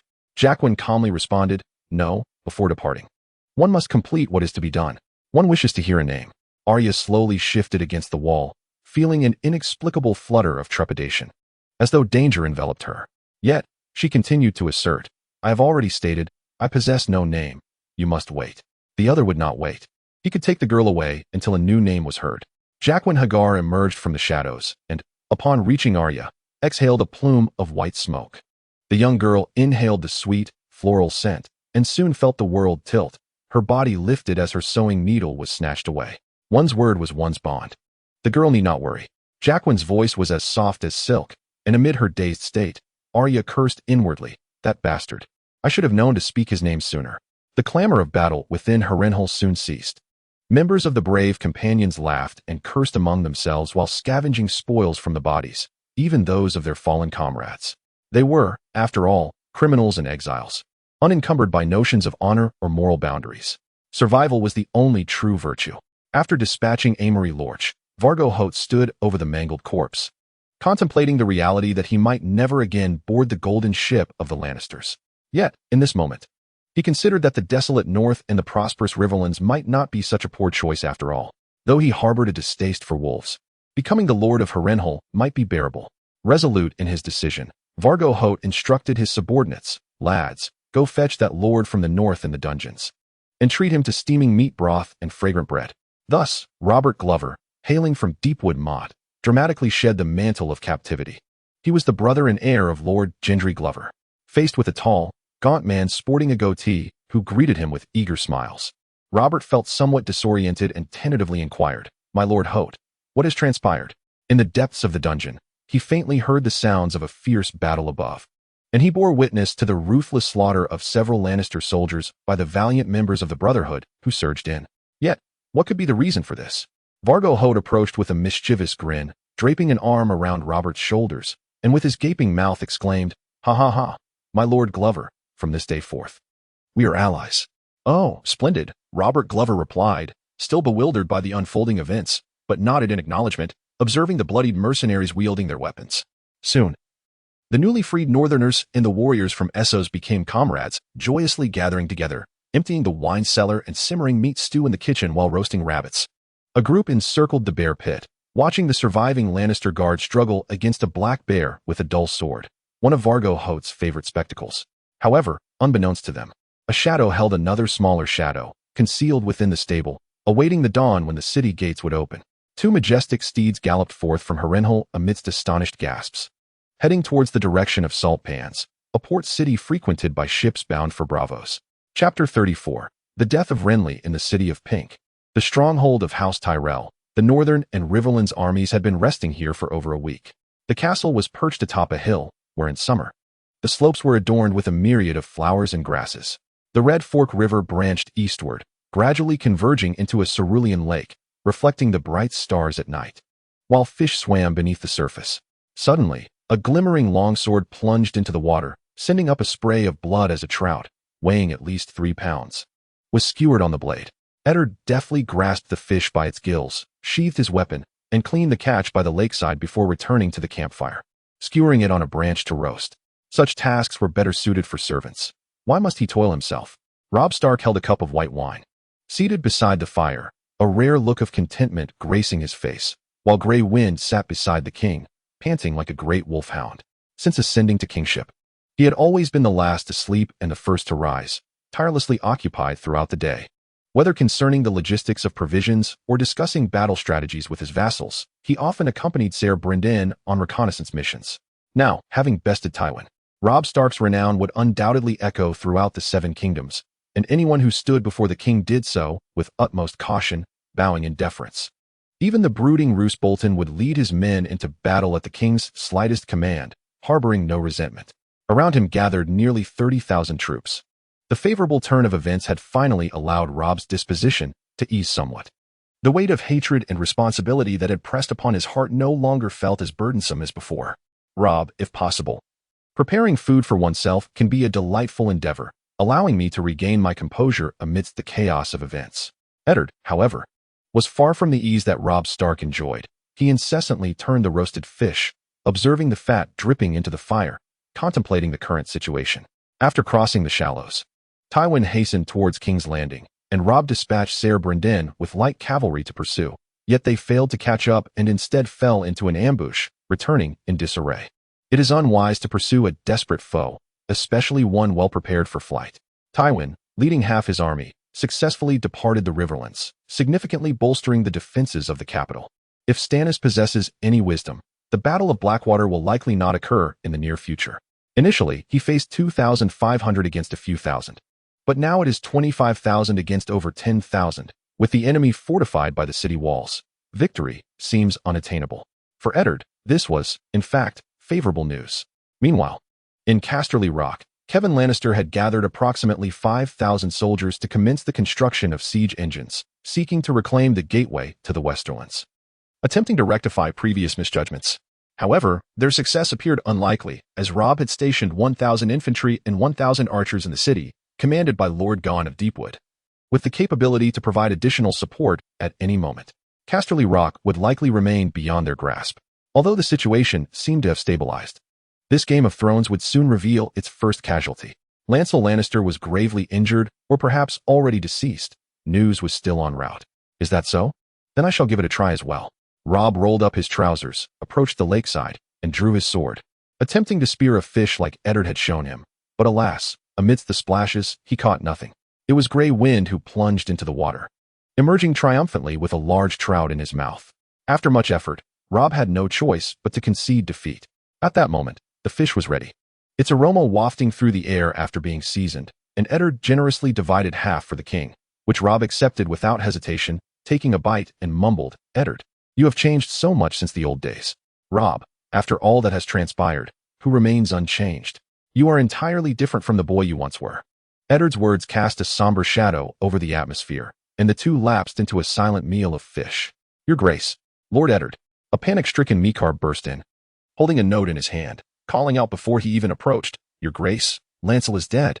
Lancel Lannister was slain by Stannis at Storm's End. He had previously suggested an alliance with Lancel at Riverrun, only to discover that Lancel had met such a fate. Robb Stark, hastily wiping the grease from his mouth, stood up and inquired, My mother is safe, isn't she? Lady Catelyn had previously ventured to the Riverlands to seek allies, and she had likely gone to Storm's End as well. It should be fine. This message was precisely arranged by the lady to be delivered by the Raven. That is reassuring. Only then did Robb feel a sense of relief. At that moment, Eddard seemed to suddenly recall something, rising to approach the king and whispering, Your Majesty, if I were to propose that you dissolve the betrothal with House Frye and instead marry the fair Marjorie Tyrell of the Reach, would you consider it? Why would one do such a thing? Robb Stark initially reacted with surprise, followed by a look of confusion.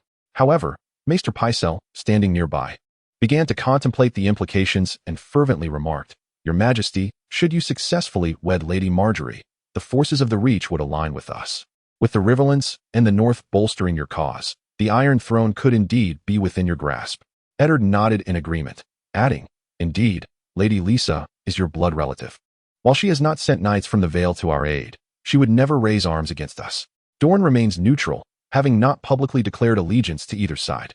Stannis possesses only a fraction of Storm's End and has committed fratricide, requiring considerable time to secure the loyalty of his vassals. As for Tywin, he is already your vanquished foe. If you marry Lady Marjorie, this war could swiftly come to an end, and you would ascend as the master of the Iron Throne.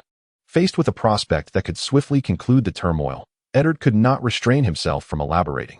If war were to cease, he could return to Casterly Rock, leisurely amass gold, and embrace the life of a lord, perhaps even seek a bride of notable beauty and noble lineage. The Hightower family would indeed be a commendable choice. It was said that the heir of Old Town, Ser Baelor Hightower, has a lovely daughter, yet unbetrothed. Moreover, Old Town possesses far greater wealth than Highgarden, even boasting its own fleet. Once stability is attained, he could leverage his newfound resources to cultivate a formidable and loyal retinue, gradually encroaching upon the Westlands, ultimately vanquishing the Lannisters. Surely, This path is far more advantageous than inheriting the impoverished Castle Harrenhal. As for whether House Tyrell would choose to ally with the North, Eddard felt no concern.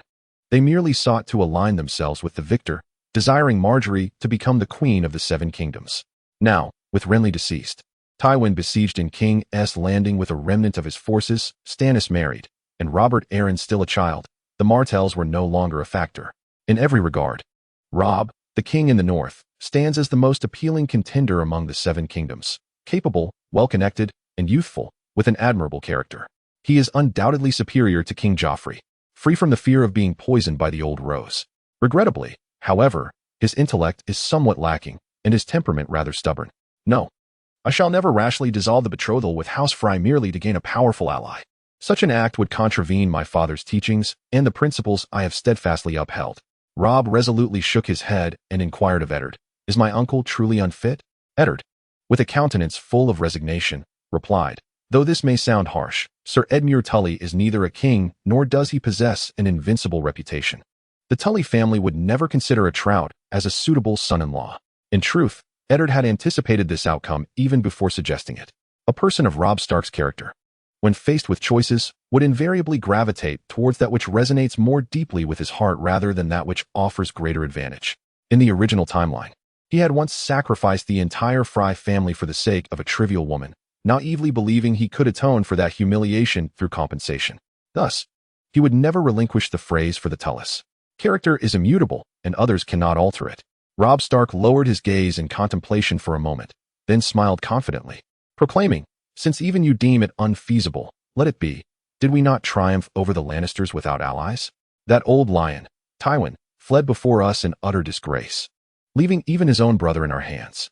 Eddard relinquished his attempt to persuade, having elucidated the matter sufficiently. Repeating himself would be futile if the other party chose not to listen. He gently reminded, "Very well, Your Majesty. But I must caution you that the Tully soldiers are present, and they are unlikely to side with Stannis. Hence, they will likely be swayed by the Iron Throne. In that case, we will face 30,000 against 60,000. Robb Stark waved his hand dismissively and responded boldly, "That is of no concern. Let them come. I possess the most loyal vassals of the Seven Kingdoms, as well as the most valiant warriors." He then glanced at Eddard, adding, "And you and Ser Brendan are by my side to assist. We have defeated them once. Surely we can vanquish them a second time." "You are quite confident, young man," Eddard remarked, raising an eyebrow at the suddenly impassioned King of the North, feeling relieved and smiling as he continued, "Your Majesty, given the shift in circumstances, our plans to assault King's Landing may require revision." "Indeed," Robb replied, his gaze sharpening and voice resolute. "If the Tully family, as you say, ultimately aligns with the Lannisters, we may find ourselves under attack from both sides when we assault King's Landing. Relay my orders to convene a meeting." Chapter 35. Ramsay and the Scoundrel. The meeting was rife with clamor. The lords of the North could never change their tendency to speak loudly, clamoring insistently for an assault on King's Landing. Brave, yet perpetually oblivious to whether their strength was sufficient or if the current situation warranted an attack. Brashness. It seemed that as long as they charged ahead, they could resolve all issues. Meanwhile, the majority of the lords from the Riverlands remained silent, awaiting Robb Stark's decision. In the present day, the Lannisters who had invaded the Riverlands have been driven away, and the territory has finally found a semblance of peace. Rather than continuing the conflict, they are more inclined to mend their war-torn lands. It is not just the lords who have grown weary of battle. Even the common soldiers long for an end to hostilities. The villages are likely filled with countless widows, awaiting their return to carry on their legacies. Was it not promised that they would march on King's Landing? I, too, wish to gaze upon that Iron Throne. The boisterous voice of Jon Snow is ever the loudest. I would relish the opportunity to sever Tywin Lannister's head and display it on a pike for the hundreds of thousands of residents of King's Landing to witness. An example of how the brutal meet their own brutal end. Count Tydos spoke ominously, his eyes aflame with resentment. Even though Gregor Clegane has perished, he cannot forget that the instigator was that old lion. Gentlemen, it is my belief that the upcoming battles will not come to fruition. Before Robb Stark could voice his thoughts, Ed, the Hand of the King, interjected, raising his hands in a gesture of resignation. "Since the death of Renly Baratheon, the variables have multiplied significantly.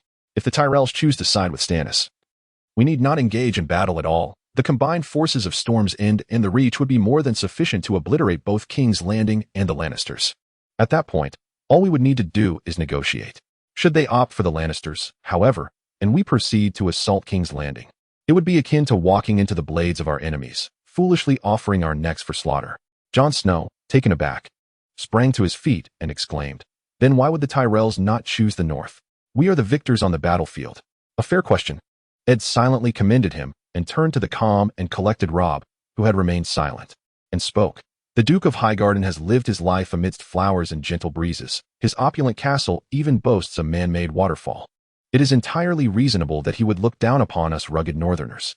To placate Jon, Ed casually fabricated an excuse, only to find that Jon nodded in agreement, finding it rather sensible.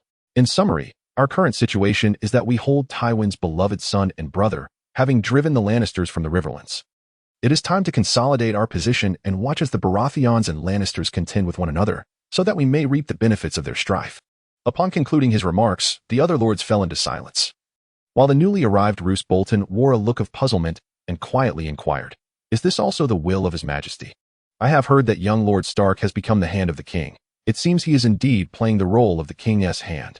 In the skirmish at the shallows of the Red Fork, Roose Bolton led his men to decisively breach the Lannisters' fortified formation. The losses sustained by the soldiers from Harrenhal, the Whispering Woods, and the Riverlands were at least a third. After the battle concluded, Old Skinner seized an opportune moment to admit his mistakes, acknowledging the errors he made during his confrontation with Tywin at Green Fork, and he promised to provide compensation. This included gold dragons, weaponry, provisions, livestock, and even land and farmers. Each form of restitution precisely targeted the vulnerabilities of the lords. Such tactics swiftly earned him the forgiveness of Robb Stark, and the other northern lords no longer regarded him with disdain. At that moment, Eddard observed Old Skinner's methods and couldn't help but internally commend him, thinking to himself, "Goodness, you truly possess the ability to bend and yield. We have plenty of time to play our games later." Just then, witnessing Roose Bolton questioning Eddard, Robb prepared to explain. Eddard would tentatively outline the next steps, allowing Robb to supplement as necessary, a plan they had previously discussed. Eddard conveyed that a king, when convening an important council, ought to listen to everyone's opinions, reflect, and discern which choice aligns best with his own interests and those of the majority. Today was merely an experiment. However, Eddard had long harbored a distaste for Old Skinner, who, despite his outwardly genteel demeanor, harbored a dark heart. He lifted his chin, regarding Roose Bolton through flared nostrils, tauntingly proclaiming, "As a Stark, whether as a royal advisor or as hand of the king, I am far superior to any heir of the Bolton family. I have heard that your illegitimate son, Ramsay Snow, had the audacity to imprison Lady Donella of Hornwood, compelling her to draft a will declaring him the rightful heir of Hornwood before starving her to death. It is astonishing that an illegitimate child could command the soldiers of your dread fortress to commit such heinous acts. It seems Lord Bolton's son possesses far greater capability than I." As his words faded, Sir Farad Bolton, serving the Hornwood family, turned to Old Skinner, vehemently declaring, "The Hornwood family shall never forget this matter." This news had long since reached them from King's Landing, but with the ongoing conflicts, there had been no time to settle scores. Sir Wendell Manderley from White Harbor even moved his corpulent form to kneel before Robb, tears streaming down his face as he pleaded, "Your Grace, please deliver justice for my aunt."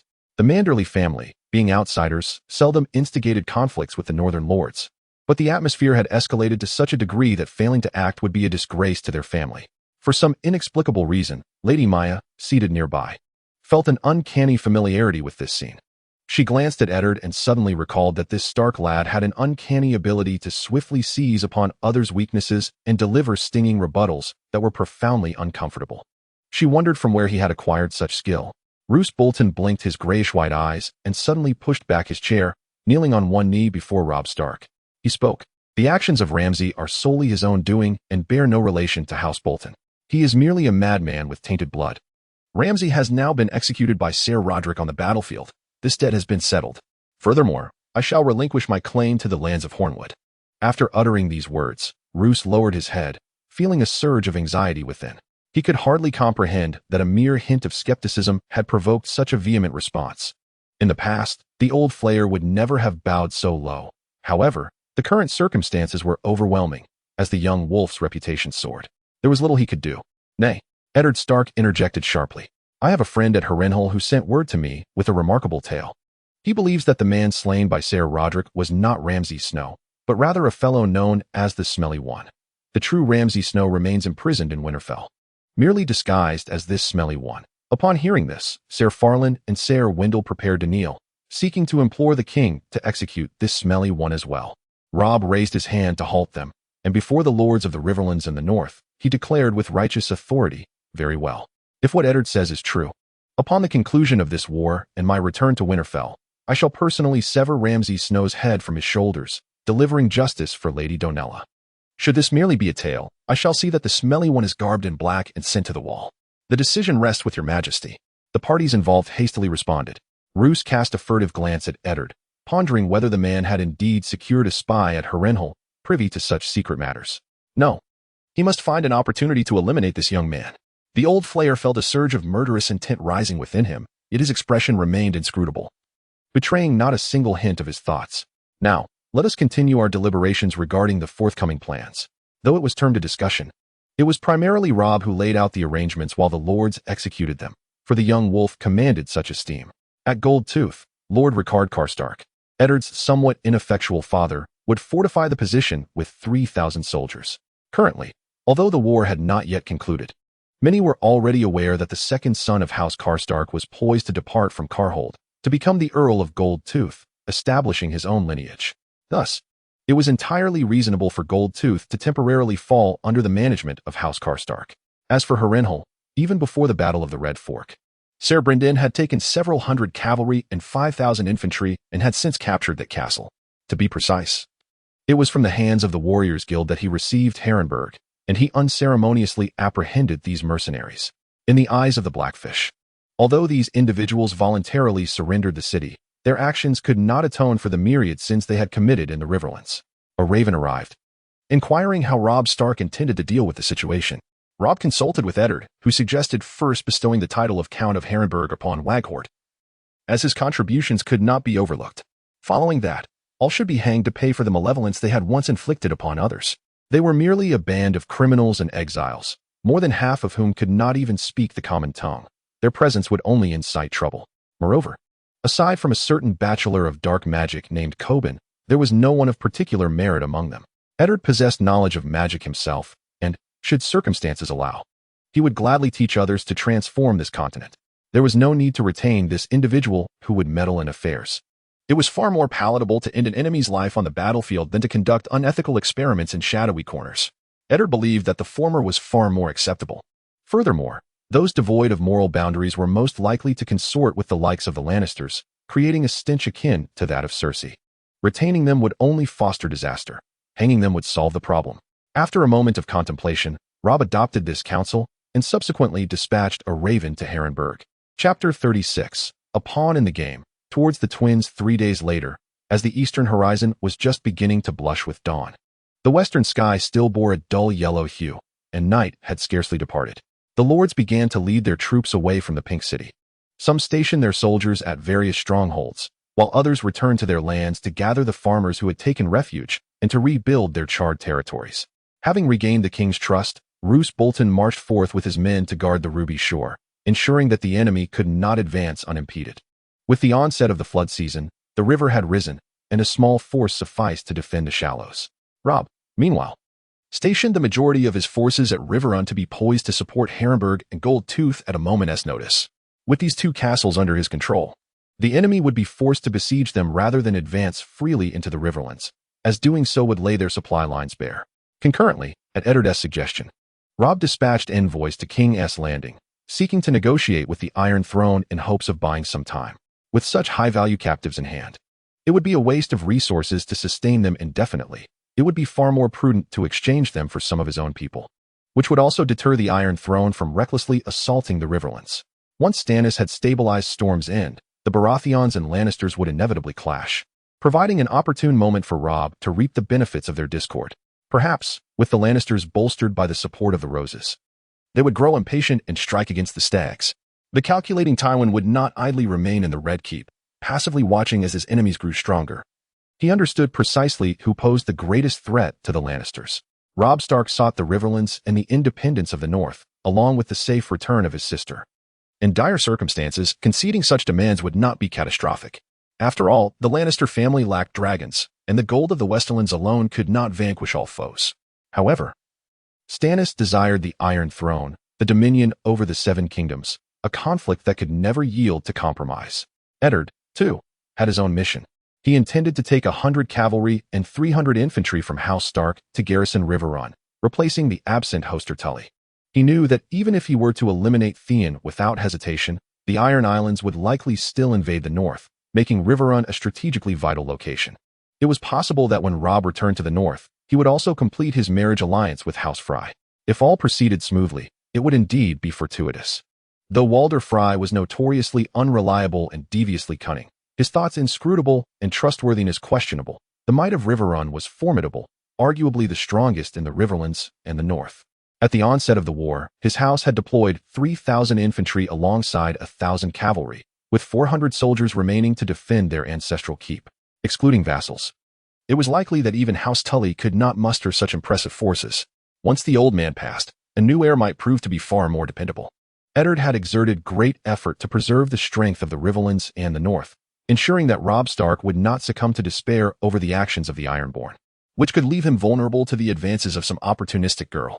Frankly, when Robb learned that Theon Greyjoy had captured Winterfell and slain his 2 brothers, or when he heard that his mother had released Jaime for the sake of Sansa and Arya, it would have plunged him into profound anguish, betrayed by those he trusted most. At such a moment, whether it be the healer Talisa Maegor, or the spirited Jane Westerling of the Crag, or even the daughter of a Riverlands lord, if she were fair and willing to comfort this 16-year-old boy, she could easily become queen. The identity of the woman Robb chose to bed was inconsequential, for they were of little significance. The true concern was the circumstances leading to such a situation, which Eddard endeavored to alter with great determination. In truth, his efforts had been commendable. Moving forward, Eddard would position himself as a pawn in Reborn, ensuring that a bloody wedding would not transpire. The northern forces could return and deal with the invading Ironborn in no more than 6 months. Especially since Theon was already dead, and the remaining captains of the Iron Islands would likely refrain from assaulting Winterfell, instead wreaking havoc along the coastline. There is no need to worry about Bran and Rickon's safety, which ensures that Robb Stark and his selfish, foolish mother will not commit any atrocious acts. With the likes of Kevin and the Kingslayer at hand, is there any doubt that Sansa could be reclaimed? However, Arya is not at Harrenhal, and even Eddard, well versed in the tale, cannot fathom the precise reason. Perhaps she will reveal herself in due time? That is all he could surmise. As for Bran Stark's transformation into a green seer in Winterfell, learning to change shapes and wield green visions, what concern is that of mine? With that thought, Eddard inwardly cursed vehemently, believing he had already fulfilled his duties as a caretaker worthy of Goldtown and a noble title. If this continues, Robb might feel compelled to marry off a lady to repay this debt of gratitude. Shaking his head, Eddard mounted his horse, preparing to depart with the soldiers at his back, only to see the direwolf banner suddenly charging towards him. Wait, House Stark. It was Robb Stark, the youthful king in the north, coming to bid farewell to his distant kin, advisor, vassal, and friend. After enduring so much on the battlefield, he had come to regard Eddard as a dear friend, believing the sentiment was mutual. Otherwise, why would he exert himself to offer such assistance? As the king approached, a look of confusion crossed Eddard's face. He could not comprehend why Robb was still here.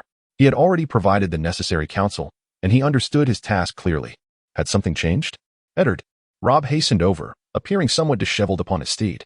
His garments were a bit askew, the collar not quite in order, and even his boots seemed improperly fastened, showing evident creases.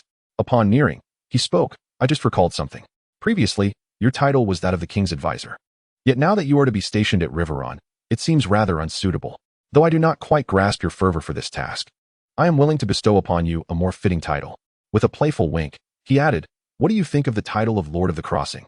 As for the salary, once we conclude negotiations with the Lannisters, you shall become the Count of Goldtown, but I shall not grant you a golden dragon.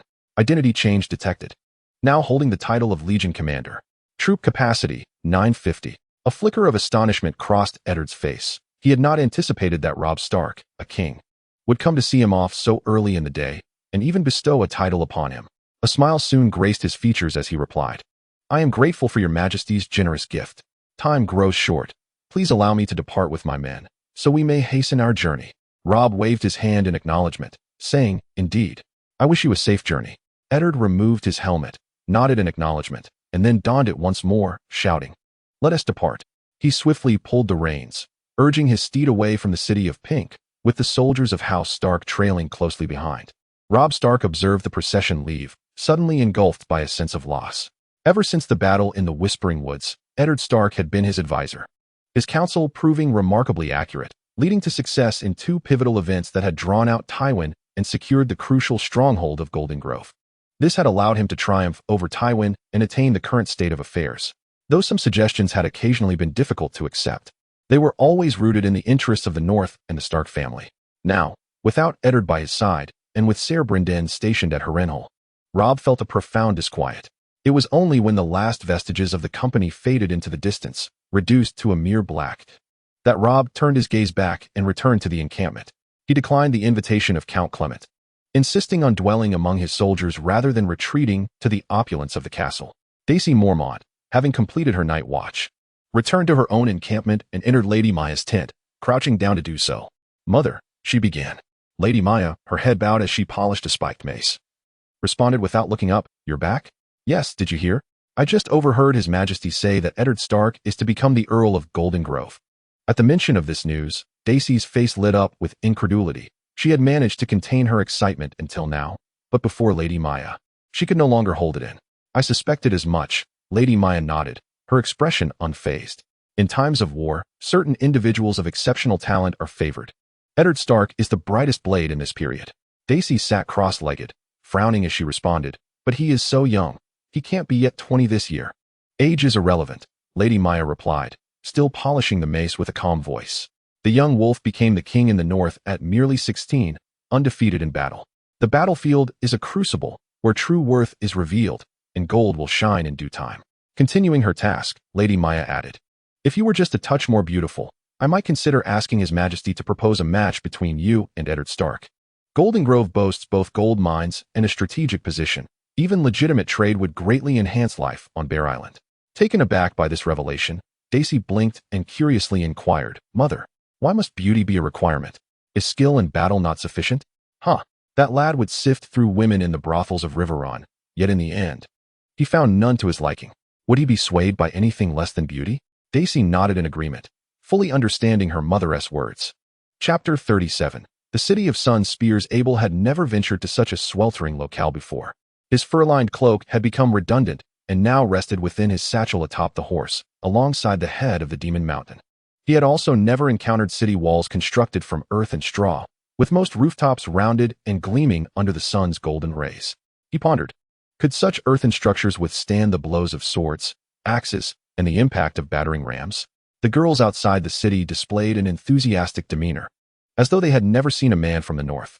One particularly striking young woman, with chestnut hair and dark skin, smiled alluringly, disregarding the odor of her sweat. She tenderly traced her fingers across the exposed, muscular chest of Matthew and then, with curiosity, tasted the saltiness on her fingers. She also directed their group towards the Old Palace, the residence of House Martell, a piece of information that was hardly a secret in the city of Sun Spears. Who would have thought that a rustic northerner would come here to flaunt himself? There had been no whispers of a northern king or the Stark family. The Dornish guards stationed at the Triple Gate, adorned with thick red beards and possessing perfectly white teeth, spoke the common tongue with a heavy local accent and bore a rather unfriendly demeanor. Brandishing their long pikes, they shouted, "Away with you.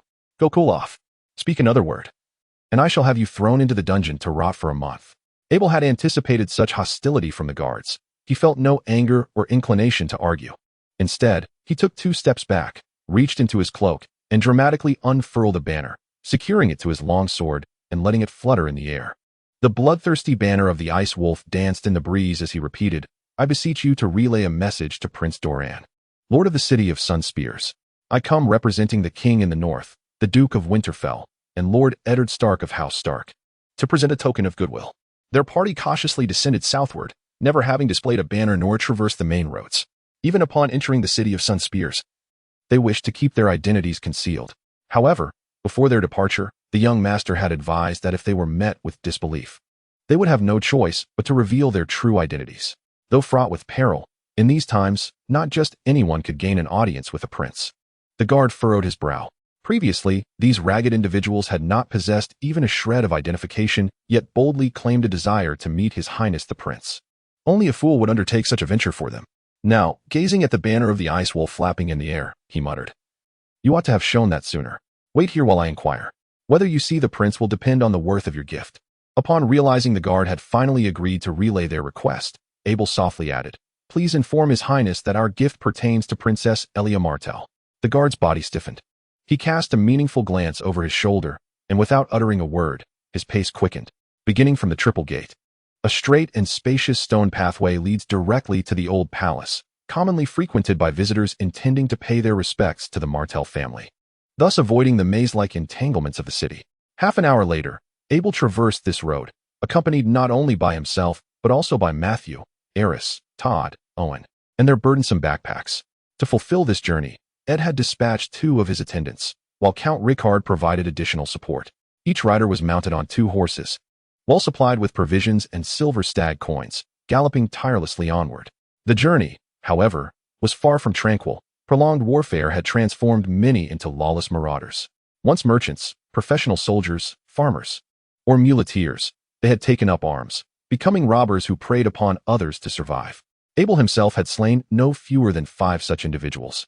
He vividly recalled a boy, no more than 15, whose youthful face had twisted into a grotesque mask of rage, brandishing a pitchfork in a futile attempt to impale him beneath his horse, only to be struck down by a thrown spear that pierced his chest. What a cursed world this is. Finally, they arrived. A guard's distinctive accent pulled Abel from his reverie. They did not linger at the old palace, but instead followed another path to the seaside flowing garden, the private residence of the Lord of Dorne. As Abel regained his senses, he found himself enveloped by an expanse of orange groves, the path laid with pale pink marble. And with each breath, a rich sweetness filled his nostrils. Instinctively, he wrinkled his nose, his spirits inexplicably lifted. The air of the north was always biting and cold, particularly in the city of Carhold, surrounded by forests, reeking of decaying leaves. With a soft thud, an orange fell to the ground, accompanied by a gentle, yet weak voice that felt like the warm sea breeze caressing his face. I hear you have traveled a great distance bearing a gift. Might I inquire what it is? Beneath the shade of the orange trees, Prince Martell sat in a wheelchair, his pallid face adorned with deep bags under his eyes, managing to muster a faint smile. Draped in an ivory-white blanket, it could not conceal the frail body tormented by illness. His legs were notably swollen, as if concealing a few oranges, while his hands toyed with a red agate lion, fingers grotesquely swollen from prolonged gout. Standing behind the prince was Arianne Martell, clad in a pink robe that accentuated her voluptuous and alluring figure. Her olive skin glistened in the sunlight, and her lustrous black curls cascaded over her shoulders. Her face a beguiling blend of allure and ambition, as sweet as a ripe peach. Yes, my lord, Abel replied, nodding. Feeling a twinge of anxiety as he embarked on such a significant task for the first time, his face taut with tension, fearful that others might discern his apprehension. He cast the burden from his back directly onto the marble floor, and as he unwrapped it, a grotesquely large head emerged. He then casually explained, This is the head of Gregor Clegane. My lord is aware of the atrocities committed by this beast, and has specifically instructed me to deliver it as a gift. Demon Martell's pupils constricted sharply, yet his expression remained remarkably composed, betraying not the slightest change as he gazed silently at the head lying on the ground. Is that so? There exists not a shred of camaraderie between Dorne and the North. Given that you are currently at war, who is to say that you haven't merely slaughtered a vagrant in the street and brought this to Sunspear as a ruse to gain our support? Though his words were laced with skepticism, Arianne Martell's eyes gleamed with a keen interest as they fixated upon Abel Karstark, a faint luminescence flickering within her dark irises, reminiscent of a viper's gaze. Confronted with the inquiry, Abel felt his heart race inexplicably, internally urging himself to remain calm and not to disgrace his lord. He replied, Lord Eddard has stated that our unannounced arrival may understandably raise suspicion from the princess. However, this is merely a part of the gift. With that, he gestured, and Matthew, Ares, Todd, and Owen each tossed their respective burdens onto the ground. Upon unwrapping them, they revealed the processed remains of Gregor Clegane, which, in this picturesque garden filled with fragrant air, assembled into a corpse towering no less than 2 meters and 3 centimeters. The mountain lay there, exposed and devoid of clothing. The incisions remarkably neat. Any person with even a modicum of experience could discern that these pieces belonged to a single body. Even the genitals were preserved, now pallid and shriveled in death. A faint odor of decay mingled with the air, adding a touch of nausea to the sweetness of the surroundings. Regardless of treatment, time would eventually lead to decomposition. Prince Demon Martell's somewhat morbid fingers clutched the red agate lion tightly, using the pain as a reminder not to reveal his innermost thoughts before outsiders. He regarded Abel, his smile unwavering, and spoke in a dispassionate tone. I wonder what Robb Stark and House Karstark hope to exchange for this gift. The raven carrying letters had long since flown from King's Landing to Sunspear. Demon Martell had acquiesced to the Iron Throne's terms, and Princess Myrcella might already be aboard the Royal Fleet's ship, soon to arrive in Dorne, ultimately reaching Sunspear. Yet Dorne would not reject this overture of friendship from the north. The prince remained ever mindful of his objective, revenge, to obliterate all that the Lannisters held dear with blood and fire. Indeed, Abel bowed respectfully, a smile gracing his face as he declared, Lord Eddard has emphasized that this is merely a gift, not a transaction. Gifts require no recompense, but may serve as a stepping stone to facilitate trade. Ollien unreservedly expressed her curiosity, stating, I am quite eager to make the acquaintance of your young master. Abel chose to disregard Ollien Martell's teasing and continued, If His Royal Highness finds this gift satisfactory, then Lord Ed will write to you in due course. We also hope that, in your leisure, His Royal Highness might pen a reply. Very well, I understand, Daelon Martell nodded. Before issuing a dismissal, the hour grows late. Do you require me to prepare accommodations for you all? At this juncture, matters had indeed been settled. The North was willing to utilize the corpse of Gregor Clegane in an attempt to forge a friendship with Dorne. Whether to respond would be conveyed through the ravens. There was no necessity to inform these envoys. No, our war continues. His Majesty requires the support of every man from the North. Abel shook his head, bowing before preparing to depart. The prince nodded and turned to Ollien, saying, Kindly see our guests out. Of course, Father, Ollien replied, her voluptuous form following Abel and his entourage, casually inquiring about Lord Ed. Meanwhile, Prince Daelon waved for his guards and spoke softly to one of them, Have Oberyn sent some men to watch over our guests. They have displayed the sigil of the running wolf outside the city, and they may already be under scrutiny. The guard nodded and departed, leaving the prince to sigh, gazing at the corpse on the ground, murmuring, There are no free gifts in this world. Chapter 38, Ward Fry. When Ed arrived at the twins, the heavens were not in a cheerful mood. A torrential rain fell, accompanied by fierce winds, the tumultuous sound of rushing waters piercing through the downpour. Akin to a beast roar, the cursed river had swelled by yet another half. The 400 soldiers trailing behind him were equally drenched and disheveled. However, upon spotting the black banner adorned with the sunburst emblem at the city gates, the guards atop the walls reacted swiftly. Moments later, 2 men emerged from the archway, both cloaked in heavy black woolen capes, beneath which gleamed a layer of steel chainmail. Ed recognized one of them, Black Ward, the younger son of Lyman Fry, grandson of Stevrin Fry, and great-grandson of Lord Ward Fry.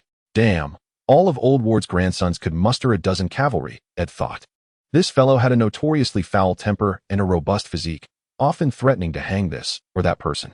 As the three approached, Black Ward, sporting a dark, bushy beard, brusquely inquired, What business do the Stark family have in the twins? What is this? Do you wish to avoid battle and sneak back to the north? That would be a hanging offense. Ed remained silent, lifting his head slightly to reveal his damp visage. After discerning the situation, Blackwater jested, Ah, it is young Lord Ed. I have heard that you are soon to become the Earl of Goldtooth City. What brings you to our humble abode? Ever since defeating Tywin, he and his father, Lyman Fry, had returned to Twins River to hold a funeral for Stevrin Fry. Whispers of discontent had reached him in the army, and naturally, he felt considerable irritation. The Fry family had dispatched 4,000 soldiers to fight valiantly. And though his grandfather had perished, not that it was entirely unfortunate, he had ultimately gained nothing while this young man quietly rode in and became a lord. It was as absurd as a dragon copulating with a sheep. Ed cast a cold glance at Blackwater and spoke in a grave tone. His Majesty the King has appointed me as the commander of the Rivercross Legion to assist Lord Walder Fry in safeguarding Twins River, to prevent the enemy from exploiting any vulnerabilities. Do you intend to defy the King's orders? Or have you now assumed lordship over Twins River, allowing you to converse with me as an equal? Ed was no stranger to the art of mockery and could easily belittle others. You, in the torrential rain. Blackwater's eyes brimmed with fury, his expression shifting from stormy to sullen. His lips quivered, but ultimately he refrained from unleashing his wrath, managing only to stammer. How could I ever compare with Lord Ed?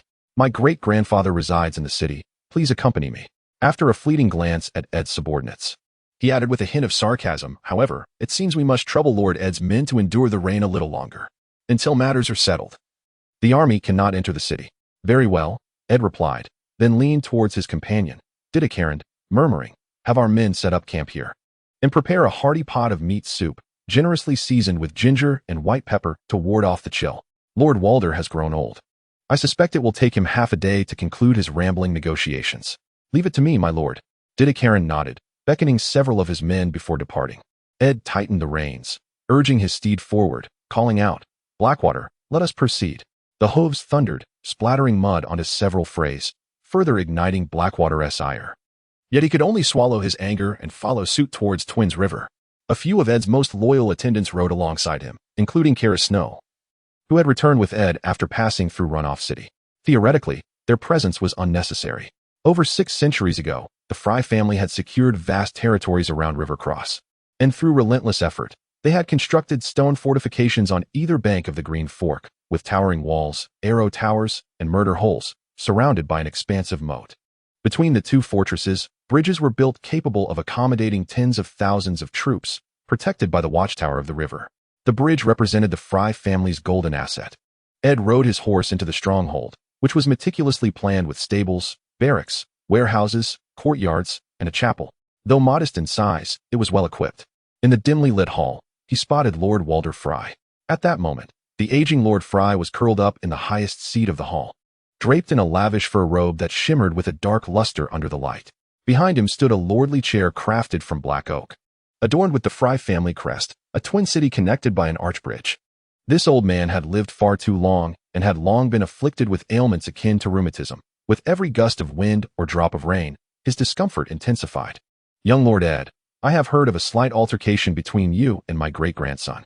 Pay it no mind. The pleasures between the legs can yield all sorts of offspring, some of which may emerge with tempers as wild as boars." Lord Walder spoke, leaning forward with a slow cadence, revealing his toothless mouth.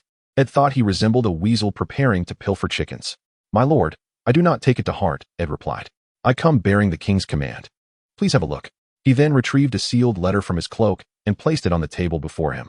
"Bennett, good sir, would you kindly assist me? My eyes have grown feeble, only of use when it comes to matters of women." Lord Walder's watery eyes blinked, concealing his thoughts as Scholar Bennett perused the letter and whispered something in the lord's ear. After a moment, Bennett nodded and addressed Ed. "Very well, I comprehend the situation." The realization that Robb Stark had once again sent men to watch over him agitated Lord Fry immensely. He had just dispatched 400 men with Roose Bolton, and now, barely days later, another contingent had arrived. However, the king's orders were not to be defied. Thus, Lord Fry reluctantly stated, "According to our king's decree, the forces of House Stark may enter the Twins, but they must be divided into 2 groups, 200 on the east bank and 200 on the west." "Young Lord Ed, does this arrangement suit you?" "That poses no issue," Ed replied, shaking his head. These soldiers were all seasoned veterans of House Stark, with families residing in Winterfell. The officers leading them had already been integrated into his system, their loyalty rated as excellent. There was no cause for concern once separated. "Very well," Lord Fry nodded. Ed presumed the matter concluded amicably, but the Lord unexpectedly posed another question. "Young Lord Ed, recently, Ser Lisa Arryn met an untimely demise. It has come to my ears that some have persuaded His Majesty to annul the betrothal with House Fry in favor of courting the Rose of Highgarden. Is there truth to this?" He fixed a penetrating gaze upon Ed's countenance. Eddard raised an eyebrow, nodding nonchalantly as he remarked, "Indeed, there is such a matter. But King Robb possesses several noble qualities and has not heeded that suggestion, so there is no need for you, my lord, to be overly concerned." Despite being in the stronghold of House Fry, Eddard felt no trepidation whatsoever. In the past, he might have been somewhat cautious, diverting attention with trivial chatter, but now, as the commander of the Riverland forces, he could muster an impressive 50 subordinates. During his journey to Riverrun, Eddard took the time to familiarize himself with the soldiers of his house, specifically selecting those of high loyalty for recruitment. At present, he boasted 18 loyal followers rated as excellent and 31 as good. The overall combat strength was augmented by more than threefold, though this strength stemmed from various subordinates. They were all seasoned veterans. Not to mention, the Northerners were known for their remarkable physical prowess. Currently, beneath his black cloak, Eddard donned plate armor and chainmail, ready to conjure a magical armor, if necessary. In battle, he remained unfazed by the attacks of ordinary foes, wielding a battle axe or a great hammer, effortlessly dispatching those foolish enough to obstruct his path, alongside his loyal retinue, as they carved their way out of Riverrun. Was it merely a few disparaging words about one's family? "What, are you aggrieved?" Observing Eddard's unperturbed demeanor, Lord Walder Fry found himself momentarily at a loss, still uncertain of who had proposed this suggestion. However, his granddaughter's husband, Lewin Bolton, had sent word indicating that it was highly likely the young Stark had made the claim, and he was in the process of gathering evidence, with results forthcoming. Thus, he intended to probe the matter further. Yet, seeing the other party standing tall and unafraid did not suggest guilt. Could it be that Lewin Bolton was simply fabricating accusations? That would be for the best. Pondering this, Lord Walder muttered to himself, then shifted the conversation to introduce his daughter. Young Lord Eddard, I hear you are soon to become the Earl of Golden Grove. What say you? Would you be interested in selecting a bride from among my offerings? I have many suitable candidates, whether ample in bosom or generous in form, including daughters and widows alike. Even the king has chosen his queen from House Fry. Eddard promptly shook his head in refusal, saying no. I have already chosen my future spouse. Very well, very well. Upon hearing his proposal so decisively declined, old Walder's expression darkened. Feeling that House Stark looked down upon House Fry, and he stiffly spoke to dismiss Eddard. Then I shall not keep you, my lord. Finally, it was over. Eddard sighed in relief, preparing to nod and take his leave when he heard old Walder ask from behind, by the way, do you require provisions and supplies for your journey? The Flay family is currently not affluent, struggling with the scarcity of food and fodder. There's no need. We can purchase these ourselves in the nearby villages without troubling your lordship, Ed stated before departing without a backward glance, only to hear a light comment behind him. Oh, what a polite child indeed. That old man, even as he leaves, does not forget to take advantage of me, Ed muttered under his breath as he exited the hall, spitting disdainfully onto the ground beside him. Chapter 39, Acquiring Food? Nay, it is the seizing of spoils. In the distant city of Quails, a young girl with silvery golden hair and violet eyes rode alongside a Dothraki on the same horse. They stood apart from the crowd, observing what was purported to be a spectacle. A mage clad in crimson robes gestured dramatically, and suddenly, a staircase entirely composed of flames surged upward, reaching several meters into the air. At that moment, the mage ceased his movements, deftly stepping upon the fiercely burning staircase, climbing ever higher, until, upon reaching the pinnacle, both he and the staircase abruptly vanished. A look of unease crossed the girl's stunningly beautiful visage, as though she sensed something amiss. Behind her, from the folds of a cart's canopy, 3 heads emerged. They belonged to 3 young dragons. Though small, they already displayed a hint of grandeur. One was pitch black, another platinum, and the last of verdant copper. They opened their mouths, filled with fine teeth, emitting a series of hissing sounds. In the city of Twin Rivers, a torrential downpour had persisted for 3 days, showing little sign of abating. The accommodations provided to Ed by the Flay family were relatively decent, constructed entirely from large, regular stones, with gaps filled with a special adhesive. The room was well furnished, with a bed adorned in luxurious velvet and soft feather bedding. It was not far from the grand hall where the old Flay entertained guests, but the only drawback was the dampness. In such rainy weather, one could quickly become soaked in a fine layer of sweat, rendering clothing uncomfortable and necessitating daily changes of bed linens. However, early this morning, the system delivered a wave of notifications to Ed, detected that the concentration of magical tides has reached a critical point. Total number of magic casts, 1.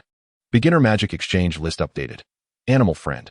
Upon casting, gain the power of nature, allowing most small animals to approach you and enabling conscious communication with them. Retrieving images they perceive, lasting for half an hour. Exchange price, 10 units of soul power. Casting conditions, 1 unit of soul power for times a day. Magic arrow, an arrow of magical energy formed from elemental condensation, far exceeding the power of ordinary arrows, achieving perfect accuracy within 20 meters, dissipating beyond that range. Exchange price, 10 units of soul power. Casting conditions, 1 unit of soul power for times a day. The intermediate magic exchange list has been unveiled. Weakness. This spell can render an ordinary human utterly incapacitated, leaving only the strength to sustain breathing for a duration of 30 minutes. The effects may vary depending on the biological category. Exchange price, 50 units of soul power. Casting conditions, 5 units of soul power, 3 times per day. Thunderbolt summons a sphere of explosive lightning to strike the enemy, possessing immense power capable of instantly slaying a black bear. Exchange price, 50 units of soul power. Casting conditions, 5 units of soul power, 3 times per day. Having acquired intermediate magic, it is evident that the others have become increasingly active. The silver-haired girl-S dragon may have already learned to breathe fire, and the mages from Essos should be gradually awakening as well. Eddard closed his eyes in contemplation, feeling that these matters were somewhat discordant with his current environment. Westeros truly lags behind. Not only is their metallurgy inferior to that of Essos, but magic is also exceedingly rare. shaking his head. Eddard donned his armor and attended to his personal grooming. He then conducted his customary loyalty check among his subordinates to ensure none had succumbed to the allure of the Fry family's charms or wealth. Finding no issues, he nodded in satisfaction. In a place where the narrative shifts, it is always prudent to exercise caution. My lord. At that moment, a knock at the door announced the arrival of Diedah Carland. Come in. Upon entering, Diedah spoke in a hushed tone. My lord, as per your instructions, I took a few brothers to survey the area. Most of the village's grain has already been plundered by the Fry family, making it impossible for them to sell to us. We must venture further afield. Since learning of Eddard's impending title as the Earl of Goldtooth, his address had changed from young master to my lord. The former signifies a noble's offspring, while the latter represents a regional lord, two entirely different standings. That is of no concern. Take 10 brothers with you. We shall procure supplies from the surrounding areas. It is far more reassuring to consume what we have purchased ourselves. The term brothers specifically referred to the elite guard Eddard had recently assembled, with 40 slots allocated to them, all skilled horsemen. Some excelled at archery, while others were adept with the spear, each one a valiant warrior. Count Rickard held deep affection for his most promising son, and even though he would eventually establish his own domain, it did not deter him from making substantial investments. I shall attend to it immediately. Diedah turned to leave, gathering the cavalry. Eddard also stepped out of the dwelling, only to encounter Sir Lyman Ward, who had come with a specific task. This man, whom Eddard had previously met, was quite an intriguing character. Lyman's father, Stephen, possessed a gentle and rational temperament, coupled with a rare sense of justice often lacking within the Fry family. It scarcely resembled the lineage of the Marquis of Ward, ultimately meeting his demise in the Battle of Oxford. Lyman's son, Blackwood, was the fellow who engaged in a minor altercation with Eddard outside the town of Twins. Known for his volatile temper and harsh demeanor, he dedicated himself to rigorous training, boasting a robust physique, employing both coercion and seduction, and maintaining a multitude of liaisons within the town of Twins. He could be deemed a man of considerable capability and cunning. Yet, Sir Lyman was entirely disassociated from such attributes. He was a rotund individual, only barely capable of riding a horse, timid and unable to discern the prevailing circumstances, indulging in gluttony and wine, well aware of the locations of all the brothels near Twins. Moreover, he harbored little sense of belonging to the Fry family.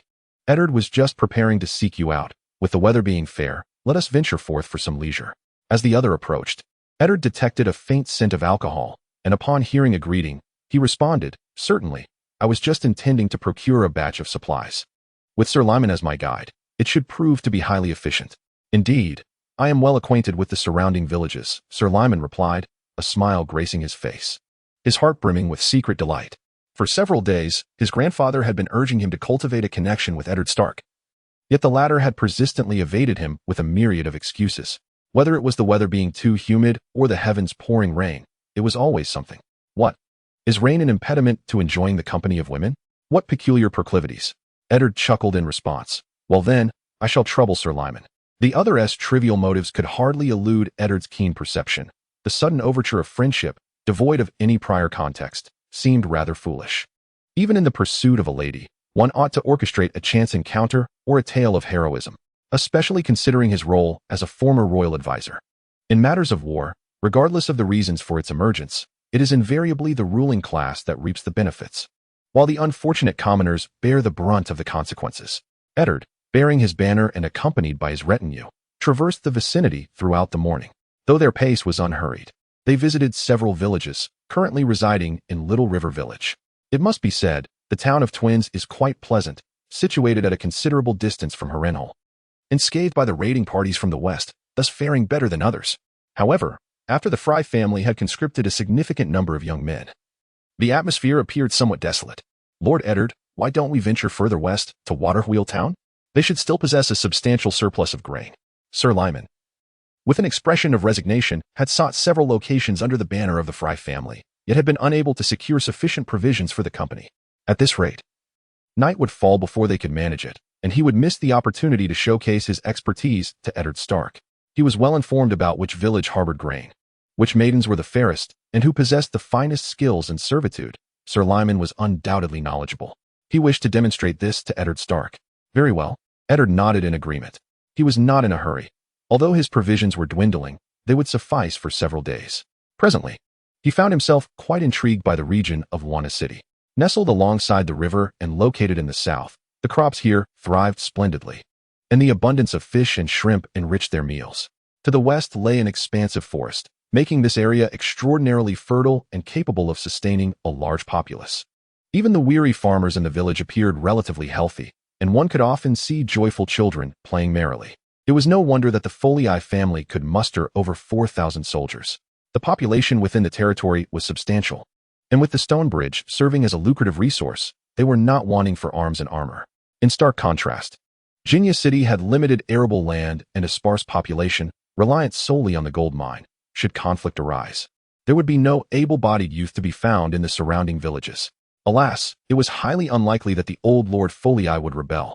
Otherwise, leading his troops to seize control and negotiating with Robb to secure Lannisters City for himself would not be out of the question. Lost in thought, the caravan had departed from Shaha village and embarked upon a country road, flanked by vast fields where farmers had begun a new round of planting. Tender green shoots burst forth from the dark soil, brimming with vitality. Although summer still lingered, recent weather hinted that autumn was not far off, and in a year or two, winter would likely arrive. After a while, the group leisurely rounded a hill, revealing the faint outline of a village in the distance. Several large water wheels creaked as they turned along the Green Fork River, channeling water to irrigate the fields. This must be the so-called water wheel town. However, a thick plume of smoke billowed into the sky, accompanied by distant cries that seemed to reach their ears. Ed pulled on the reins, bringing his mount to a halt. Something was amiss. Chapter 40. Bandits. Extermination? As a scout, Karstark came rushing back from the front, exclaiming with delight, "My lord, there are bandits, approximately 30 to 40 of them, with 3 to 5 archers and 6 or 7 riders. The rest are merely insignificant ruffians." He added with a grin, "However, there is indeed grain here. Those bandits have even helped us load it onto our carts." "What of their equipment and weaponry?" Ed inquired. "They are nothing but rags. Not a single decent piece of armor among them." Ed raised an eyebrow and glanced at Sir Lyman beside him, smiling as he remarked, "It seems our luck today is quite favorable. Just a handful of bandits, even if their numbers were 3 or 4 times greater than ours, they pose little threat. Especially since I have recently acquired more magic, necessitating a significant amount of soul power for exchange." Upon reflecting on this, Ed drew forth his sword and shield, shouting loudly to the warriors of House Stark behind him, "Follow me," and charge forth to vanquish those brigands, retrieving what we need. Without waiting for Lyman Fry to interject, he urged his steed into a gallop, racing down the muddy path towards the village like the wind. "Go, keep up." The thunderous sound of hooves erupted instantly. Ed led the charge at the forefront, his black stallion and dark armor strikingly conspicuous in the daylight. 2 archers stationed at the village entrance, upon noticing the approaching cavalry, shouted, "Horsemen are coming." They tightened their grips on their hunting bows, releasing 2 arrows, only to be deflected by the shield emblazoned with the sunburst star. A flash of steel cut through the air, and blood gushed forth like a fountain as one archer collapsed lifelessly to the ground. The second archer attempted a sneak attack, but was pierced through the chest by a javelin.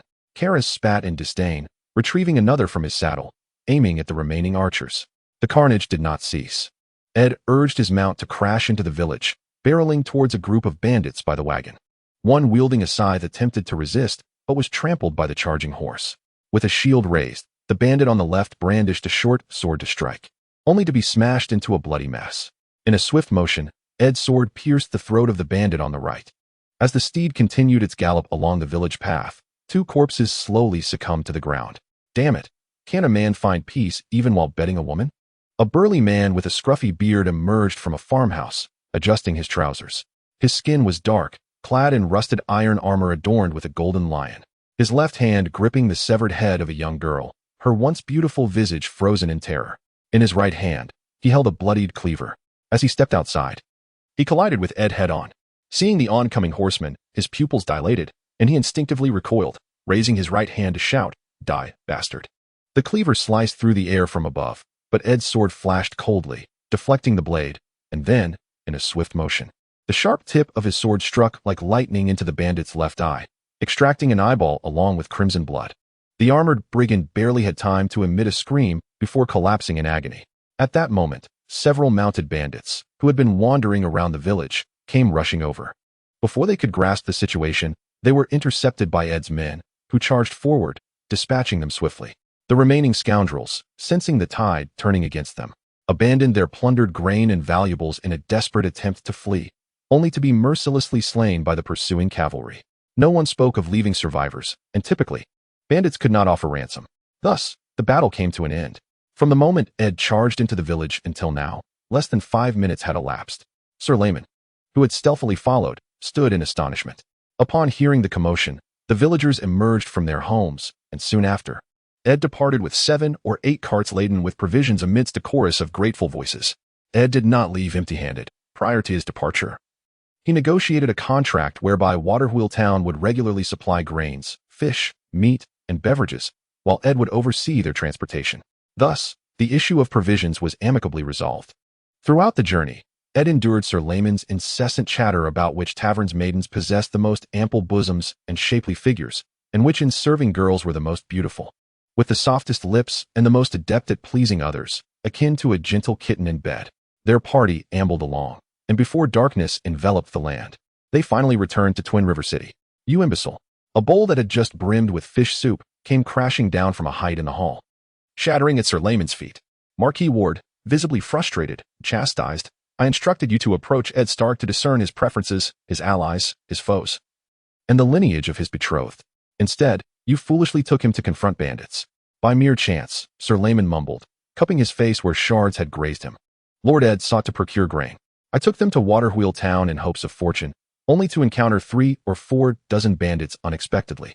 Is that so? What was that wretched creature named Ward doing? Marquis Ward muttered under his breath, before inquiring, what were the casualties on Ed Stark's side? Almost none, Sir Layman replied, shaking his head. Only 1 cavalryman fell when his horse stumbled, suffering just a minor scrape, something like Lando. None at all? The Marquis expressed his astonishment once more, only to receive an affirmative nod from Sir Layman. It appears our young Lord Ed is indeed valiant, surrounded by equally commendable men. Splendid, splendid.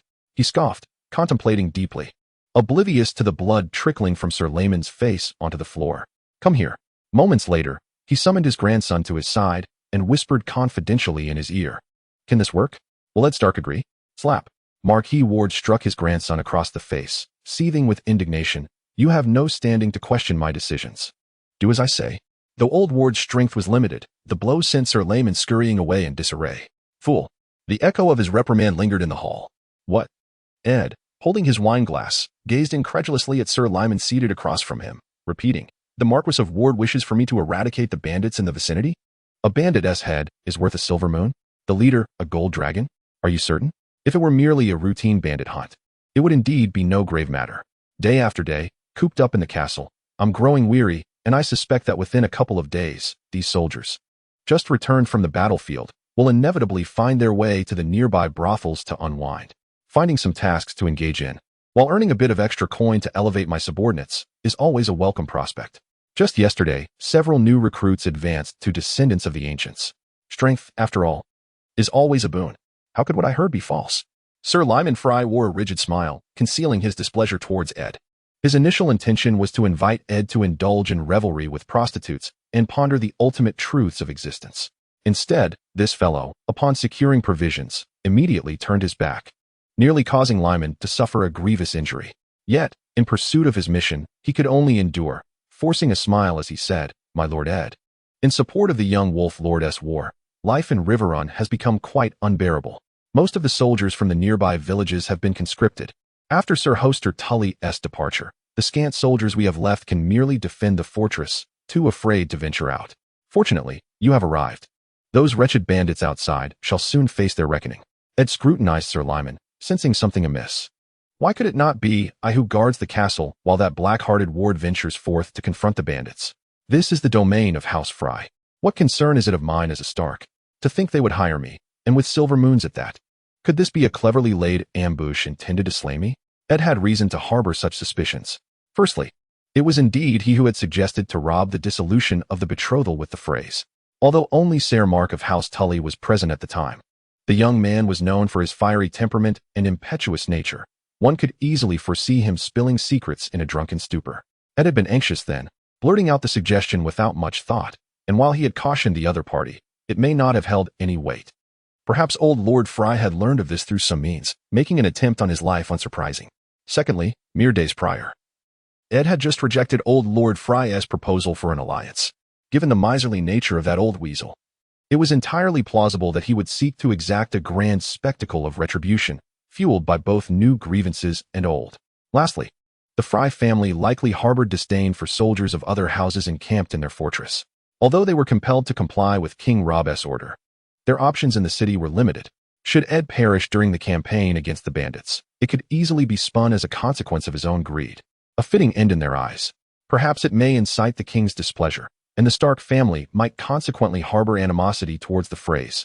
However, legally speaking, they are undoubtedly innocent. The issue lies in the fact that such a scheme is rather simplistic, abrupt, and illogical. Is Lord Walder Frey truly so foolish? Never mind the wild conjectures. It would be more prudent to play along and observe what tricks old Frey intends to employ. With this thought, Eddard chuckled softly and remarked, "The north is a harsh and desolate land, bereft of anything but barren soil and rugged stones. Very well, I shall undertake this task. However, the price offered by House Frey is far too meager to warrant the involvement of Stark's warriors. For a common brigand's head, I demand 10 silver moons. And for the leader, 5 golden dragons."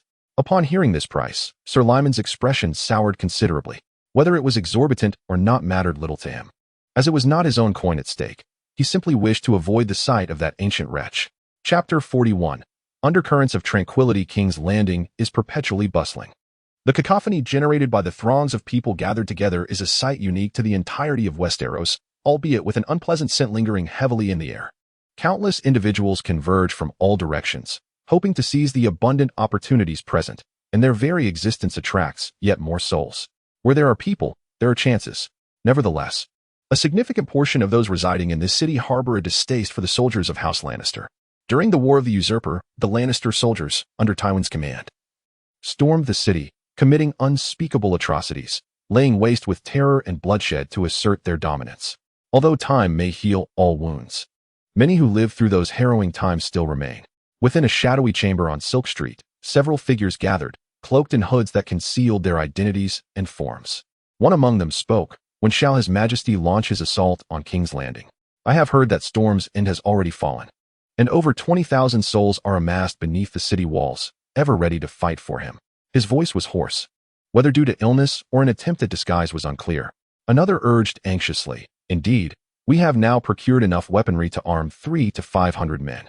When the king assaults the city, we can swiftly seize the old city gate and allow the army to enter King's Landing to eliminate that incestuous wretch, Joffrey." He had joined the organization of the Baratheon loyalists to evade the debts he owed to the crown. If Stannis Baratheon did not arrive soon, that loathsome Peter Baelish would come to seize his possessions. At that point, not only would he lose all his shops and homes, but his wife, mistress, and children would likely become prisoners, forced to toil in Shataya's brothel. Why panic? The man standing at the center spoke in a low voice, attempting to reassure the others. Times have changed. Previously, King's Landing had merely a few thousand gold-clad individuals. Those wretches, apart from oppressing the city's residents, know nothing of warfare. His Majesty naturally expects us to be prepared for any eventuality. However, Tywin, that old lion, has arrived in King's Landing with 10,000 soldiers, battle-hardened veterans. The king is gathering greater forces and will only launch an offensive when he possesses absolute certainty. After explaining, he cast a cold glance at everyone from beneath his hood and spoke in a chilling tone. "The purpose of gathering you all today is to warn you not to mention this matter in front of anyone, be it mistresses or children. Even in slumber, it is best to keep your mouth shut. His Majesty is amassing more soldiers, and the lords of the Riverlands and Stormlands will inevitably support the true king. Do you understand?" Several shadows nodded and then departed in groups from the room, changing their garments before dispersing through the alluring maiden side doors, the grand hall, and the main entrance, akin to common patrons who, after receiving comfort from the girls, quietly left the premises. Outside, a few children were playing, and one filthy little girl, clad in rags, silently vanished into the alley upon seeing their departure. Her nimble form navigated through the narrow and intricate streets of King's Landing unnoticed, as no one suspected this little bird. Soon, she slipped into a dark passage that led to a room filled with the scent of cosmetics. There sat Lord Varys, the king's spymaster, lost in thought at a table, murmuring, "I hope you do not blame me, Lord Tyrion." Yet, his smooth, egg-like face bore no trace of regret, only a smile. Just moments ago, he had reported everything Tyrion had done since arriving in King's Landing to Duke Tywin, including the details regarding the harlot Shay. It was clear that this father-son duo would encounter some intriguing confrontations in the days to come. At that moment, Varys noticed the little bird's head peeking in, and he smiled warmly, softly saying, "Do you have new information for me?" After receiving a slip of paper from her, he read it and mused. Not yet the right time. Then, he retrieved a copper coin from his luxurious, flowing purple silk robe and gently handed it to the little bird, advising, "Keep an eye on them and report to me at any time. If I am not present, hide the note in the crevice of the fireplace. Is that understood?" The little bird nodded and swiftly disappeared into the darkness. Varys tossed the note into the brazier. The seaside dwelling was perpetually damp, fostering a sense of fatigue. So he poured himself a drink and sank into contemplation in his chair. Time passed unmeasured until a sudden knock resounded at the door, followed by a brusque voice. "Lord Varys, Duke Tywin has summoned an audience. You are to proceed to the council chamber immediately." "Understood," Varys replied, setting down his goblet. Rising to adjust his robe, and a faint smile graced his visage as he pushed the door open. As the initiator of the meeting, Duke Tywin was the first to arrive at the council chamber. Following him was his son, Tyrion Lannister, who had temporarily assumed the role of Master of Coin, naturally. With the return of his father, the son relinquished the authority of the Hand of the King. The former Master of Coin, Peter Baelish, had hastily departed King's Landing upon learning of Renly's demise, accompanied by several hundred guards, mounted on the finest steed, clutching a letter bearing the signatures and seals of the king and all the principal lords. He was an envoy, representing the king and the council, hoping that House Tyrell would bestow the fair Marjorie upon King Joffrey I, in exchange for the support of the armies of the Reach for the Iron Throne. When Peter set forth, Duke Tywin had yet to return to King's Landing. The third to arrive was the Regent Queen, along with her self-satisfied and disobedient daughter, Cersei Lannister. Following them was the Spymaster Varys and the Grand Maester Pycelle. After that, there were no more. Tyrion surveyed the scant gathering and mused silently. This so-called council was growing increasingly meager, verging on a mere Lannister family meeting. As for Varys, he remained an enigma. The eunuch was shrouded in layers of mystery, rendering his inner thoughts inscrutable. However, Pycelle's allegiance to his family was manifest, as evidenced by the old man's obsequious demeanor before the Duke of Casterly Rock. Ahem. Once all were assembled, Duke Tywin cleared his throat, drawing the attention of the room towards him, and spoke softly. "Ladies and gentlemen, I extend my gratitude to Grand Maester Pycelle for his diligence. Lord Baelish's Raven has just arrived in King's Landing, bearing news of fruitful negotiations. House Tyrell will soon send Lady Marjorie to us, along with her dowry, 50,000 men from the Reach. Splendid news indeed." Cersei, brimming with excitement, rose to her feet. Her figure, concealed beneath crimson silk, surged like the tide. She struggled to contain her urge to exclaim, turning to her father with fervor, "Father, once the armies of the Reach arrive, we shall march on the Riverlands and behead those traitors, rescuing Jaime and Uncle." Tywin remained silent, casting an impassive glance at his daughter, his pale green eyes as still as a tranquil pool. "My dear sister, even with the support of House Tyrell, do not forget Stannis Baratheon, who is assembling his vassals at Dragonstone." Tyrion gazed upwards at his sister, a hint of irritation in his voice as he remarked, "Given sufficient time, a steady stream of soldiers will rally under this false king's banner in the Stormlands. Once the forces of the Riverlands depart, they will promptly embark on the fleet from Dragonstone to assault King's Landing. Furthermore, the Riverlands are not easily subdued. Harrenhal alone boasts at least 5,000 soldiers, capable of stalling an army of over 20,000. Robb Stark commands 20,000 in Riverrun, ever ready to lend support, while the forces from Casterly Rock can invade the Westerlands at any moment. Sister, I implore you, the vicinity of Lannisport has been reduced to cinders." He despised looking up at others, unless they were women, particularly those charming enough to attend to him in bed. Cersei, entangled with Jaime, and possibly even with Lancel, had never deigned to cast a glance at her own brother. He harbored no desire for anything untoward with Cersei. He merely yearned for a modicum of familial affection. Tywin turned his gaze towards Tyrion, stating, "It seems your thoughts are not solely occupied by courtesans. Speak then, what shall our next course of action be?" On the day they returned to the Red Keep, he had gleaned everything regarding his son from Maester Pycelle and Varys. Some matters appeared to have been handled reasonably well, such as the alliance with Dorne and reprimanding Joffrey. Yet, certain actions incited his ire, such as allowing a harlot into the city. Cersei, simmering with indignation, sat down, arms crossed, creating a stark line of alabaster cleavage, coldly observing the imp, contemplating how to mock this fool. Pycelle and Varys remained silent, spectators to this domestic farce. Were it possible, they would rather not be present at this gathering. Tyrion announced loudly, "Negotiation." The day after Duke Tywin entered the Red Keep, he received a warning, not praise, nor encouragement, but a blatant admonition. It felt as though everything he had accomplished in King's Landing was rendered worthless. In response to his father's harsh criticisms, Tyrion could only endure in silence, subsequently hiding Shay once more in that chamber on Silk Street. At that moment, he recalled the anguish he endured at 13. Tessa, gentle and summary in her kindness towards him, despite being a courtesan, had treated him with utmost care, yet met with a tragic fate. He had matured, unwilling to relive such suffering. Chapter 42. Reactions from all sides at that moment. Though Tyrion's stature was diminutive, his voice reverberated throughout the council chamber, akin to a lioness roar. Now, with the support of House Tyrell secured, the northern forces had gained the upper hand. Although they had achieved several victories on the battlefield, they had also suffered considerable losses, and the lords of the Riverlands must surely be contemplating a period of recuperation.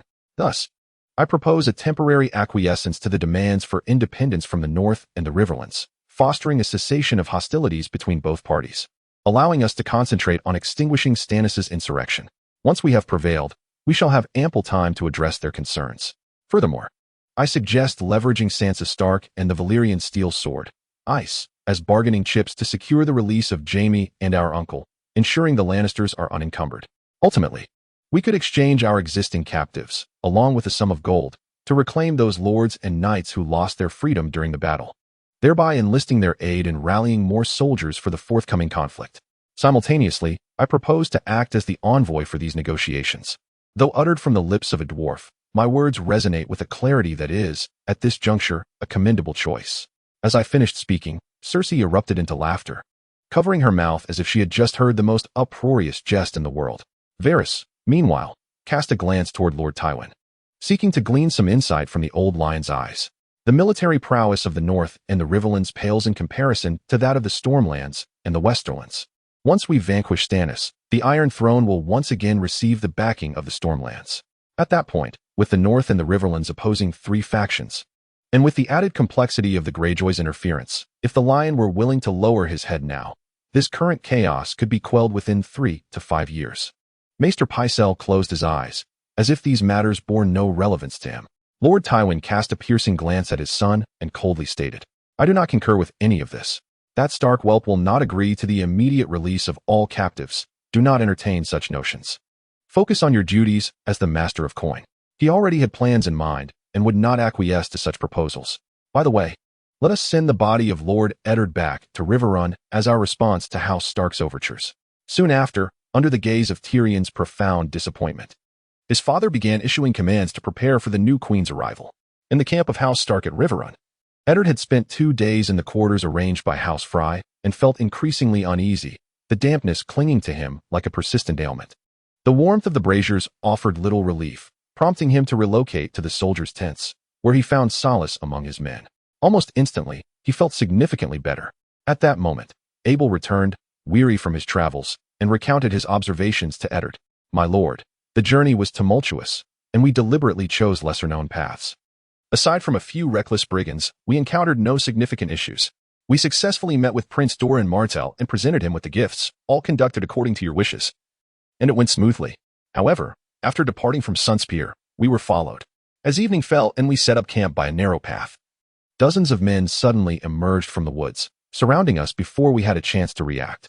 As Abel reflected on the events, a lingering fear surfaced upon his countenance, prompting him to continue. You did not witness the scene at that time. Crossbows, longbows, and recurved bows, with dozens of arrows glimmering in the firelight poised on the bowstrings. A mere misstep could have turned us 5 into a hive of hornets.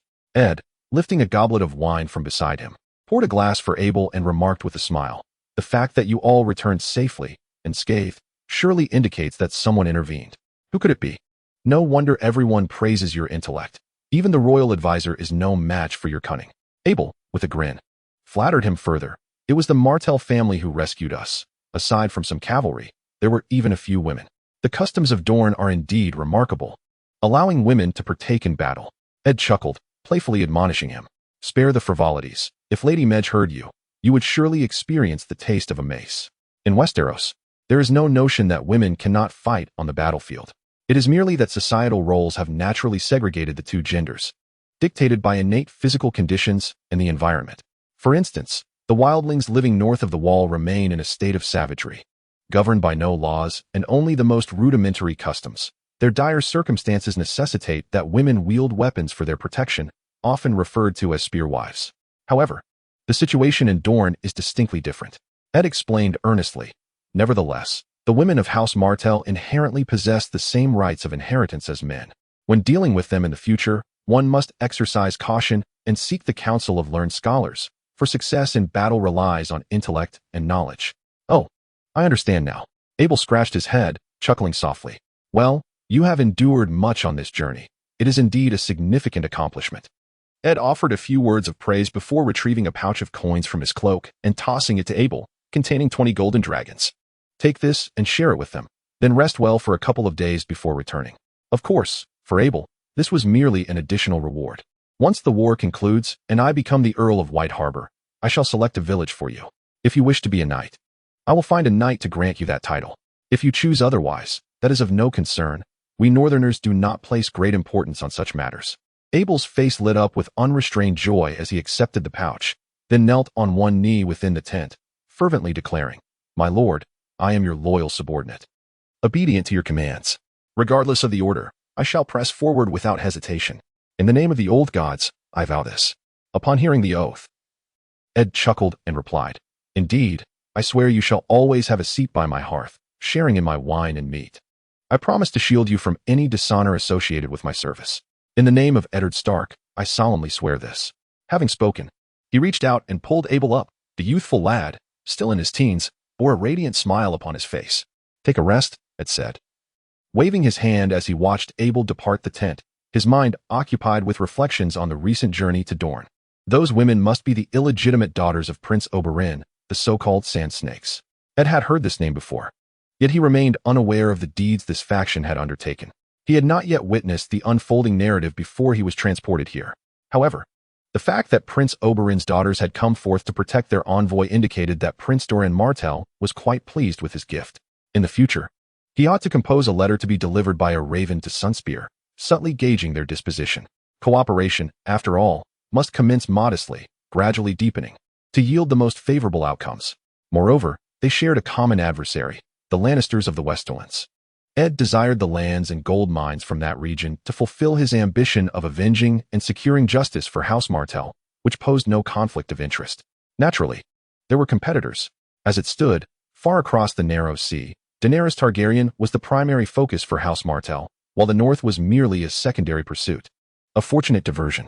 Yet, he pondered, what fate had befallen that silver-haired girl? My lord, Captain Blackwood seeks your presence. He reports that the scouts he dispatched have located the bandits' lair. Came the voice of Ditakaland from outside the tent. Upon hearing this, a playful smile graced Ed's visage as he replied, Understood. Ask Captain Blackwood to wait a moment. I shall be out shortly. With that, he drained the last of his wine, grasped his battle axe and shield, and emerged from the tent. He was eager to discern what trickery the Freys were plotting against him. Quores, situated in the southeast of Essos, stands as one of the largest port cities in the world. As Alicent Mormont disembarked from the ship, she was immediately captivated by the city's vibrance, her eyes scanning the grand and magnificent architecture and the bustling streets. Perhaps she was mistaken, but it appeared the distant city walls were adorned with fervent and passionate depictions of intimacy between men and women. Though a mother of two, she felt her cheeks flush with embarrassment. The customs here were undeniably bold, with women donning exceedingly revealing attire, some even boldly displaying half of their bosoms, swaying in the breeze, a sight that left even her, as a woman, feeling slightly dizzy. My lady, perhaps we should first find a place to settle, suggested Quinn. A soldier who had served the Mormont family for generations, feeling as though his entire understanding of the world had been shattered. On the streets, there were even individuals performing feats with fire and water to earn a few coins. This is Bear Island, or rather, a wondrous spectacle unseen throughout the entirety of the North. He closed his eyes, shook his head to steady himself, and then murmured, Madam, let us first find a place to settle down. Another young fellow, his eyes wide with astonishment, scanned the street restlessly, instinctively echoing, Yes. Let us find a place to stay, and then we can inquire about Lord Uriah's whereabouts. With a sharp smack, Alicent Mormont struck the lad on the head, scolding. Alan, what a disgrace. Have you never encountered a woman before? Well, madam, I haven't. Alan, just 15, mumbled under his breath, his gaze now less brazen. "Let us go." The three of them, having received Lady Mormont's command, had sailed from White Harbor, drifting at sea for several months, finally arriving in Karth. Originally, their destination was Meereen and Yunkai. However, due to the prohibition of slave trade in Westeros, most merchant ships avoid those two cities. Thus, they had no choice but to first travel to Karth in hopes of fortune. After all, the Stark boy had mentioned that reaching Karth was acceptable, and if they could not find what they sought, they could always proceed to Meereen and Yunkai later. Now, their task was to search for Jorah Mormont within this vast city. Capturing him would undoubtedly be splendid. If that proved impossible, they must return with news and send more men. Chapter 43. The unplayable old fry in the forest several miles outside of Riverrun. The afternoon breeze caressed the face like the gentle, soft hands of a maiden, inducing a drowsy sensation. Eddard blinked his eyes, which sparkled with a hint of mirth, as he shared a secretive whisper with a magpie, adorned in hues of blue and purple mixed with black and white, a conversation unheard by others. He remained clad in his customary attire, with 40 armed warriors at his back, all fully equipped. They were inspecting their weapons, spears and bows ready for use. Not far off, a herd of warhorses grazed leisurely in a clearing outside the woods. "Lord Eddard, shall we not commence our attack?" Lemonfry, standing nearby, bore an expression both peculiar and mixed with anticipation, urged on. "The scouts have assured us that the bandits, laden with plundered goods, have entered this forest, likely encamped in a cave or a glade. If we act swiftly, we can catch them unawares." In recent days, he had provided the enemy with 2 pieces of information regarding the bandits, all genuine insights painstakingly gathered by the scouts of Riverrun. The young Eddard, indeed formidable in combat, led his soldiers to vanquish those brigands as easily as one would slice through vegetables. Both missions had been executed without a scratch, and his prowess had already become the talk of Riverrun, evidenced by the severed heads displayed on the wall. Upon hearing the urging voice, Ed turned to glance at the nearly unguarded Sir Layman, his eyes glinting with a cold light, subtly laced with anger. Nevertheless, he maintained a smile on his face and said, "A fight is undoubtedly inevitable, but when and how it unfolds shall be determined solely by me. Do you understand?" From the birds, Ed discerned that the forest concealed at least 100 bandits, clad in mismatched armor, wielding weapons of various lengths. Their tattered cloaks and grimy faces painted a portrait of outlaws engaged in robbery and subsisting on the fringes of society. However, a true bandit gang would never congregate so many individuals in one place. The commotion of such a multitude would easily attract attention, and the daily consumption of food would render it a venture not worth the risk. Typically, it is more common for them to disperse and plunder within their respective territories, unless, of course, someone had united them for a grand scheme. Ed suspected that this was likely the work of Marquis Froey, having only profited a paltry sum of gold dragons from him, and with most of his warriors barely having just ascended to the status of northern soldiers. Was he truly so impatient? This old man is playing a dangerous game. As Ed wore a smile that did not reach his eyes, Sir Layman suddenly felt a chill run down his spine, a shiver that coursed through his body to his brain. He shuddered visibly and hastily replied, Of course. It is certainly your decision. I merely wished to offer a reminder." Ed nodded and then called out, "Abel, Dieta, Ken, come here." Upon hearing their names, the 3 promptly approached Ed. They huddled together, whispering intently, while Ed gestured on the ground with a twig, outlining their battle strategy. Once finalized, the 3 turned to glance at Sir Layman, their expressions decidedly unfriendly. However, they refrained from further action and each raised their voices to summon their comrades. In no time, 3 squads of 10, fully armed and equipped with sharp weapons, set off towards different directions within the forest. The magpie perched on Ed's shoulder took flight, disappearing into the woods, while he closed his eyes, leaving the remaining 10 standing still. Sir Froey was perplexed by this silence, his face alternating between shades of red and white, anxiously awaiting by the side. After approximately half an hour, Ed finally opened his eyes and addressed Sir Froey. "Sir, you shall remain here to guard the horses. The battle ahead is fraught with peril, swords are blind, and should you be harmed, I would be unable to explain to Marquis Ward." All right, I understand," Sir Froey hastily agreed, his rotund figure waddling slowly towards the steeds. His sole task was to deceive these individuals into the forest. All other arrangements had long been orchestrated by another. "Let us proceed." Ed waved his hand, accepting the large shield and battle axe from the white-haired Mackin, fastening a satchel of short javelins to his side as he boldly ventured into the dense thicket. 10 followers, wielding identical weapons, formed a loose formation and trailed closely behind him. Within the forest, the fallen leaves exuded a scent of decay, and the brittle branches cracked crisply underfoot.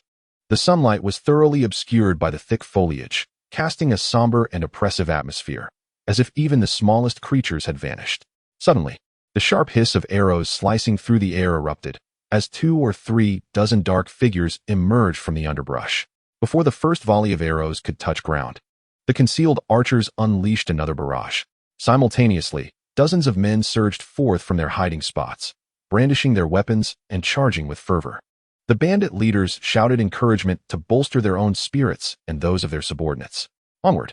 Slay them! Avenge the mangy dogs and the blind bears! Seize their armor! Raise your shields! Ed bellowed, lifting his large shield. A series of crisp, continuous clashing sounds echoed as arrows struck his shield, which was reinforced with a layer of hard leather and thin steel, rendering the soft arrows incapable of penetrating, causing them to fall harmlessly to the ground. Javelins! Came another commanding shout. Ed swiftly drew a javelin over half a meter long from his waist, his gaze sharp as he hurled it forth. The hardwood shaft, tipped with pure steel, whistled through the air, striking a bandit clad in tattered chainmail, the sharp point piercing through his chest and pinning him to the ground. In quick succession, 5 or 6 of the foremost bandits were similarly struck, their chests or abdomens impaled by the javelins, some dying instantly, while others crumpled to the ground, crying out in agony, "Help me, Rotten Tooth! Pull me up!" Yet, no one heeded their pleas. Panic spread across the faces of nearly every bandit, their steps quickening in desperation. "Do not falter. We outnumber them. Rush forward and bring them down. Use your daggers to exploit the gaps in their armor," bellowed one of the leaders, even as he deliberately slowed his pace, seeking to conceal himself behind his comrades. Inspired by their leaders, the bandits accelerated their advance. A few misfortune-stricken individuals stumbled over branches hidden beneath the fallen leaves, crashing to the ground with a thud before scrambling back up to continue their charge. At this juncture, Ed was commanding his soldiers to launch a second wave of javelins, toppling another 5 or 6 foes, before drawing his battle axe from his back. They stood resolutely, awaiting the oncoming clash with calm determination. Just as the two sides were about to collide, a small squad of 10, led by Ditakaland and Karazino, emerged suddenly from the flanking woods. "Charge! Leave not a single one alive." The fierce command rang out as the soldiers following them raised their axes, swords, and short spears, surging forward to join the fray. Even clad in chainmail and helmets, their speed through the forest far surpassed that of the bandits. 3 teams occupied 3 directions, encircling the nearly 100-strong enemy force with a mere 30 men. The cacophony of battle erupted instantaneously at the first clash. The bandits suffered the loss of over a dozen of their own. Ed squinted, fixating on the adversaries before him, and instead of retreating, he advanced, brandishing his massive shield and roaring as he charged forth. With a series of dull thuds, he toppled 7 or 8 foes in quick succession. He then swung his battle axe, cleaving a bandit-esque skull in 2. Blood and brain matter splattered across his shield, staining Ed's visage.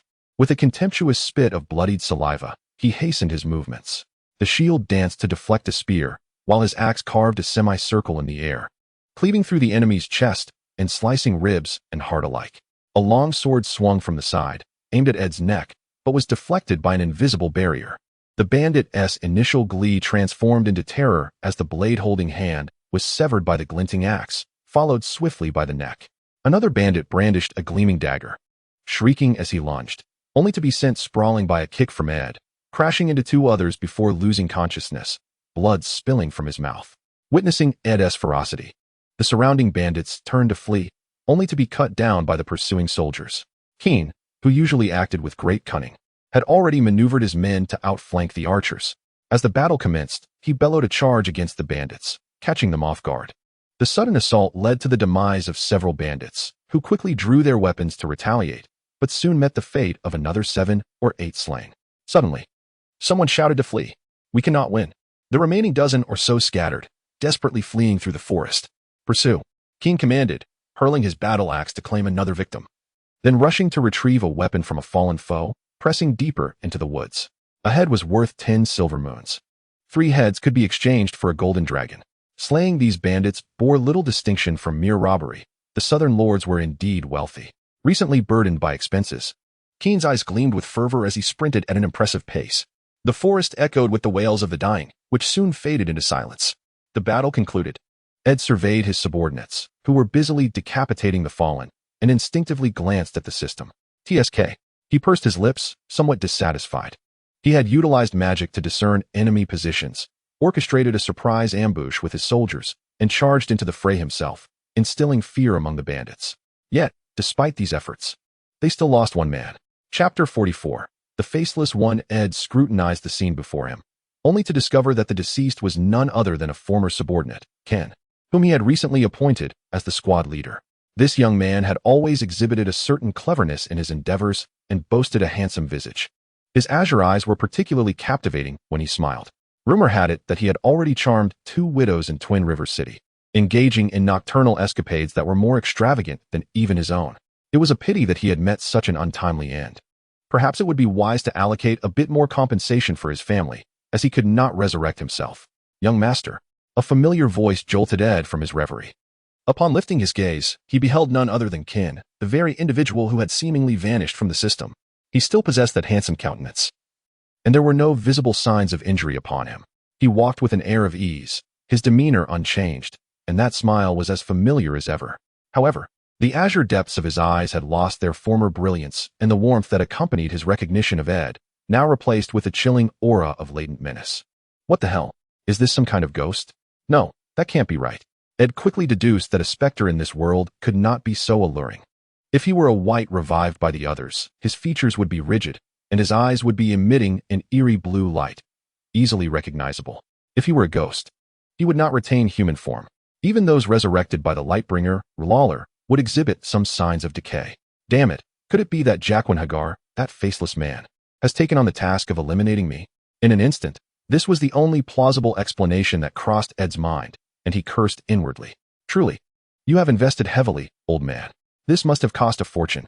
Moreover, does the House of Black and White have branches in Westeros? It had only been a little over a month since he had arrived in Twin River City. Could one possibly reach here from Bravos in time? As these thoughts raced through his mind, Ed's expression instinctively grew grave. At that moment, Ken, who had been intently fixated on his target, raised an eyebrow. Quickly realizing that he had been exposed, his pace quickened. Even clad in chainmail, he glided forward like a wisp of smoke. Suddenly, his arm twitched, and a flash of cold steel surged towards the target's throat, only to be met by the swift rise of a battle axe that intercepted his strike. Clang! The sound of steel meeting steel was remarkably melodious, as a slender dagger was deflected away. Gasp! Ken's expression shifted dramatically, and he inhaled sharply. He had spent several days observing in Twin River City, painstakingly selecting a disguise that bore a close resemblance to his target, even choosing someone with identical eye color for utmost assurance.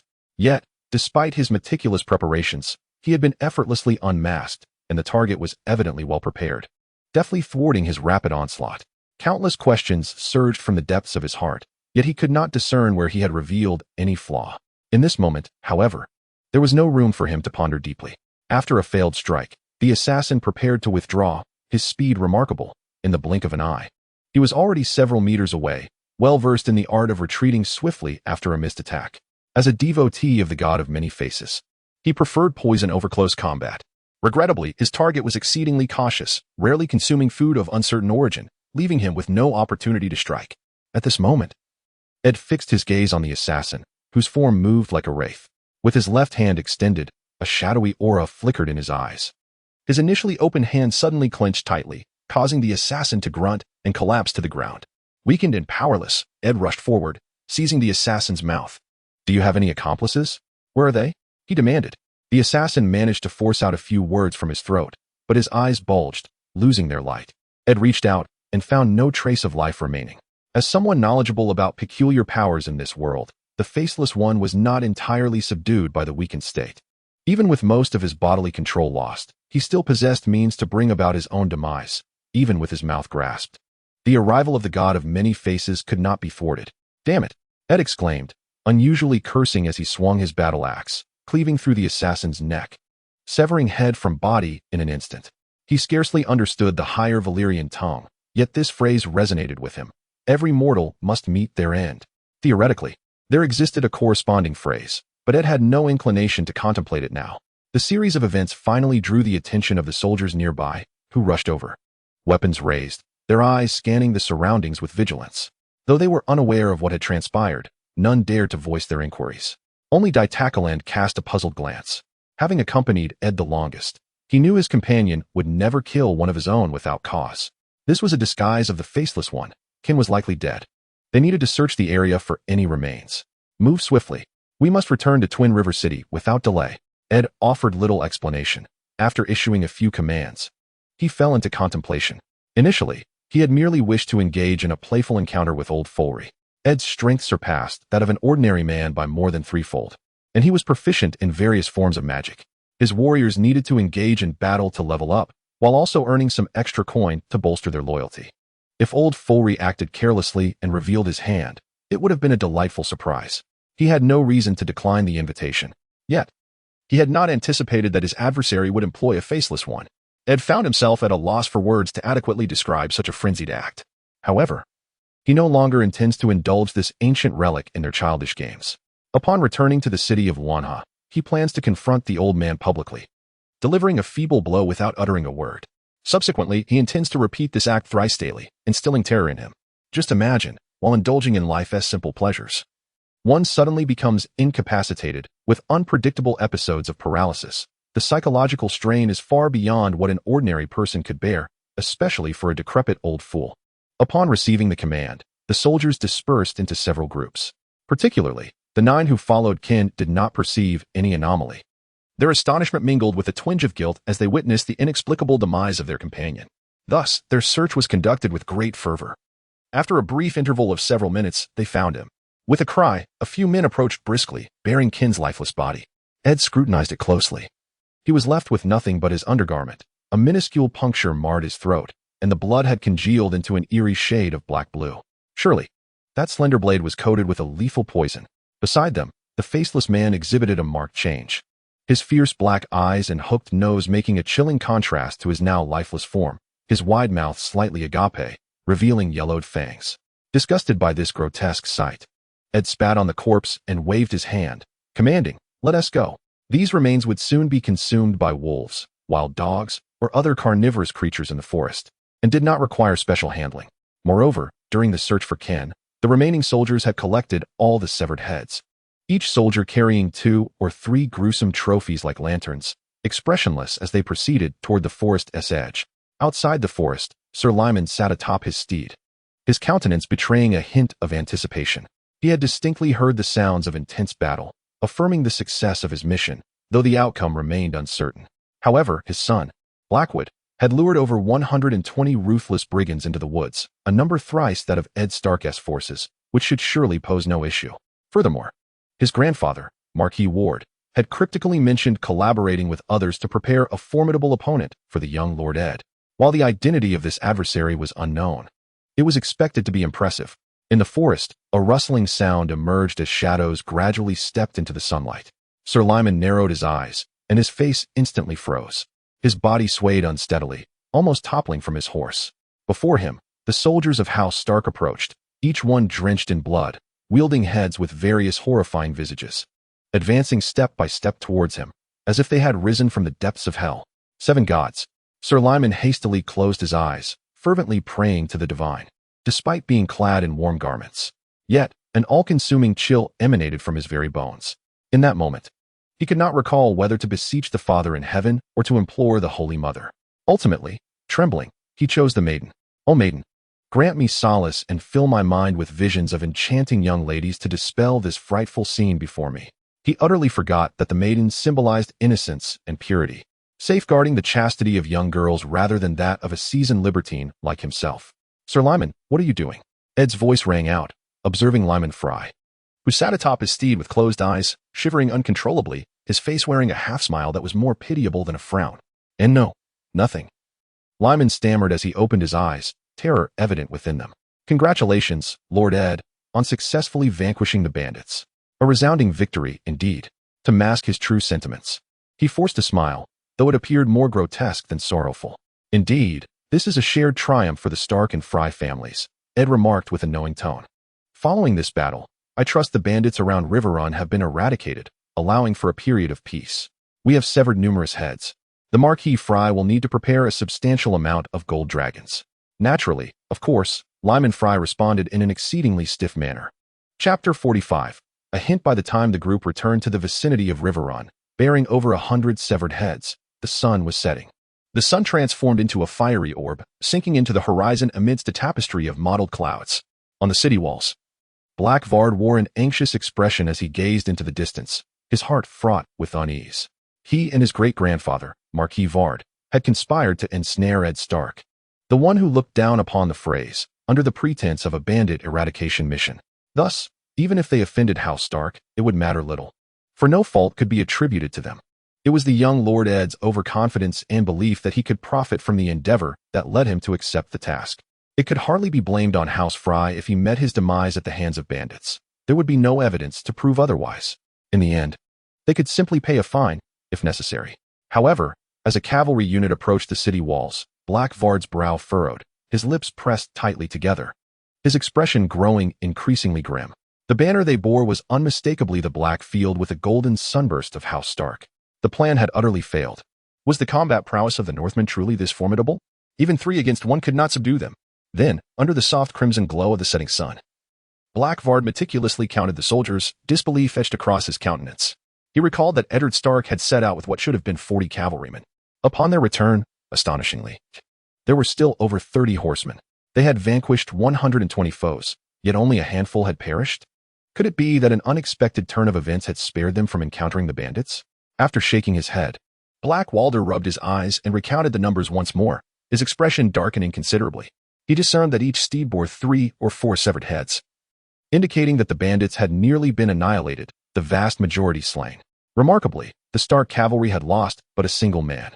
Such formidable prowess was simply astounding.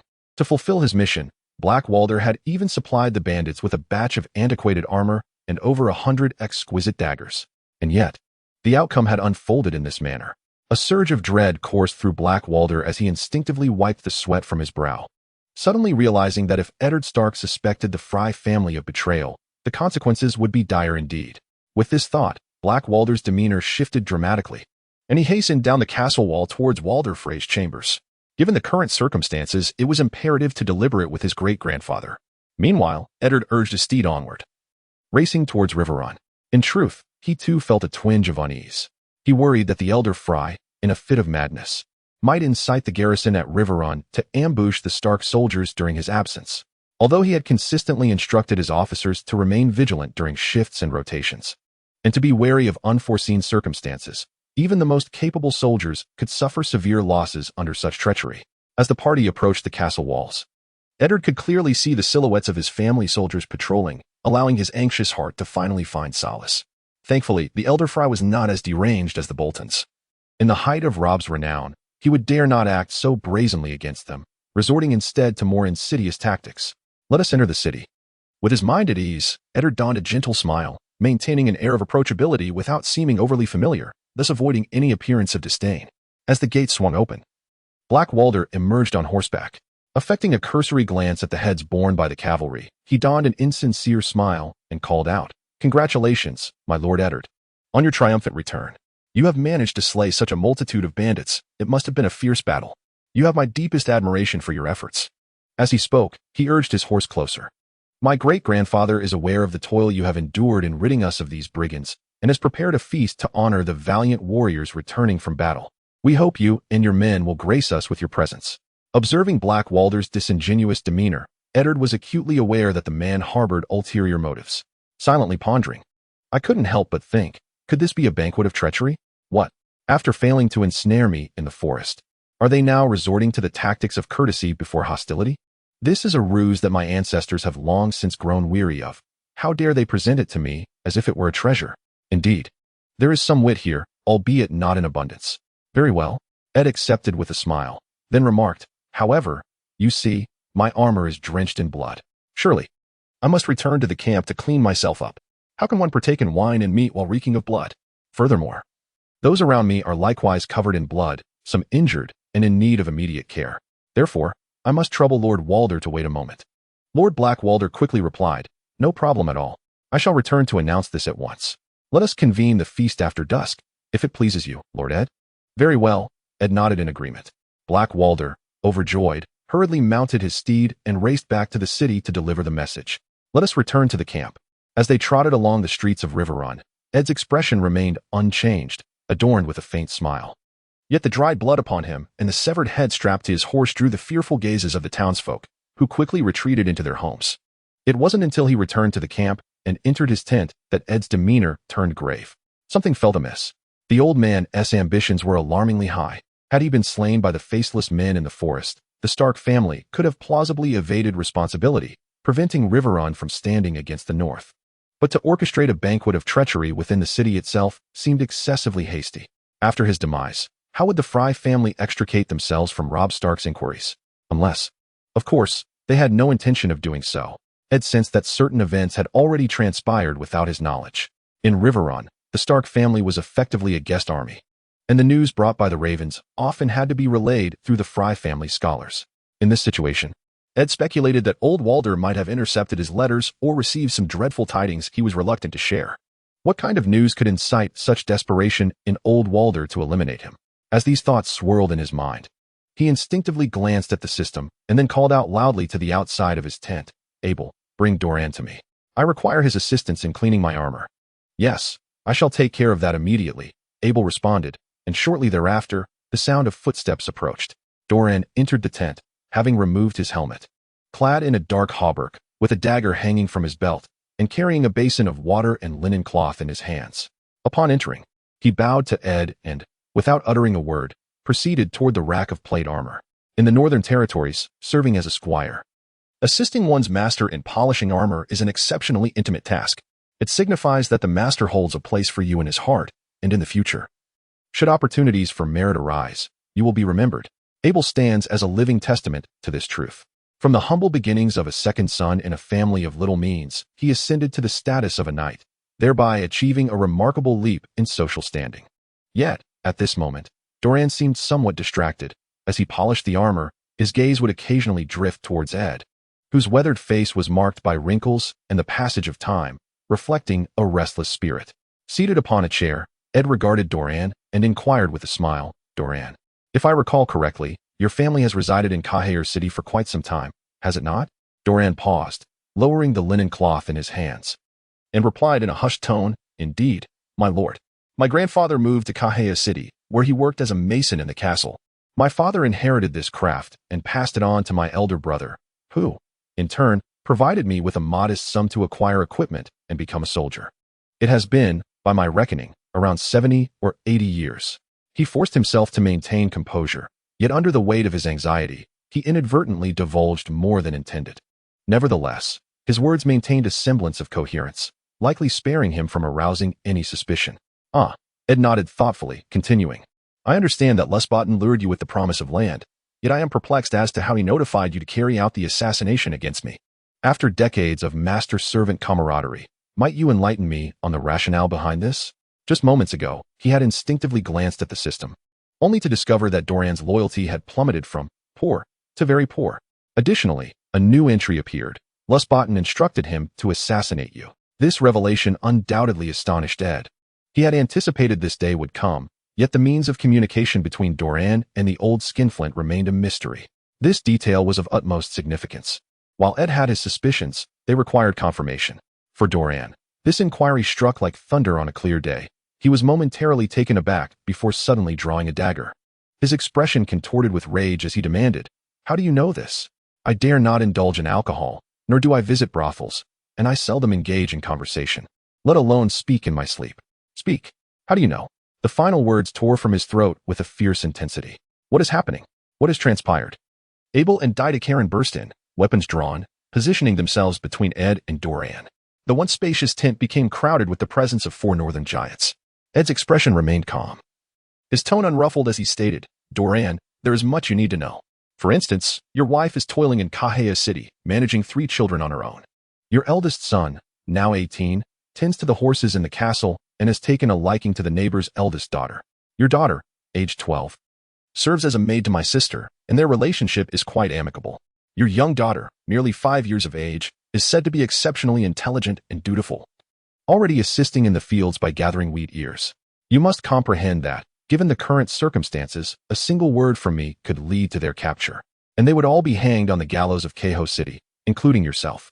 Is it truly the case that amidst such weighty matters, you are solely preoccupied with discovering how I came to know of your treachery? Is that so, Dolan?" Ed's voice thundered, causing the dagger in Dolan's hand to clatter to the ground. In a state of despair, he fell to his knees, burying his face deep into the carpet, murmuring, Master, Master, I implore you, spare my family. Ed cast him a glance and replied gravely, That depends on whether you can seize the opportunity. Chapter 46. The Banquet. As an illegitimate son of a fallen noble family, Karstark had always believed his life would remain thus. With wealth, he sought merriment in taverns, indulging in the company of women. Before battles commenced, he frequented taverns, for aside from training, fighting, and executing missions, he devoted a considerable portion of his time, energy, and finances to various women. From the north to the Riverlands, while he could not claim to have sampled the delights of hundreds, he had certainly surpassed the century mark. In Luana City alone, he had 3 or 5 significant others.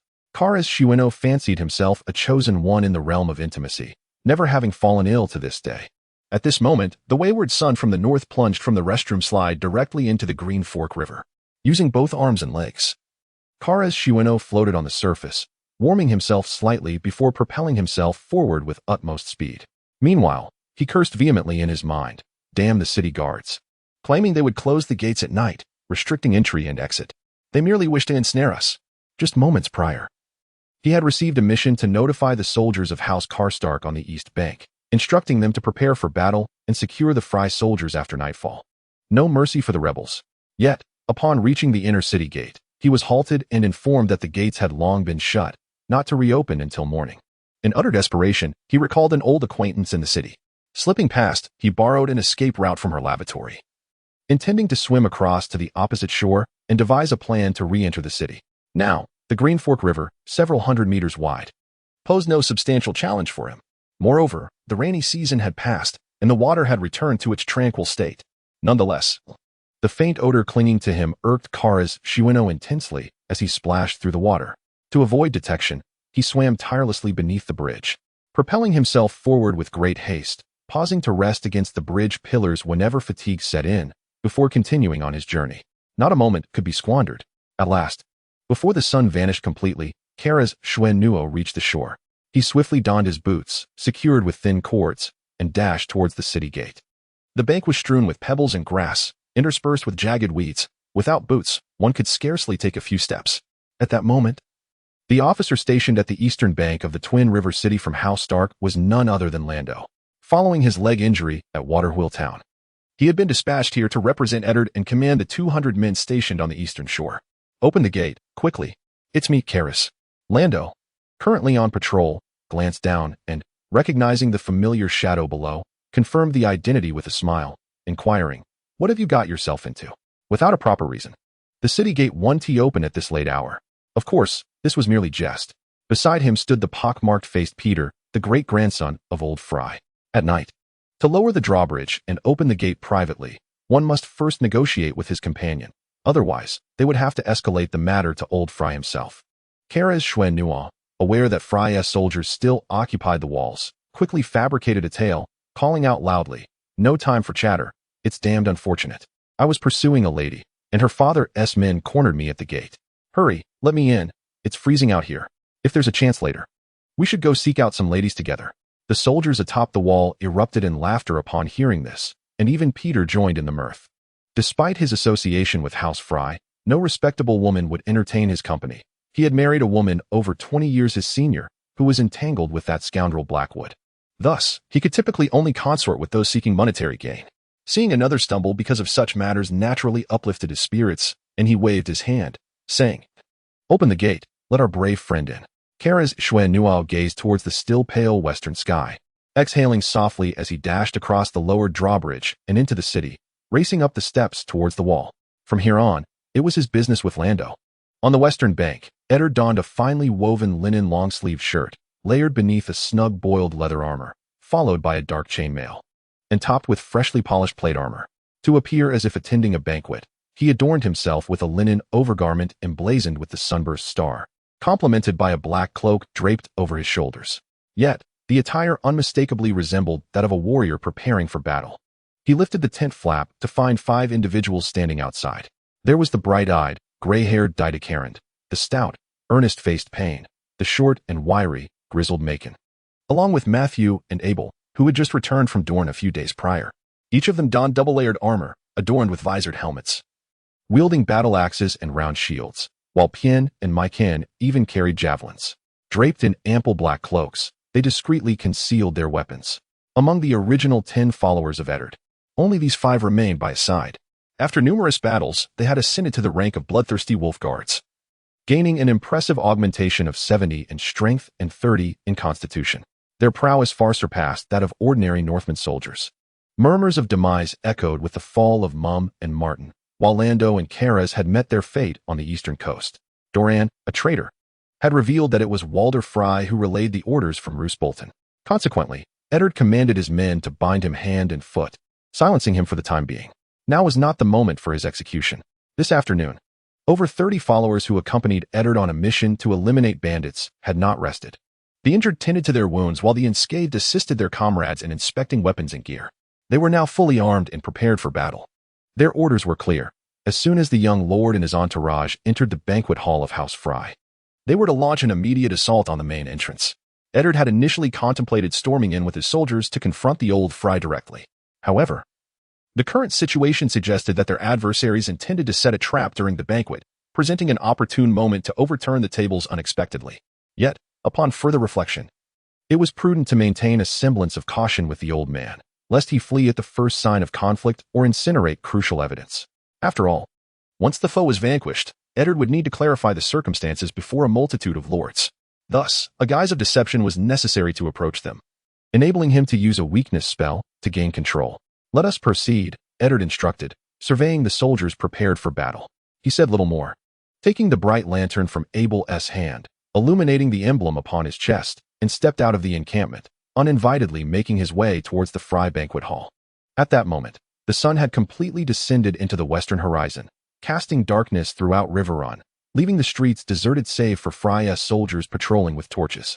From a distance, they spotted Eddard's party and, upon realizing their destination was the Marquis's banquet, kindly gestured towards the hall. Though Eddard was already aware of the direction, he graciously expressed his gratitude. The 6 of them ambled at a leisurely pace, turning at 2 corners until they beheld the brightly lit banquet hall. Sir Lyman was on the path, flanked by 2 attendants clad in leather armor, swords at their sides. Upon seeing Eddard, he quickened his pace and approached with a smile, exclaiming, "My lord Eddard, I had intended to invite you at the encampment, yet here you are, arriving of your own accord." In the dim light, he discerned only the emblem on Eddard's chest, oblivious to the armed followers behind him. As both parties drew near, the 3 torches in hand illuminated the street, and it was only then that Sir Lyman realized his adversaries were clad in armor. A sudden jolt of unease surged within him. He intended to feign nonchalance and inquire about the situation, but a dagger was swiftly pressed against his throat.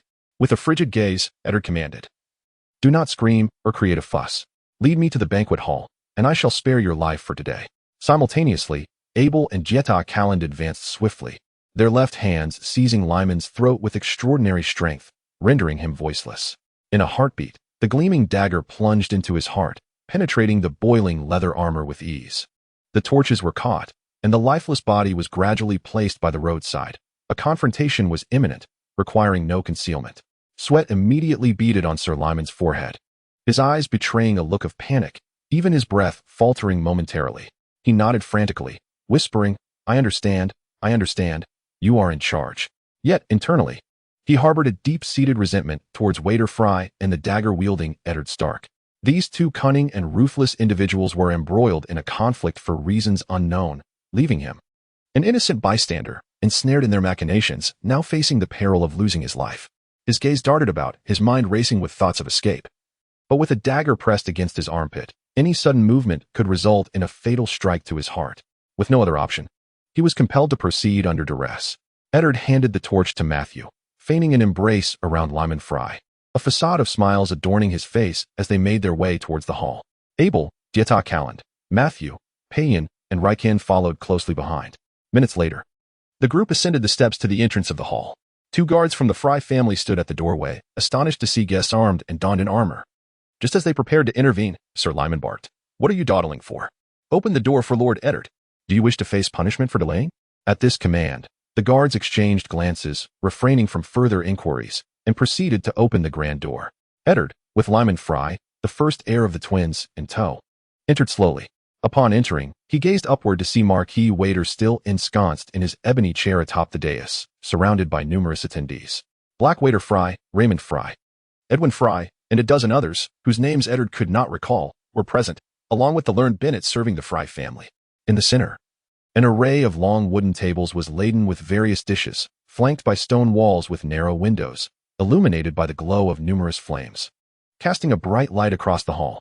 On the dais, several musicians played an array of instruments, delivering soothing melodies. If this were indeed a banquet, it would undoubtedly be a grand occasion. Behind him, the door was abruptly shut. The clattering noise echoed, as if it were secured by chains. Chapter 47. Clarification. Ed pushed Sir Lyman forward relentlessly, smiling as he inquired, "My Lord Marquis, I have a question that perplexes me. Why are you so eager to eliminate me? Even though I offered Robb the suggestion to annul the betrothal and rejected your proposal, thereby incurring the wrath of House Fry, I still cannot fathom why you are acting so hastily." Wald Fry, whose thoughts had been inadvertently exposed, was initially taken aback, but soon decided to abandon his pretense. "Do you not understand?" His eyes glinted with malice as he coldly replied, "Young Lord Ed, you have taken my heir hostage, clad in armor and wielding weapons, accompanied by soldiers, all while attending my feast under the guise of seeking retribution. I too wish to inquire where the flaw lies." In truth, the Marquis was somewhat perplexed himself. Although he had not supplied the Stark family with provisions, he believed he had faithfully executed the king's orders without causing them any trouble. He had even made overtures, employing them at a generous price to eradicate bandits, never once defaulting on the payment of the Golden Dragon's ode. Such a commendable employer was indeed rare in the present Westeros. The sole issue was that today's plan had failed.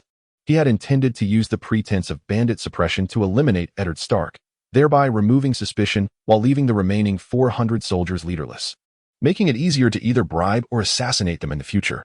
Yet, the opponent had returned unscathed. In desperation, he hastily devised another plan, seizing the opportunity of the banquet to capture his adversary and coerce him into cooperation. Yet, this too had been uncovered. However, neither the bandits nor the faceless men responsible for the assassination were aware of who had hired them. Why? Why could that Stark brat ascertain so swiftly that it was the Fry family behind this? And why was he prepared to confront me? This was all too swift. The venerable Wald Fry, having lived for over 90 years, found himself bewildered. Ed cast an amused glance at the old Fry. A flaw. Had it been anyone else, they might have hesitated, pondered, sought evidence, or perhaps even succumbed to the hands of the faceless men. But for Ed, he was aware of the unfolding narrative. That Roose Bolton and Tywin Lannister would undoubtedly approach House Fry, making it easier to deal with the Starks and their loyal vassals. Under such circumstances, flaws were abundant. Yet Ed had no intention of elucidating this. He shook his head, realizing he was close enough to Wald Fry, then paused and proclaimed loudly, "How I discovered this is inconsequential. What matters is that I have arrived. My Lord Marquis, I have come to understand that this matter is likely connected to the Lannisters. What perplexes me, however, is the choice of the lion as a symbol. The Stark family has 400 soldiers stationed in Reborn, should conflict arise. It would surely lead to mutual destruction. If even one manages to escape, they would hasten to inform the forces at Reborn, where the Fry soldiers await. Are you not concerned for their fate?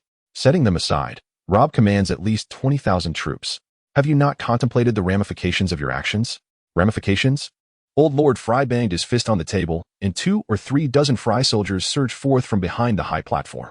Clad in heavy armor and wielding long-handled axes, they glared menacingly at Eddard and his companions.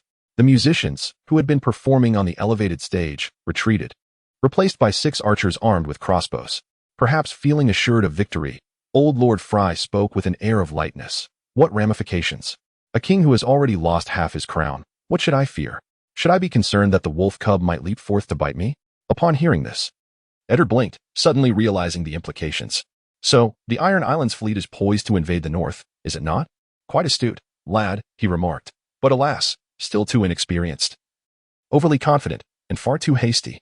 Walder Fry, rarely rising from his chair, stood with a greedy grin reminiscent of a toothless weasel, urging, "Young Lord Eddard, release my son and surrender. I have received credible news that the Iron Islands fleet has already set sail for the north. Once Winterfell sends word, your King Robb will have no choice but to abandon Reborn. Once he departs, the feeble families of the Riverlands will prove to be fickle. They shall not muster troops for the north, and the king's crown will inevitably lose half its weight. The Tyrells have also chosen the lion. They boast an army of 50,000, surpassing the combined forces of the North and Riverlands. At this very moment, Lord Loras Tyrell, leading 10,000 soldiers, has already crossed the Ruby Ford, making his way along King S Road towards us. Oh, you may wonder how they managed to cross the ford so effortlessly? Huh. Allow me to enlighten you. The Earl of the Dreadfort, desiring to act as the protector of the North, has secretly pledged allegiance to the Iron Throne. Consider this carefully. Without me and these men, how many soldiers will your King Robb have left? 5,000? 8,000? He surely cannot muster even 10,000. As he spoke, old Lord Fry leaned over the table, akin to a turtle peering out, and with a sinister smile declared, "My Lord Eddard, should you choose to stand with us, you may still claim Harrenhal and remain a loyal vassal to the Iron Throne. What say you? Following the lion is far more promising than trailing behind a mere wolf cub." His willingness to engage in such extensive discourse at this moment was merely a ploy to draw Eddard onto his vessel, simplifying matters considerably. As soon as the news of the Iron Islands invasion of the North spread, Robb Stark would undoubtedly march his forces to Reborn, taking the quickest route back to the north. This would expedite matters considerably. At that point, the combined might of the Freys, Boltons, and Tullis could easily annihilate the northern forces on the spot, bringing the affair to a swift conclusion. As for the wedding, what need would there be for such festivities when the guests lay dead? Contemplating this, Walder Frey wore a self-satisfied expression. The ever-disdainful Tywin Lannister had taken the initiative to write to him, even suggesting a closer alliance, an opportunity to vindicate past grievances. In that moment, a cacophony of sounds drifted through the banquet hall windows. Walder Frey's countenance shifted from surprise to a grim determination as he strained to listen. The sounds escalated rapidly within mere seconds, comprising the violent clash of weapons, the anguished cries of dying soldiers, the shouts of officers calling to their men, the furious roars of battle, and the dull thuds of objects plummeting from the battlements. Ah, old fool, it seems I need not provide you with answers. Long ago, Eddard had heard certain theories suggesting that Robb Stark's demise was not solely due to his inability to govern his desires, but rather a confluence of adverse circumstances that erupted in rapid succession. This included the Tyrells aligning with the Lions, Roose Bolton's betrayal leading to the loss of over 8,000 northern soldiers, the murder of Rickard Stark, the loss of a crucial vassal, and the Iron Islands fleet launching a massive invasion, capturing Winterfell. Ultimately, the final straw was the severing of the betrothal with House Frey. Eddard had altered two of these factors, exerting every effort to preserve the North and the Riverlands' vital forces. Yet, he could not halt House Frey's indecisiveness. What promises had Tywin made to Walder Frey to compel this old man to so brazenly break the betrothal? Regardless, it mattered little. When he captured him, there would be ample time to pry open that toothless mouth. With this in mind, Eddard positioned Sir Lyman firmly before him and proclaimed loudly, "Since the Marquis has graciously prepared a banquet for me, I cannot arrive empty-handed. Upon my return to Riverrun, I shall immediately commence preparations for war, a war for the reclamation of Riverrun, which, I fear, has already begun. What say you? Are you pleased, my Lord Marquis?" Walder Frey was genuinely taken aback. Eddard Stark had managed to comprehend everything in such a short span of time and had even decisively launched an offensive. In these times, it seemed every encounter was with someone more cunning and more ruthless than the last. He had merely intended to use the banquet to capture the leader first. The adversary, though still young, was shockingly merciless. Old Walder Frey trembled as he raised his right hand, bellowing, "Capture the Stark boy alive. Eliminate the rest." Although the battle outside seemed to turn against him, old Walder still believed he had a chance to turn the tide by seizing Eddard Stark and compelling the northern soldiers to abandon Riverrun.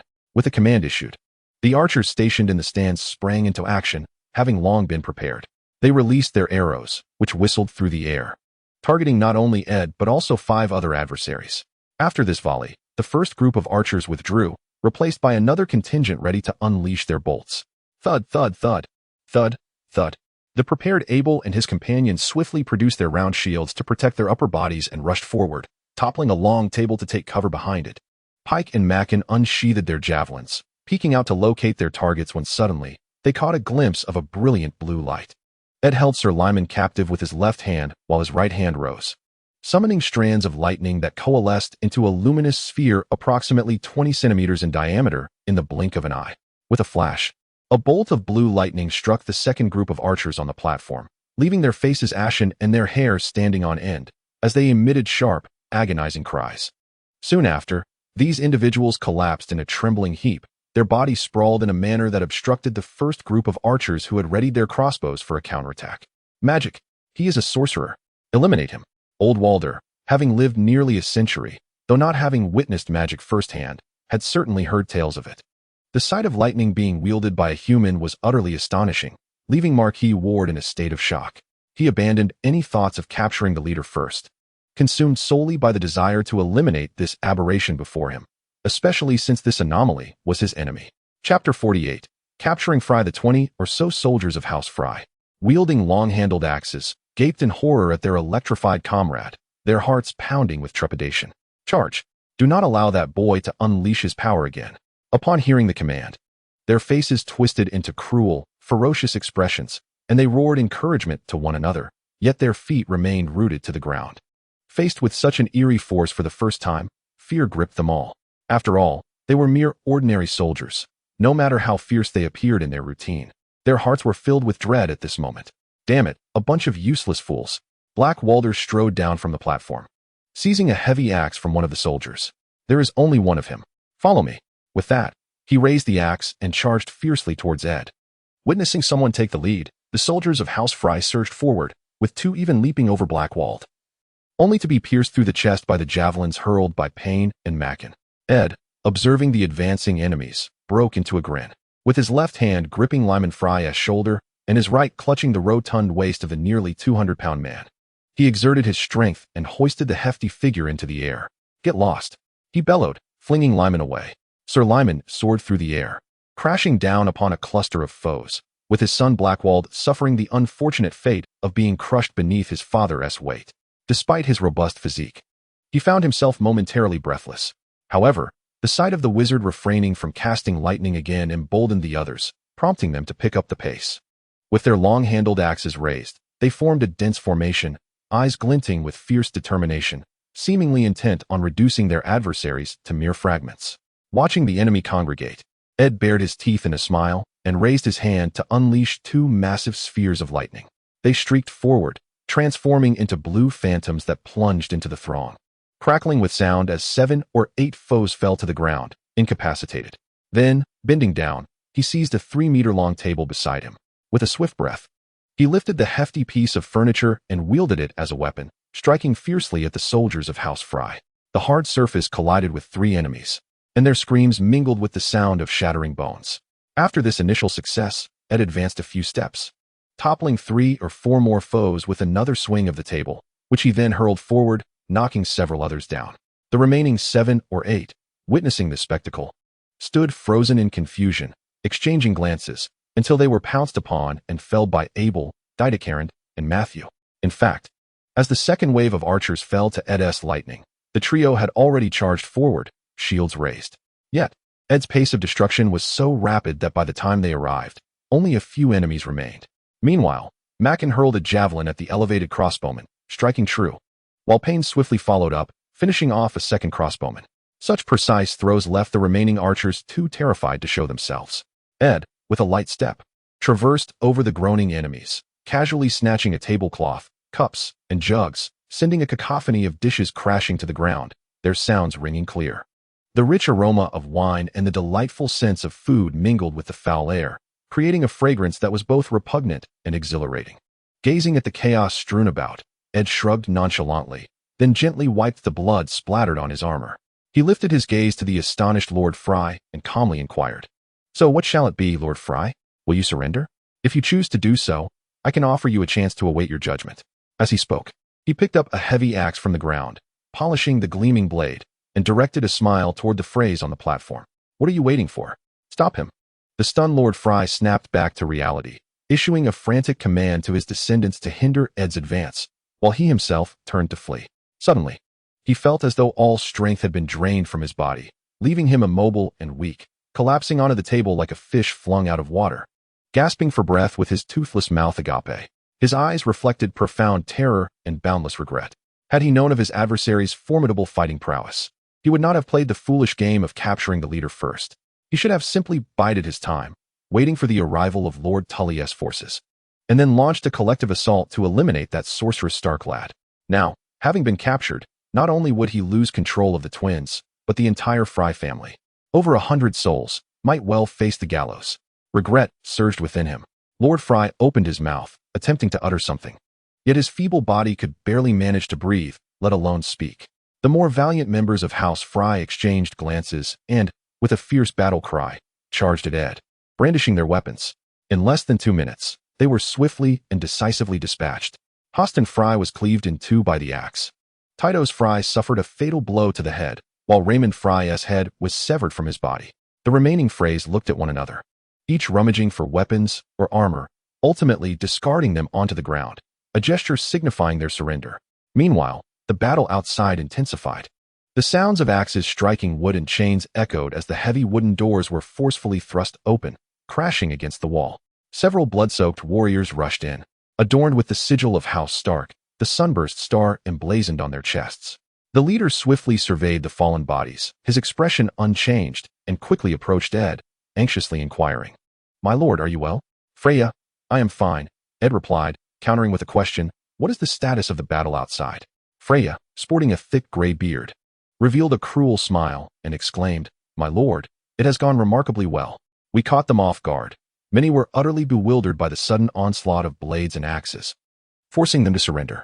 To put it succinctly, we sustained a few injuries, lost 5 men, yet we managed to dispatch over 200 soldiers of House Fry. He is the captain of a 100-man unit from House Karstark, a seasoned veteran with considerable respect within the army, and his loyalty rating in the system is commendable." Eddard nodded, deeming such casualties acceptable, and inquired further about the losses suffered by House Fry. Freya stroked his scruffy beard, contemplating for a moment before responding. "Approximately 100 have died or been injured, the remainder surrendered. These lords from the north possess a chilling capacity for violence, their eyes unblinking in the act of killing, making it challenging for them to learn anything of substance. A quintessential example is House Amber, a noble family boasting a legacy of several millennia, yet lacking in both culture and cunning, relying solely on petty schemes and brute strength when faced with adversity." Eddard felt it necessary to educate his subordinates on the most rudimentary principles of mathematics to ensure they could accurately tally their casualties and prisoners. "Understood. Take a team to the eastern shore and assess the situation. Report any issues to me immediately." "Very well, my lord. I will attend to it at once." Freya hastily selected a few familiar faces and dashed out of the hall, heading towards the inner city gate. Eddard watched his retreating figure, tempted to suggest that riding would expedite his journey, but ultimately decided against it. With a grave demeanor, he commanded, "Seize everyone in the hall except for Lord Walder Fry and confine them to the dungeon. Remove the dead for proper disposal outside." Initially used as a weapon, Lyman Fry groaned from the ground, declaring, "I am a knight, the first heir of Riverrun. I demand noble treatment." Eddard remained silent as Dita Carland approached and delivered a fierce kick, causing Lyman to cry out in pain. With a tone laced with warning, he retorted, "You are in rebellion. Even in the north, this is a crime punishable by execution for your entire family. Yet you still seek noble treatment?" As he spoke, he hoisted Lyman from the ground, producing a thin rope to bind him securely in mere moments. The fates of the others were similarly grim. They too were tightly bound and forcibly dragged from the banquet hall by soldiers. Abel directed the remaining warriors, taking time to carry the deceased away, leaving behind a scene of blood and a foul stench. Eddard, confronting the terror-laden gaze of Walder Fry, ascended the dais. He seized a jug of fine wine from the left table and a leg of lamb from the right, then presented it to the pale-faced Maester Bennett standing nearby. In this era of Westeros, most knowledge resides within the citadel, and the scholars they train proudly claim to serve the great nobility of the realm. Whether it be healing, mining, or teaching, the majority of knowledge-related matters are under their purview, even when it comes to the application of poison. Feeling a pang of hunger, Eddard resolved to allow the Maester a taste first. If it proved free of poison, it could serve to satiate his own appetite. The meticulously prepared meal by Lord Fry would be a waste if left uneaten. However, Ed's primary intention was not merely this. He sought to engage in conversation with the scholar and discuss the forthcoming matters. In doing so, he aimed to subtly convey that he too possessed a thoughtful disposition. Let it be clear, he would not resort to any tricks on behalf of the already doomed Fry family.